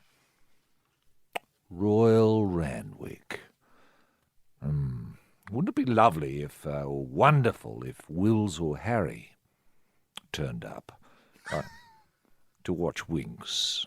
Just to give it that royal touch, that royal flavour that's missing sometimes from Royal Randwick. I've been to Royal Randwick. I've been going to Royal Randwick all my life. Can I just say I've never seen a royal there? Never once? No. When Her Majesty blows in, not all that often. No. She never goes to Royal Randwick. They're thin on the ground. Very thin on the ground. I haven't seen Fergie or any of that lot, Beatrice or whatever those kids are. None of them. I haven't seen any of them. There'll be no effort, no trouble. They could wear their funny hats. They're teasers or whatever they're called. Fascinators. That's better. Love seeing a royal in a fascinator. Near Winks. Now, Manly Sea Eagles assistant coach Willie Peters is dismissed. This is hot off the press for getting involved in a fist fight in a pub with the high performance director Dan Ferris. Now, I don't know what's going on there at Manly, but hopefully we'll get a chance to unpack this a little bit later in the program as well. And Davis Cup news, people have been on to me. Roy, what's happening with the Davis Cup? Well, as it stands at the moment, Millman lost the first rubber. Kyrgios won the second rubber in a 3.5-hour 5-set marathon. So it's up to the doubles pair tonight in the third rubber, and then we'll have the reverse singles should we need them tomorrow, the day after tomorrow, I should say. So make of all of that what you will. Yes, this is the Sporting Probe here for 4 and 20 pies, the one-hander that enables you to chew and do something else at the same time. So get into them. I'm here with Roy Slaven, and the big news this week is the grand final quiz. On the big day, this is the AFL Grand Final day. Roy and I will be presenting this program from outside the MCG. Yep. And we do have a couple of tickets to give away to somebody who'd like to go to the Grand Final who was able to come and watch the show, because as part of the show, there's going to be what we call the annual Grand Final Probe Quiz. The Probe Quiz questions come from this week and next week's shows. An in-depth analysis of the probe, that is the Sporting Probe, across the nation, Available, of course, on podcast if you want to do your research. The questions will all be taken from, and the answers will all be embedded in the Probe. So if you're interested in going to the grand final and want to go for free on the Probe, then come along to the what we describe as an outside broadcast outside the gates of the MCG on grand final morning. So a question could be, for example, who wrote Coal Man? A beautiful question. Or I thought of, could you recite the first 4 lines of Coal Man? Coal Man, yes. Now, I'm not suggesting that will be a question, but that could be a tiebreaker. Yeah. 2 supporters will be going head-to-head in the cauldron of the Probe. That's right. I think you've declared yourself you're going to ask the questions. I'll ask the questions, yeah. Yeah, I don't mind asking the questions. And the lucky winner will be escorted into the ground with the Killers. Yep. I think the Killers are coming down to play at the grand final. They are. And so they'll be doing a version of one of the club's songs. A bit hard to know who will be there at the moment, but let's say, the Tigers are there. They'll probably play the Tigers theme song, which would be lovely. So that's on grand final morning. Now, Roy, speaking of footy finals, can I say they were all pretty ordinary football finals in the AFL last weekend, except one, the West Coast playing Port Power. Great game. It was a really exciting game and made more interesting because the scores were tied at full time, extra time was played, and in the dying moments, a controversial free kick was given to Luke Shuey, who kicked a goal, which put finally West Coast ahead. After the match, we were at a function.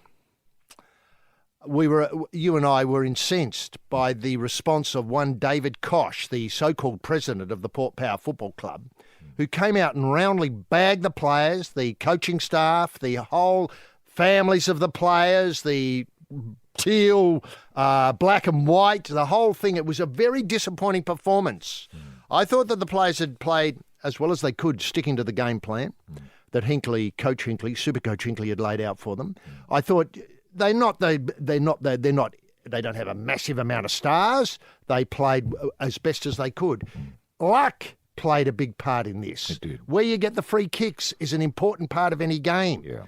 Sure, you could argue that Port Power could have been a bit more accurate in front of goal, but that's about the only thing you could say about them, that they did waste the odd opportunity. But I was outraged by Kosh's comments. It got very personal, didn't it? Personal, that's right. Personal. Picking on Hinkley, picking on Travis Boak, captain, picking on that lad Charlie Dixon up front, who brought them back single-handedly into the game. Now, I said to you at the time, it's China talking, isn't it? I know. It's the last thing the players needed. I mean, the players had been kicked in the guts. I mean, the players were really down on their own. I've never seen players so gutted and devastated and spent. And to have their president come in and bag them and say they didn't want to win, that they didn't believe in a winning culture. They were only playing AFL and living the dream. And they were enjoying themselves too much and not dedicated enough to winning. Well, I thought that was wrong. And I said so to David through back channels later. I said, David, it's not good enough. What you're doing is not good enough. And to rub salt into the wound as well, HG, the president, that is David Koch, has come out and said that he's sick and tired of the Suns trying to snare Ken Hinkley to coach the Suns. We know why. They're the toast of China, They're the toast Suns. of China. The Gold Coast Chinese Suns. Yes. I mean, that's the triumph of this season. I know. Never mind who wins on the big day. I know. The triumph of this season is seeding the Suns' idea in China. I know. And what China wants Hinkley in charge of the Suns. That's what China wants. Now, Koshy can argue till he's blue in the face, but China's going to get what it wants in this matter. Anyway. It was a very disappointing end to, I thought, what was easily the best match of the round. It was. And, instead of saying, look, congratulations, thanks for putting on great entertainment, thanks for a great game, thanks for a great season, thanks for giving us a lot of hope, thanks for the trip to China, thanks for beating the Suns in China, thanks for being all you could be and more to all the people who believe in the values and trust Port Power. And the culture. He could have said something like that. He could have been presidential. Yeah. But oh no. He came out with the soiled toilet paper and rubbed it in the face of each of those players and their families. The big hand's at the top. The little hand is pointing over there. The footy's on, which means it's 4:20 pie time on the Sporting Probe with Roy and HG. Yes, this is the Probe House of Cards, holding all the aces, the King of Diamonds, rampaging Roy Slaven. And on the other side of the card table with a fist of nothing, H.G. Nelson. Now, we've been following this story, and a couple of months ago, we broke the news that Eddie Maguire was returning to the footy show, the AFL footy show, and that he was going to give football back to the people, and they were going to let Sam off the leash, and we hadn't seen nothing yet. And can I just say, it was a cheque they wrote in hope, I believe, but last Thursday night, Sam cashed it. He did. I don't know what they've done to Sam's head, but I'm loving every change, every subtle nuance about that bonce. And then when he came out with the baby and the beer, I was rubble. I was rubble. And when he tried to pour all the beer into the baby. I know. I know. It was just one of those things where it's inspired. Inspired. Yeah. The football was given back to the people. It was, yeah. And no sign of any leash. No, that's right. On Sam. That's I right. like that. That's like right. That, yeah. And, because he was making, I think he was making a really good point. Mm-hmm. Because I think he was, in his satirical way, having a bit of a shot at the Prime Minister, our insure man, for taking a grandchild to the football and holding the grandchild while sipping a beer. I think he's having a shot at that. Do you think the Prime Minister should have put the grandchild down before he got the beer? Is that what the message was? I think so. I think Sam's view is that you separate grandchildren from beer because you might confuse them. No, that's a powerful message. I can see how Sam could get confused in that way. And it's really embarrassing.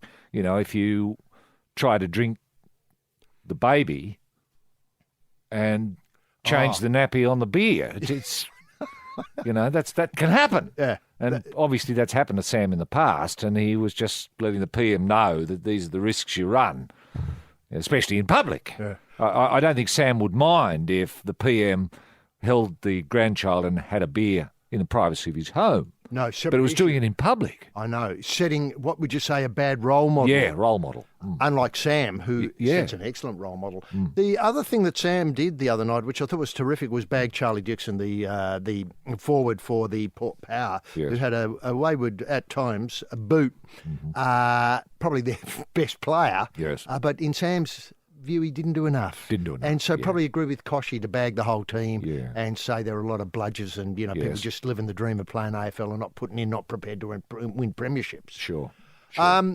Roy, the other thing that, changing the topic here slightly, is there seems to be a problem at the Manly Sea Eagles with their coaching staff. Now, you and I went along to the Orient Hotel this week and were amazed to be greeted with signs saying there is a rugby league function on, be prepared. And throughout the morning, while we were obviously doing our back channel work, there were a lot of comments saying, remember at 12 we've got a rugby league delegation coming in. You've been warned. You'd be wise to be able to vacating the premises about 20 to 12. Yeah. And look, we hung around because we knew we wouldn't be disappointed. Yeah. Roy, but it wasn't players, was it? No, it wasn't players. That was the most amazing thing. I know. Coaching staff. It appears not that Trent Barrett. No, we've got to say wasn't there. Trent. Now, look, we've got to say the layers of the coaching staff, the senior performance person and an underperformance person seem to have a disagreement about philosophy. Was it? How to get the players fit. Yeah, how to get the best And out of the course, players. it was the Manly assistant coach, Willie Peters, who's complained about being bullied at the Sea Eagles. Remember, of course, the Sea Eagles are the human face of bowel cancer, if I haven't said that, which is obviously a great burden for them to carry, but a valuable burden to carry. And he's now left, sadly, the Sea Eagles. Yeah. He's been shown the door. And he signed a confidentiality agreement, as I understand it, so he can't reveal too much about what's went on. Yeah, what's going on. Right. And, of course, the head of their physical performance, I'm not sure exactly what that is, but be that as it may, Dan Ferris is his main rival in this matter. And there does appear to be some suggestions that the Ferris end of the operation took some offence at the size of the Peters end of the operation. Right. And so this seemed to involve gluing keyboards up and putting up photos of smaller people and so on and stuff like this. So it did have a bit of a personal what would I say, probe to it, if I can call it that way. And then, of course, this boiled over at the Orient Hotel. I think they vacated the premises about 7 when the general public were allowed to come back in. Right. Is the suggestion that Peters is a sort of smallish sort of fellow? Is it? I think that's the suggestion, yes. Having fun at his expense because of his size. Yeah, but that's rugby league, isn't it? Well, it is rugby league. I mean, nobody respects little people in rugby league. Yes, this is the Probe International Space Centre on the sniff for life out there with the Cassini probe heading towards Jupiter, is it? Yes, I think it might have crashed, It crashed, has it? Yep. Finished, that one. Yep. Well, we're picking up pings from another galaxy. That's the astrophysicist rampaging Roy Slaven and out back working on his flat Earth experiments, the undergrad H.G. Nelson. Now, one thing that bobbed up last weekend in the rugby league, which is something I've never seen or experienced before, is a battle of the cheerleaders. And it was Penrith playing Manly at Lotto Land, the Sea Eagles, who've been in the news all this week. And the Penrith cheerleaders turned up, breaking protocols that suggest the cheerleaders of the home team are the ones who should be on the rah-rah, razzle-dazzle sort of gear when tries are scored. Roy, were you shocked by the fact I that... was. In fact, I at one stage had to grab your shirt and say, hang on a minute, you can't leave because the cheerleaders are here. Yeah. I found it offensive. A home game, you're supposed to be home game advantages, and the advantages here, one of the great advantages is that it's your cheerleaders out there, nobody else's. Now, whoever allowed those cheerleaders in, and this might have been the source of the fight, could I suggest, At the Orient Hotel, that I suggest the argument was about who let those cheerleaders in, those Penrith cheerleaders into Lotto Land. They were not welcome. They're not meant to be there. They broke the protocols, and these protocols go back to 1907. Before the game was invented. Before the game was invented a year later. The first protocols, 1907, are that cheerleaders are only welcome at home ground.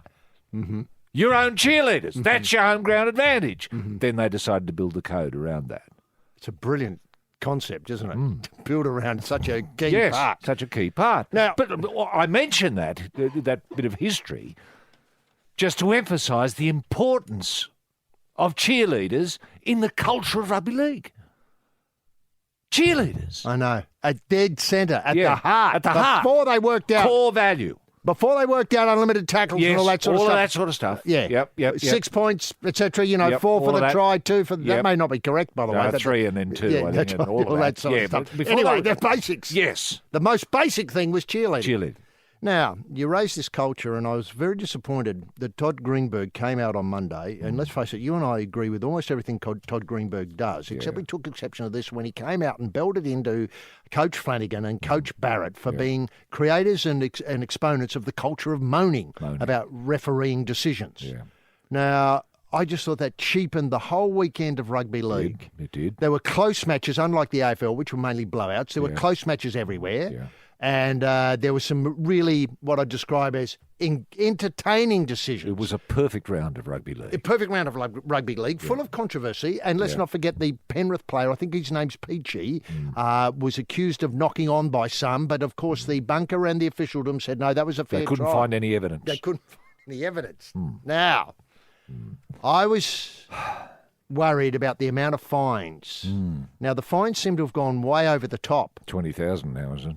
I think it's 20,000. I think Manly are deciding to appeal, but I'm not sure what the Sharks have decided to do. Right. But what I worry about is this, and this is something that Trent Barrett pointed out, and according to the Fairfax people, we've been saying ever since the system was introduced that there's a glaring flaw in video refereeing. If the ref doesn't know what happened, he has to pretend he does. Yes. Meaning, if the ref doesn't know what happened and said, Bunker, can you sort out what happened? Then he has to pretend he has an opinion about what happened. The whole thing is an adherence to procedure rather than a quest for truth. Oh, man, I love a quest for truth. Who doesn't? Who doesn't? Box ticking that enables buck passing. Are we trying to find out if the try was scored? No, we're trying to minimise criticism. Technology is there to help us, yet in rugby league we consult it only when we have already taken a position that suggests we don't need it. Yeah. Meaning that we have this weird thing where the referee's uncertain, but he has to pretend he has an opinion about it before he sends it to the bunker. When the bunker says ref's call, exactly. Well, the ref has a position then. An imaginary An position, imaginary though, because he position sent it to the bunker. based on suspicion. Yeah, I know. Yeah, I mean, there are always going to be Incidents which cause talk. Which cause talk, and that's why we love rugby league. But I think it's every person's right to bag a referee, and it comes down to freedom of speech. I see this as a freedom of speech issue. Have you spoken to George Brandis about I've spoken to George Brandis about it. And the Minister of Sport, Minister who? Yeah, I tried to get on to the Minister of Sport.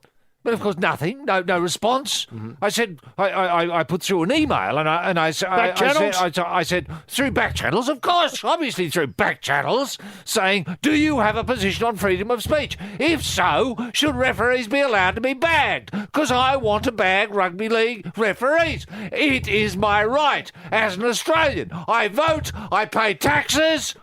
I want to be able to bag a referee. Are you saying if I vote yes in this plebiscite, I will not be able to bag a referee? Is that what it's about? Just a bit of in-depth banter with like-minded people. That's right, the footy's on, which means it's 4 and 20 pie time on the Sporting Probe with Roy and HG. Hi, I'm Mark Bouris. Every single day in Australia, people are busting their guts in starting and running their own businesses. It's a big deal. 60% of Australians are hired by small to medium-sized business owners. These guys are doing their bit, buying stock, hiring people, and paying their taxes. So what is it like to start your own business? How do you go from just running a business on the side after work to owning something much bigger? How do you make it your future? Join me on The Mentor, a weekly show on Podcast One where I speak to Aussie business owners who are working through just that. I find out what makes them tick. I help them work out their next steps for their growth and for their future. The Mentor with Mark Bouris. Listen now at podcastone.com.au or download the Podcast One app. Oh, I know a good pie when I see one. I see a good pie in the Probe. It's a 4 and 20 pie. Now, Roy, as the players have their pies after the matches, the captain and the coach are expected to come out and do a press conference with the world's media, engaged, what went wrong, the refereeing, that moment in the 9th minute, etc., all that sort of stuff. Whereas the head of the referees, Tony Archer, on Monday morning can hide behind a press release and spin doctoring to explain the position why the bunker's hopeless. Is that fair? Do you feel as though, especially at the time of finals, when you know Tony Archer's in the house, that he shouldn't come down as well and explain the decision-making process of his troops, his touchies who aren't seeing forward passes, which are the biggest blight on the game, as you pointed out off air a moment ago? I know it is. Etc., etc., etc. I know, actually. I don't know how to get to the bottom of it. I think what is needed, though, is transparency. Do tell. you, to begin with, people want to see at the end of a match the umpires, the touch judges, the ref and the touchies go to a press conference with both coaches, and they're allowed to talk to each other. The coaches are allowed to put together, put propositions to the referees then and there. You call that you didn't call that forward pass there. Why not? Oh, I didn't see it. Why didn't you see it? Oh, I was looking somewhere else. Why were you looking somewhere else? Because the cheerleaders were there. What's that got to do with anything? See what I mean? You can get a real to and fro, and get to the truth. And I'd throw in the officials in the bunker. Yes. I mean, I know all the bunker officials come out, take a bow. Yes.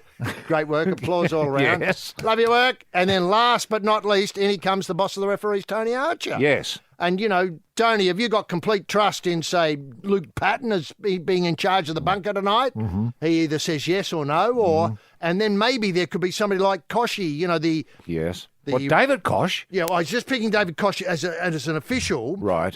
Being in charge of let's say, the community, the union, or whatever it is, the official organisation of the referees of rugby league across Australia. Right. That have some sort of union, association. And so they might stand there and say... An association, they're not communists, are they? They're not, no. Is that a suggestion? Well, I don't know. Communist? I don't know. You mentioned union. My hackles go up. I think, hello, what's going on here? Referees are now part of a union. Now we can see what the problems are. Yeah. No wonder they're not seeing forward passes. No wonder they're making the rules up as they go. They're anarchists. Yes, this is the Probe Carpet Emporium, laying the Axminster to the man who knows his rugs and runners, the wonderkind, rampaging Roy Slaven and knocking him out for a song off the back of the ute with the Wizard of the Weave, H.G. Nelson. Now, Roy, the grand final quiz, it's coming.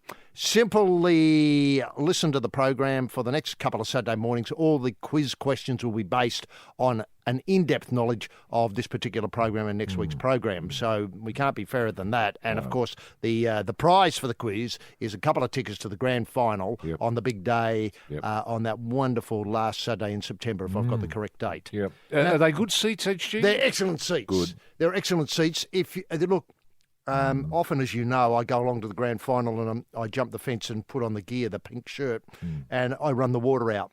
Yeah. They're that sort of seats. Wow. If you want to do that and want to be part of the show, yes. We'll give you a water bottle and you'll be able to run on.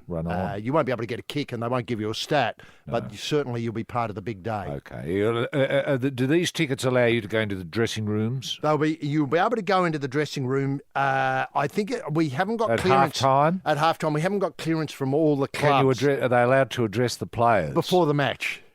Not during the match. No, that would be silly because they could be, fifth columnists. Sure. And suggest things that weren't right. Yeah. Now, can I just come back to the rugby league? And this week there was a rather sad story in the rugby league concerning a difficult, complex human relationship between rugby league romance, really, between a rugby league player and a member of the opposite sex, which resulted in a youngster being born and various payments, following to that. However, it was couched very much in the mind of the burlesque world of people who like standing around in limited underwear or limited clothing.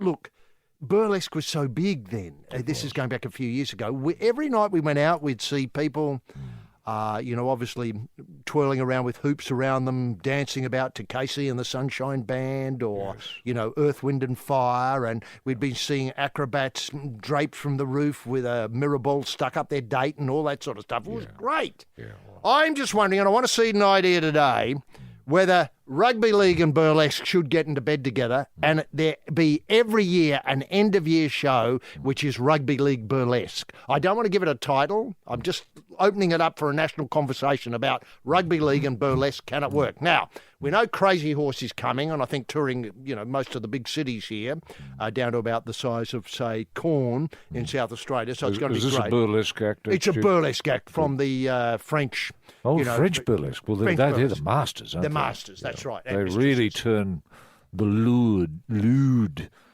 up to 11, don't they? They really turn it up. They lewd off. Now, I'm suggesting that we obviously think about some of the excellent underwear that's been designed by rugby league players over the years.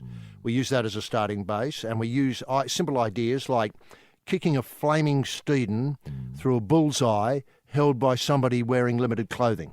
Yeah, right. That's just a start-off. That's a start-off. Yeah. We have set a couple of scrums down. Obviously. The scrums lend themselves to burlesque. I know, and maybe somehow there's a dance about which forms the scrum and applause all round. How do they get from there to there? Sort of thing, that sort of thing. Yes. Obviously. Look, I think rugby league is a natural fit with burlesque and always has been. I don't know if you recall, HG, the early days of footy shows where you'd get players in nappies and things like that. Very, very funny, and you've only got to tweak it a little bit to give it that burlesque-y sort of edge style. It comes down to style. It's the style of the nappy. And taste. And taste, of course. The taste of the nappy, that's right. So I think that is a natural fit. And some of the games that rugby league players have enjoyed throughout the history since 1907, when the cheerleaders were talked about, and then the game in 1908, the Dance of the Flaming A's, I always thought was a natural burlesque act. Not that the players knew it, and that is where you roll up a newspaper, stick it in your date, and set fire to it, and see how far you can run before your ringhole burns. It's very funny.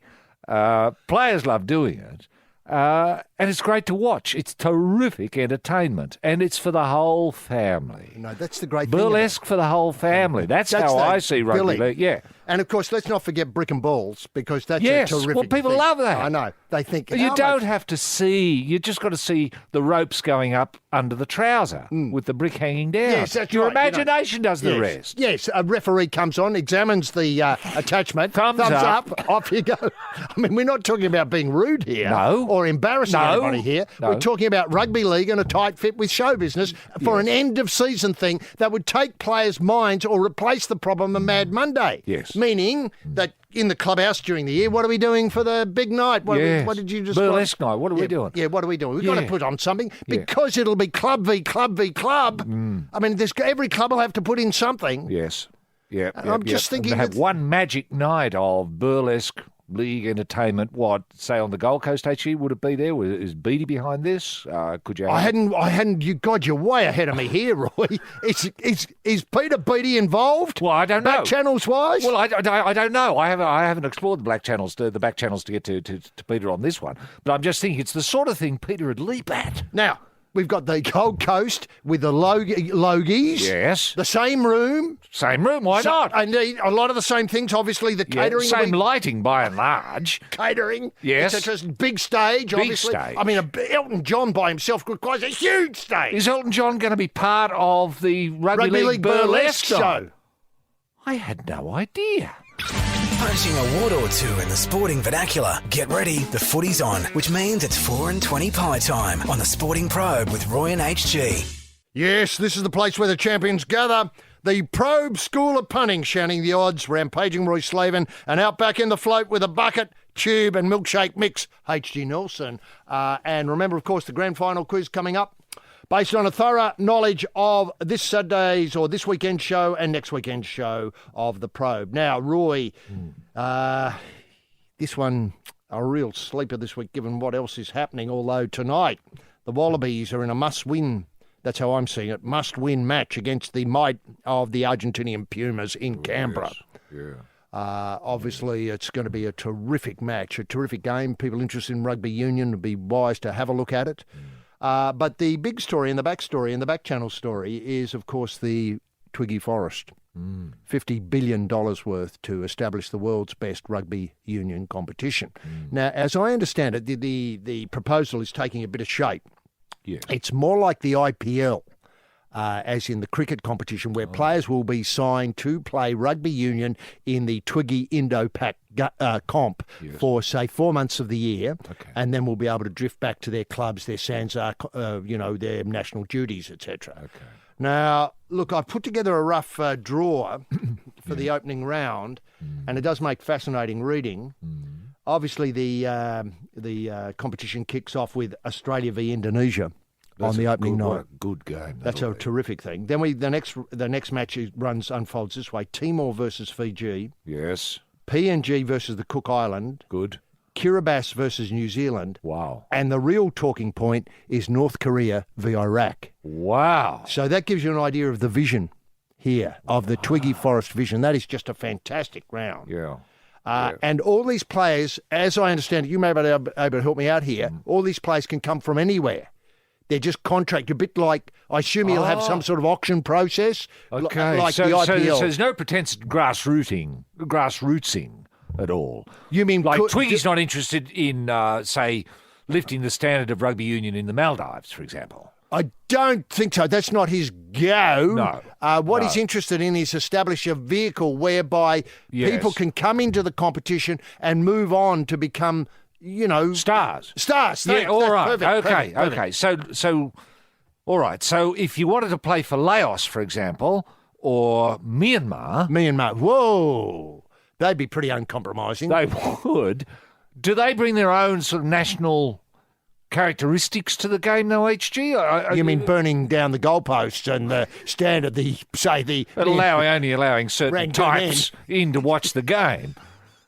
I mean, is that what we're going to expect here? Has Twiggy thought this through? Does Twiggy know enough about Myanmar, for example, to be able to get, Myanmar rugby union off the ground? Or is Myanmar, through Aung San Suu Kyi, just going to phone up TG Milner Field and say, look, are there Have any you got blokes that 15? want to come up to Myanmar and have a game of footy this weekend? Yeah. Is that the way it's going to work? Okay. Is that the Twiggy vision? Because I don't think that's going to work. I cannot see a squad of 20 wanting to play for Myanmar at the moment. I just can't see that happening. Well, look, so what's going to happen? Myanmar versus Laos, great. You arrive, you sit down, the Laos team come out, but Myanmar, they haven't turned up. Yes, no, look, I think, look, can I just say, I think it has to be, there has to be a sort of, some way of winnowing the, what I could call the vast number of great rugby union players around the world, especially in Australia.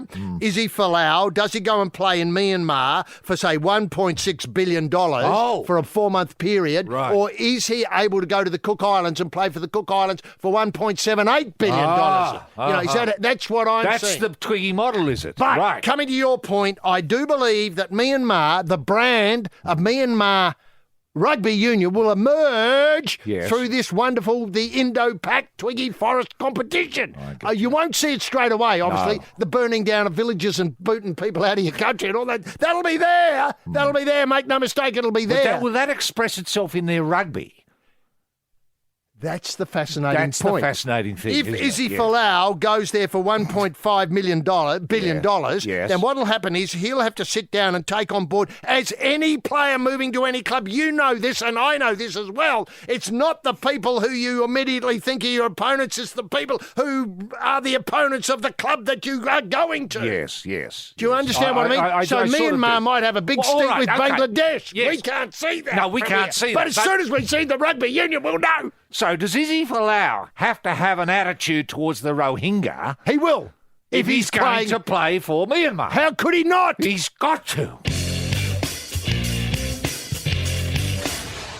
This is the Probe House of Pain, the dental clinic. On the pull with the pliers, Dr. R.R. Slaven, and overdosing on the gas, the unpaid intern, H.G. Nelson. And we're here each and every week for 4 and 20 pies, the one-hander that enables you to mark the goals in the footy record and eat at the same time. Now, Roy, emails, and people have been in touch with us at royandhg@thesportingprobe.com.au. That's royandhg@thesportingprobe.com.au. And who's the first cab off the rank? Well, Jack's been in touch, HG. His subject is the Connecticut chapter of the of the listenership. The Probe footprint. That's right. Jack says, love your show, and usually listen as I wash the car.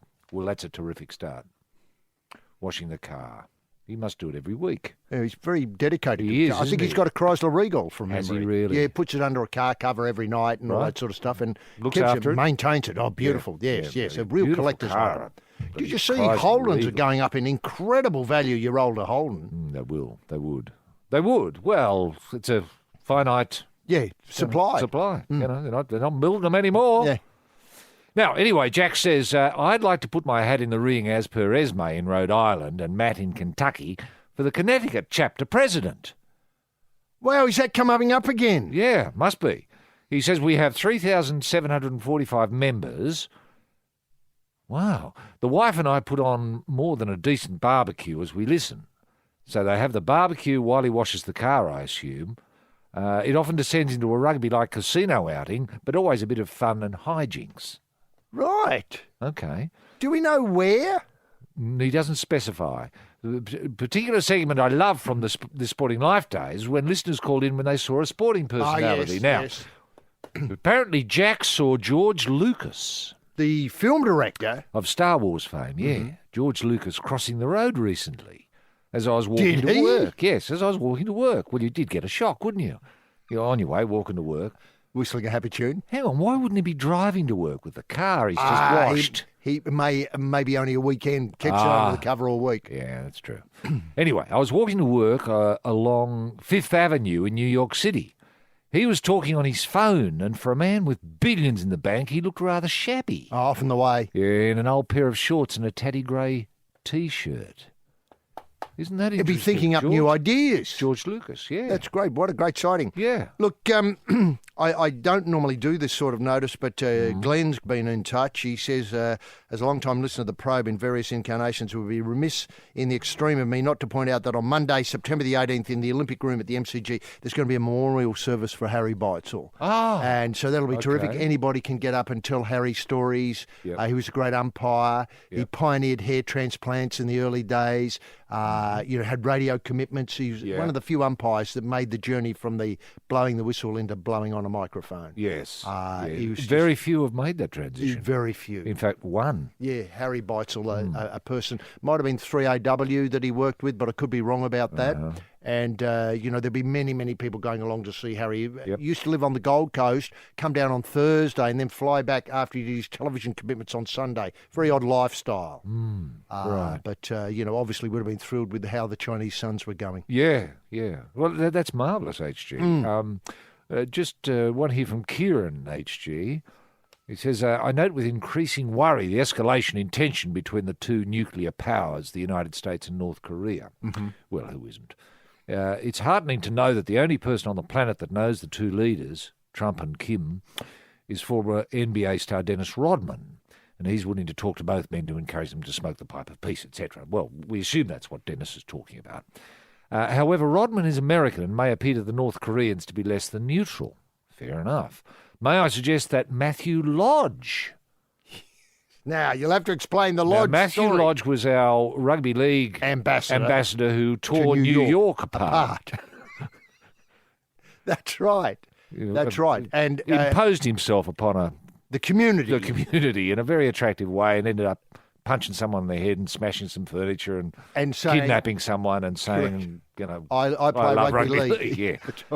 Yeah. Anyway, that bloke, he's suggesting Matthew Lodge be the envoy of peace, as he could hardly be accused of being cosy with American authorities. Well, that's true.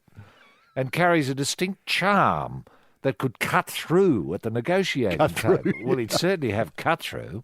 Finally, I suggest that Lodge ride into Pyongyang on Winx to really impress the North Koreans. Well, I think that's a terrific idea. Now, look, I don't want to get into this story, but can I seed a name here, which we might come to maybe not enough time this week, but certainly next week, and that name is Greg Norman.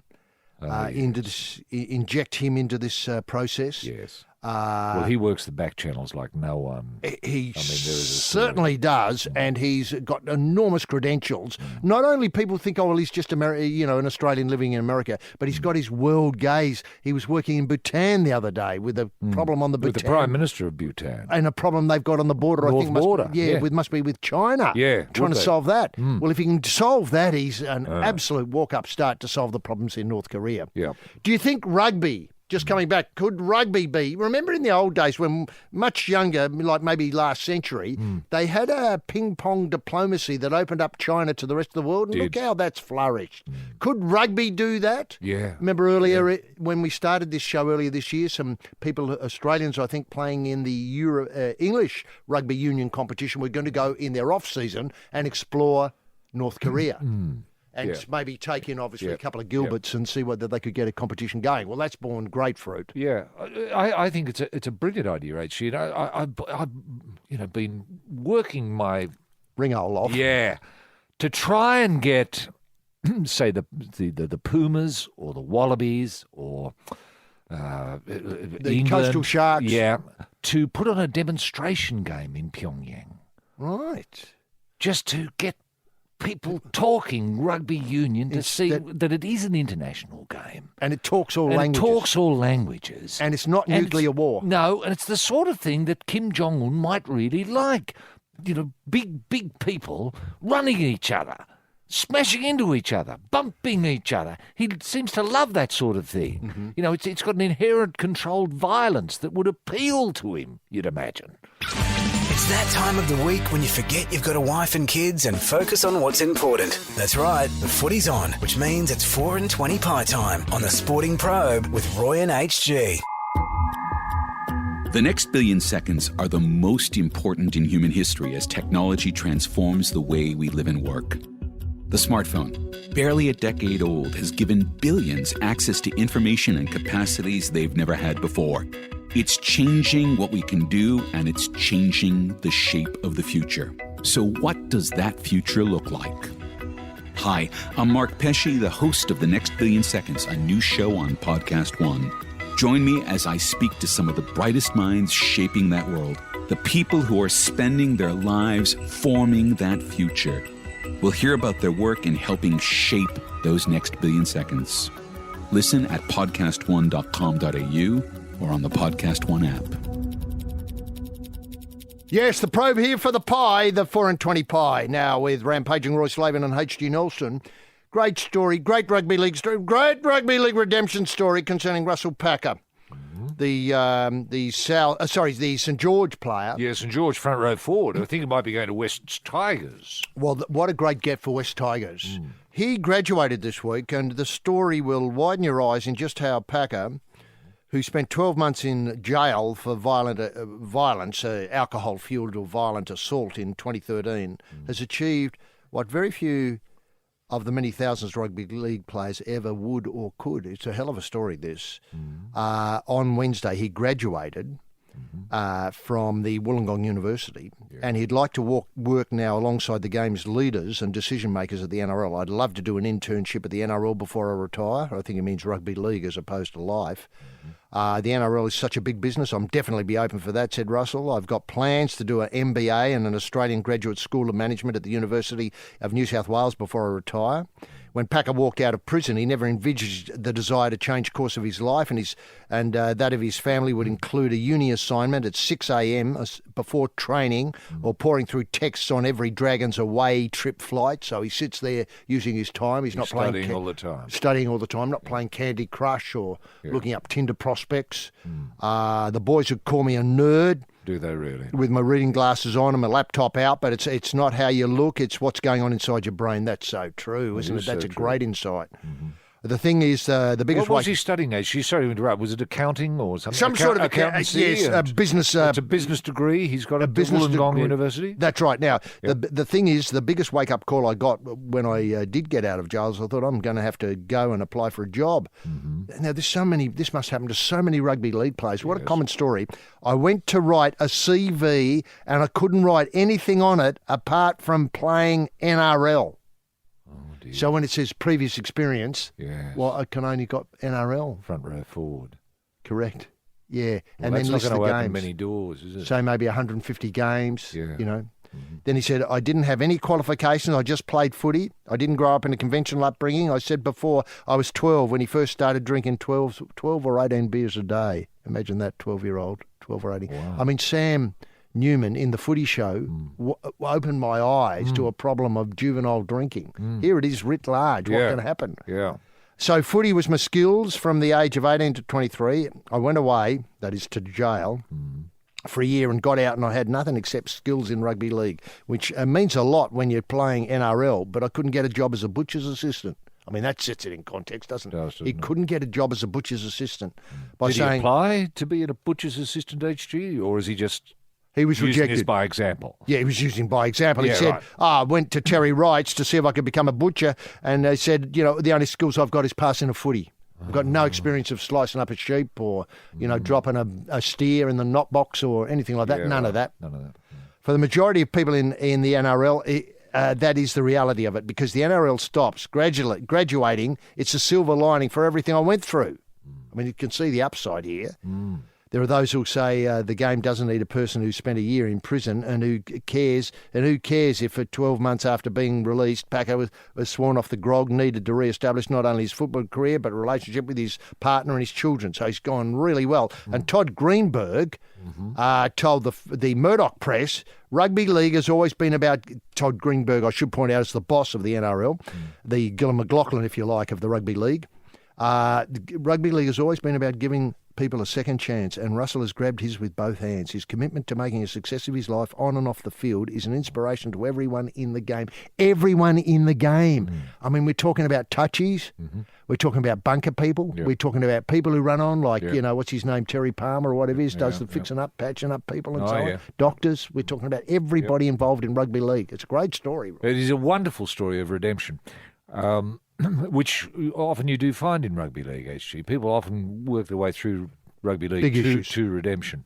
Yeah. But what Russell is getting at there, and what many players don't realise, is that there comes a time when rugby league is not going to be there for you. They don't see it. They don't see it coming. They're on the 12 or 18 beers a day. They're playing. Right. They've got full passing skills. That's it. They don't see. They don't see that there's going to come a day when, well, that's it, mate. Thanks very much. You've been terrific, and all the best with the rest of your life. And there you are at, say, 26 or 27, having done nothing but played rugby league since you were, say, 12 years old.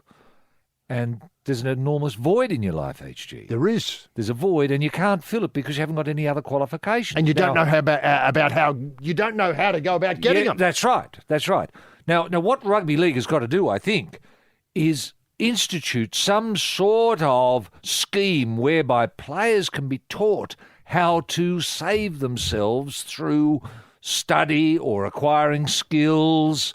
Or becoming butchers. Learning a trade. Learning a trade, yeah.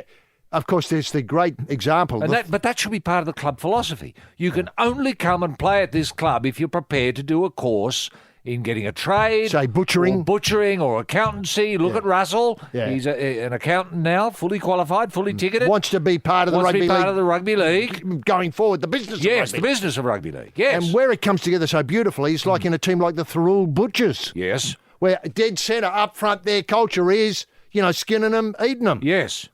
I mean, you're absolutely right. Yep. And, it's a great thing that he's able to do while travelling as well. Exactly. And I would like to see when team lists are put up on screen before a game begins, fullback is going to be... Say, Matt Bevan. Matt Bevan. For one of a name. Open brackets. Butcher, close brackets.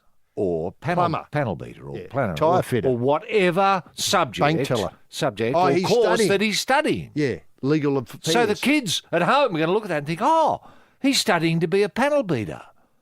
I wouldn't mind doing that." Yes, this is the Probe House of Men, slicing and dicing the butcher of the year, Roy Slaven, and satisfying the customers with his thumb on the scales, H.G. Nelson. Now, obviously a wonderful performance by the team from Tiger Town last weekend, which got them into the preliminary final next weekend. And Trent Cotchin, the captain, he says the Tigers are reaping rewards of letting individuals be themselves in their dream AFL season. Let me read that to you again. This is a bit hard to know exactly if it's a direct quote. They're reaping the rewards of letting individuals be themselves in their dream AFL season. And no one is enjoying themselves more than Cotchin, the skipper, says he's freed himself from the responsibility of trying to emulate other AFL leaders at the end of last season after a heart-to-heart with the coach, Dimmer Hardwick. Now... Isn't that great?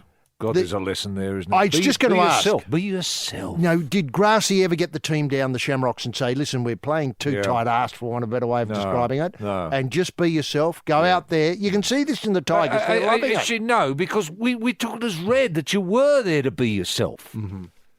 And I've got to say that back in those days, you didn't have as much television coverage. You weren't trying to... You didn't see a play, you think, oh, I want to be like that or play like that. Mm-hmm. It just didn't happen. You just played as you were. You were yourself. Mm-hmm. It didn't dawn on me. Didn't dawn on any of us that we could be someone else. It wasn't us out there. Yes. That never occurred to you. It never occurred to me, actually. Never. Mm-hmm. And do I regret that? No. No. But I'm just so pleased that the Tigers, the Richmond Tigers, have discovered the secret to being themselves. I know. That is, you look in the mirror and you look at your passport. That is me. That is me in the mirror.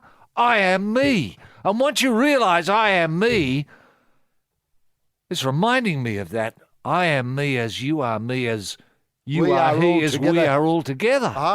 There's so much to learn from that. The big hand's at the top. The little hand is pointing over there. The footy's on, which means it's 4:20 pie time on the Sporting Probe with Roy and HG. Yeah, the Gardener Probe with the head botanist rampaging Roy Slaven, a man as always brutal with begonias, and a boxhorn rolling down the road, H.G. Nelson, and of course it's pie time. 4:20 pie time, and we're here each and every week because of the footy finals pie. Now, this is a weird story, speaking of footy finals, and I'm not sure that I approve of this, but last night Wayne Bennett coached the Brisbane Broncos. He did. Now, an online bookmaker is suggesting that every time he grins, they'll give $2,000 to a charity. Right, an online bookmaker. Yes, just let me read the story so I don't confuse you. Brisbane coach Wayne Bennett has vowed to make an online bookmaker Sportsbet pay after a betting giant launched a campaign to raise money for Men of League Foundation. Right. The betting organisation that brought you the controversial ad featuring Ben Johnson recently has pledged to donate $2,000 to MOL, that's Men of League, every time Bennett cracks a smile during the television coverage during the Brisbane-Penrith semi-final. Right. When told of the promotion during an interview at Broncos training yesterday, Bennett said he would be smiling all night so Sportsbet will lose as much money as possible. The online bookie, unfortunately, has capped the donation at $10,000, so that's 5 grins, but it's still a fair donation to a worthy cause, Men of League. Now, many things that worry me about this is, remember a while ago we had an ill-matched,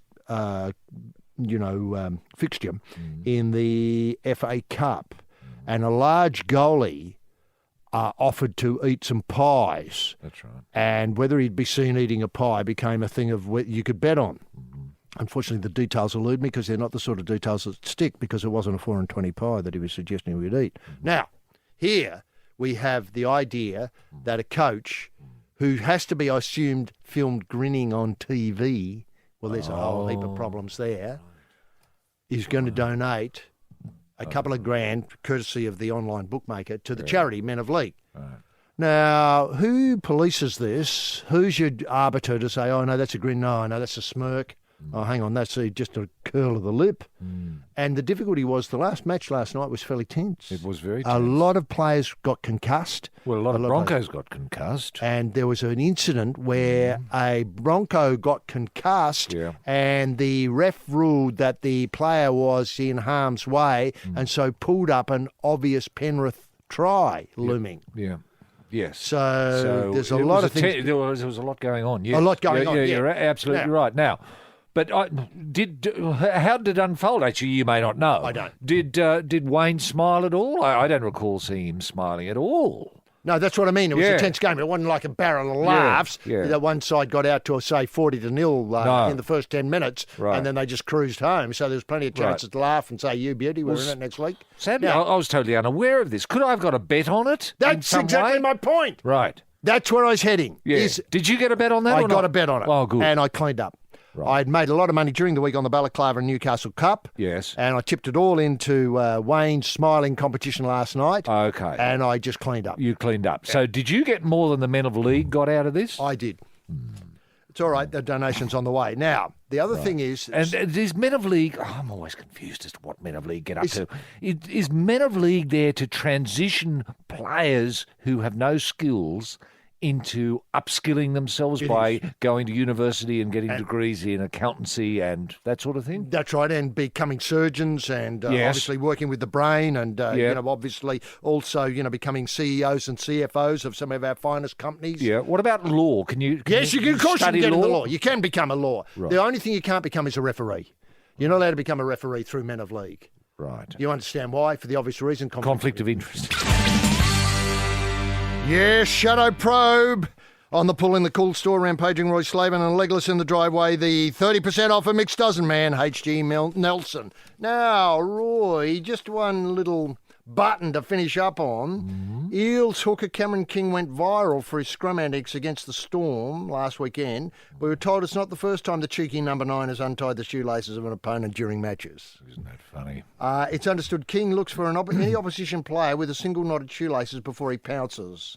Wow. Isn't that great? Isn't that great? It's something that new in rugby league. I've never heard of this before. Nor have I. People don't like rugby league players think tapping other players on the head is the lowest act you can do. It's really grubbism. It's a dog act. A dog act. I feel as though undoing the shoelaces in a scrum is pretty close to it. Well, it's double dog, isn't it? Double dog act. Well, has he thought about tying the shoelaces together? Because that's always funny. I know. I mean, if you've got the presence of mind to undo someone's shoelaces, surely you've got the presence of mind to do them up or relace them backwards. Well, I like the idea of just tying, say, the hooker and the two props together. All one lot. Because that's funny. It's almost burlesque. Well, it would be. They'd be able to work that up as an act. Yeah. Look... I remember in one scrum, a bloke had his underpants removed. That was a weird match. What made it weird, Roy? I mean, that would strike me as perfectly acceptable behaviour in rugby league. In fact, I suppose you give a penalty straight in front of the goal. Well, the referee didn't know what to do. Yeah. Because when the scrum broke up, and the play started, there was a pair of underpants just on the ground there, and ref said, "Who's these?" And everyone checked. Eventually, I think it was Stomper Staines put his hand up and said, "Well, mine are missing." So, Stomp, put them back on. Well, where? You'll have to go to the dressing room. Can we hold up play? No! You're going to be playing one short while you put them back on, Stomper. Okay, off you go. Now, think twice next time you want to take your underpants off during a scrum. But I didn't take them off. Someone took them off me. Who would have done that, Stomper? He did. He pointed at some orange sim, he said, "I never done nothing. I never touched his underpants, ref." So the game was held up, people 20 minutes. Out, "Get on with it, what's going on? Put your underpants on, stop it, and get on with the game." It was one of those sorts of days. You do get them in rugby league, don't you? You do. When nothing seems to go right. It seems to be an outbreak of madness. I tell you what, wouldn't that be a great opening for the burlesque night? A couple of players come out. The scrum breaks up, underpants on the ground. And then what happens is you reprise the act, just say mano a mano in a sort of one of those clinches that you sometimes get in rugby league. Oh, yeah. And then off come the underpants, both players at the same time. All of a sudden, two on the ground. I mean, you talk about having them a standing O. Yeah. I mean, this is the thing that rugby league... Would you have a musical back into that? Oh, of course you would. Well, of course. Yeah. I mean, you'd be somebody like show, Donna Summer. Donna Summer, yes. I Love to Love, one of those sort of things. Yes. Something that Giorgio Moroder put a beat behind. Yep. Of course you would. It's all done with music. That's what makes it work. Mirrors? Mirrors, yeah, of course. Mirrors. Mirror ball. Yeah. Spotlights going all over the place and somebody twirling on the ceiling, scantily clad. Oh, it's plenty to look at. Just a bit of in-depth banter with like-minded people. That's right, the footy's on, which means it's 4 and 20 pie time on the Sporting Probe with Roy and HG. And, of course, the Pies, 4 and 20... have done the show again for us. And remember, of course, the grand final quiz rule. They get rid of athletes. Is that the athlete's foot? That's the athlete's foot cure. Yeah. Now, simple... I was astounded when I read that article. I mean, everyone's talking about, Manuka honey, how it's, it's a superfood. Is it right? A superfood? A superfood, yeah. But I've never heard of it. A pie curing athlete's foot. Athlete's foot. Now, I think Catalyst, that lefty lynch mob on the ABC, they're doing something about the pies and how much disease they can cure. Well, I didn't realise there was such an outbreak of athlete's foot. Oh, it's everywhere. It's everywhere. Now, a quick summary of the problems of the quiz. This is the grand final quiz, the Probe grand final quiz on grand final day. Couple of tickets up for the big game. You have to be there in person because obviously straight after the show you'll be heading in to the rooms to talk to both teams, give them a few ideas and then taking your seats. The Killers will be blasting you into your seats with the club theme song, etc., of your choice. Anyway, you just come along and the questions are all based on an in-depth knowledge of the next 2 weekends of the show. Including this show, HG? Including this show. Oh, okay. And remember, of course, the podcast. You can study it up on the podcast all week and all next week and come along and win. In the meantime, thanks to everyone for being part of the Probe this morning. We'll see you next week. Bye now. Punching a word or two in the sporting vernacular. Get ready, the footy's on, which means it's 4 and 20 pie time on the Sporting Probe with Roy and HG.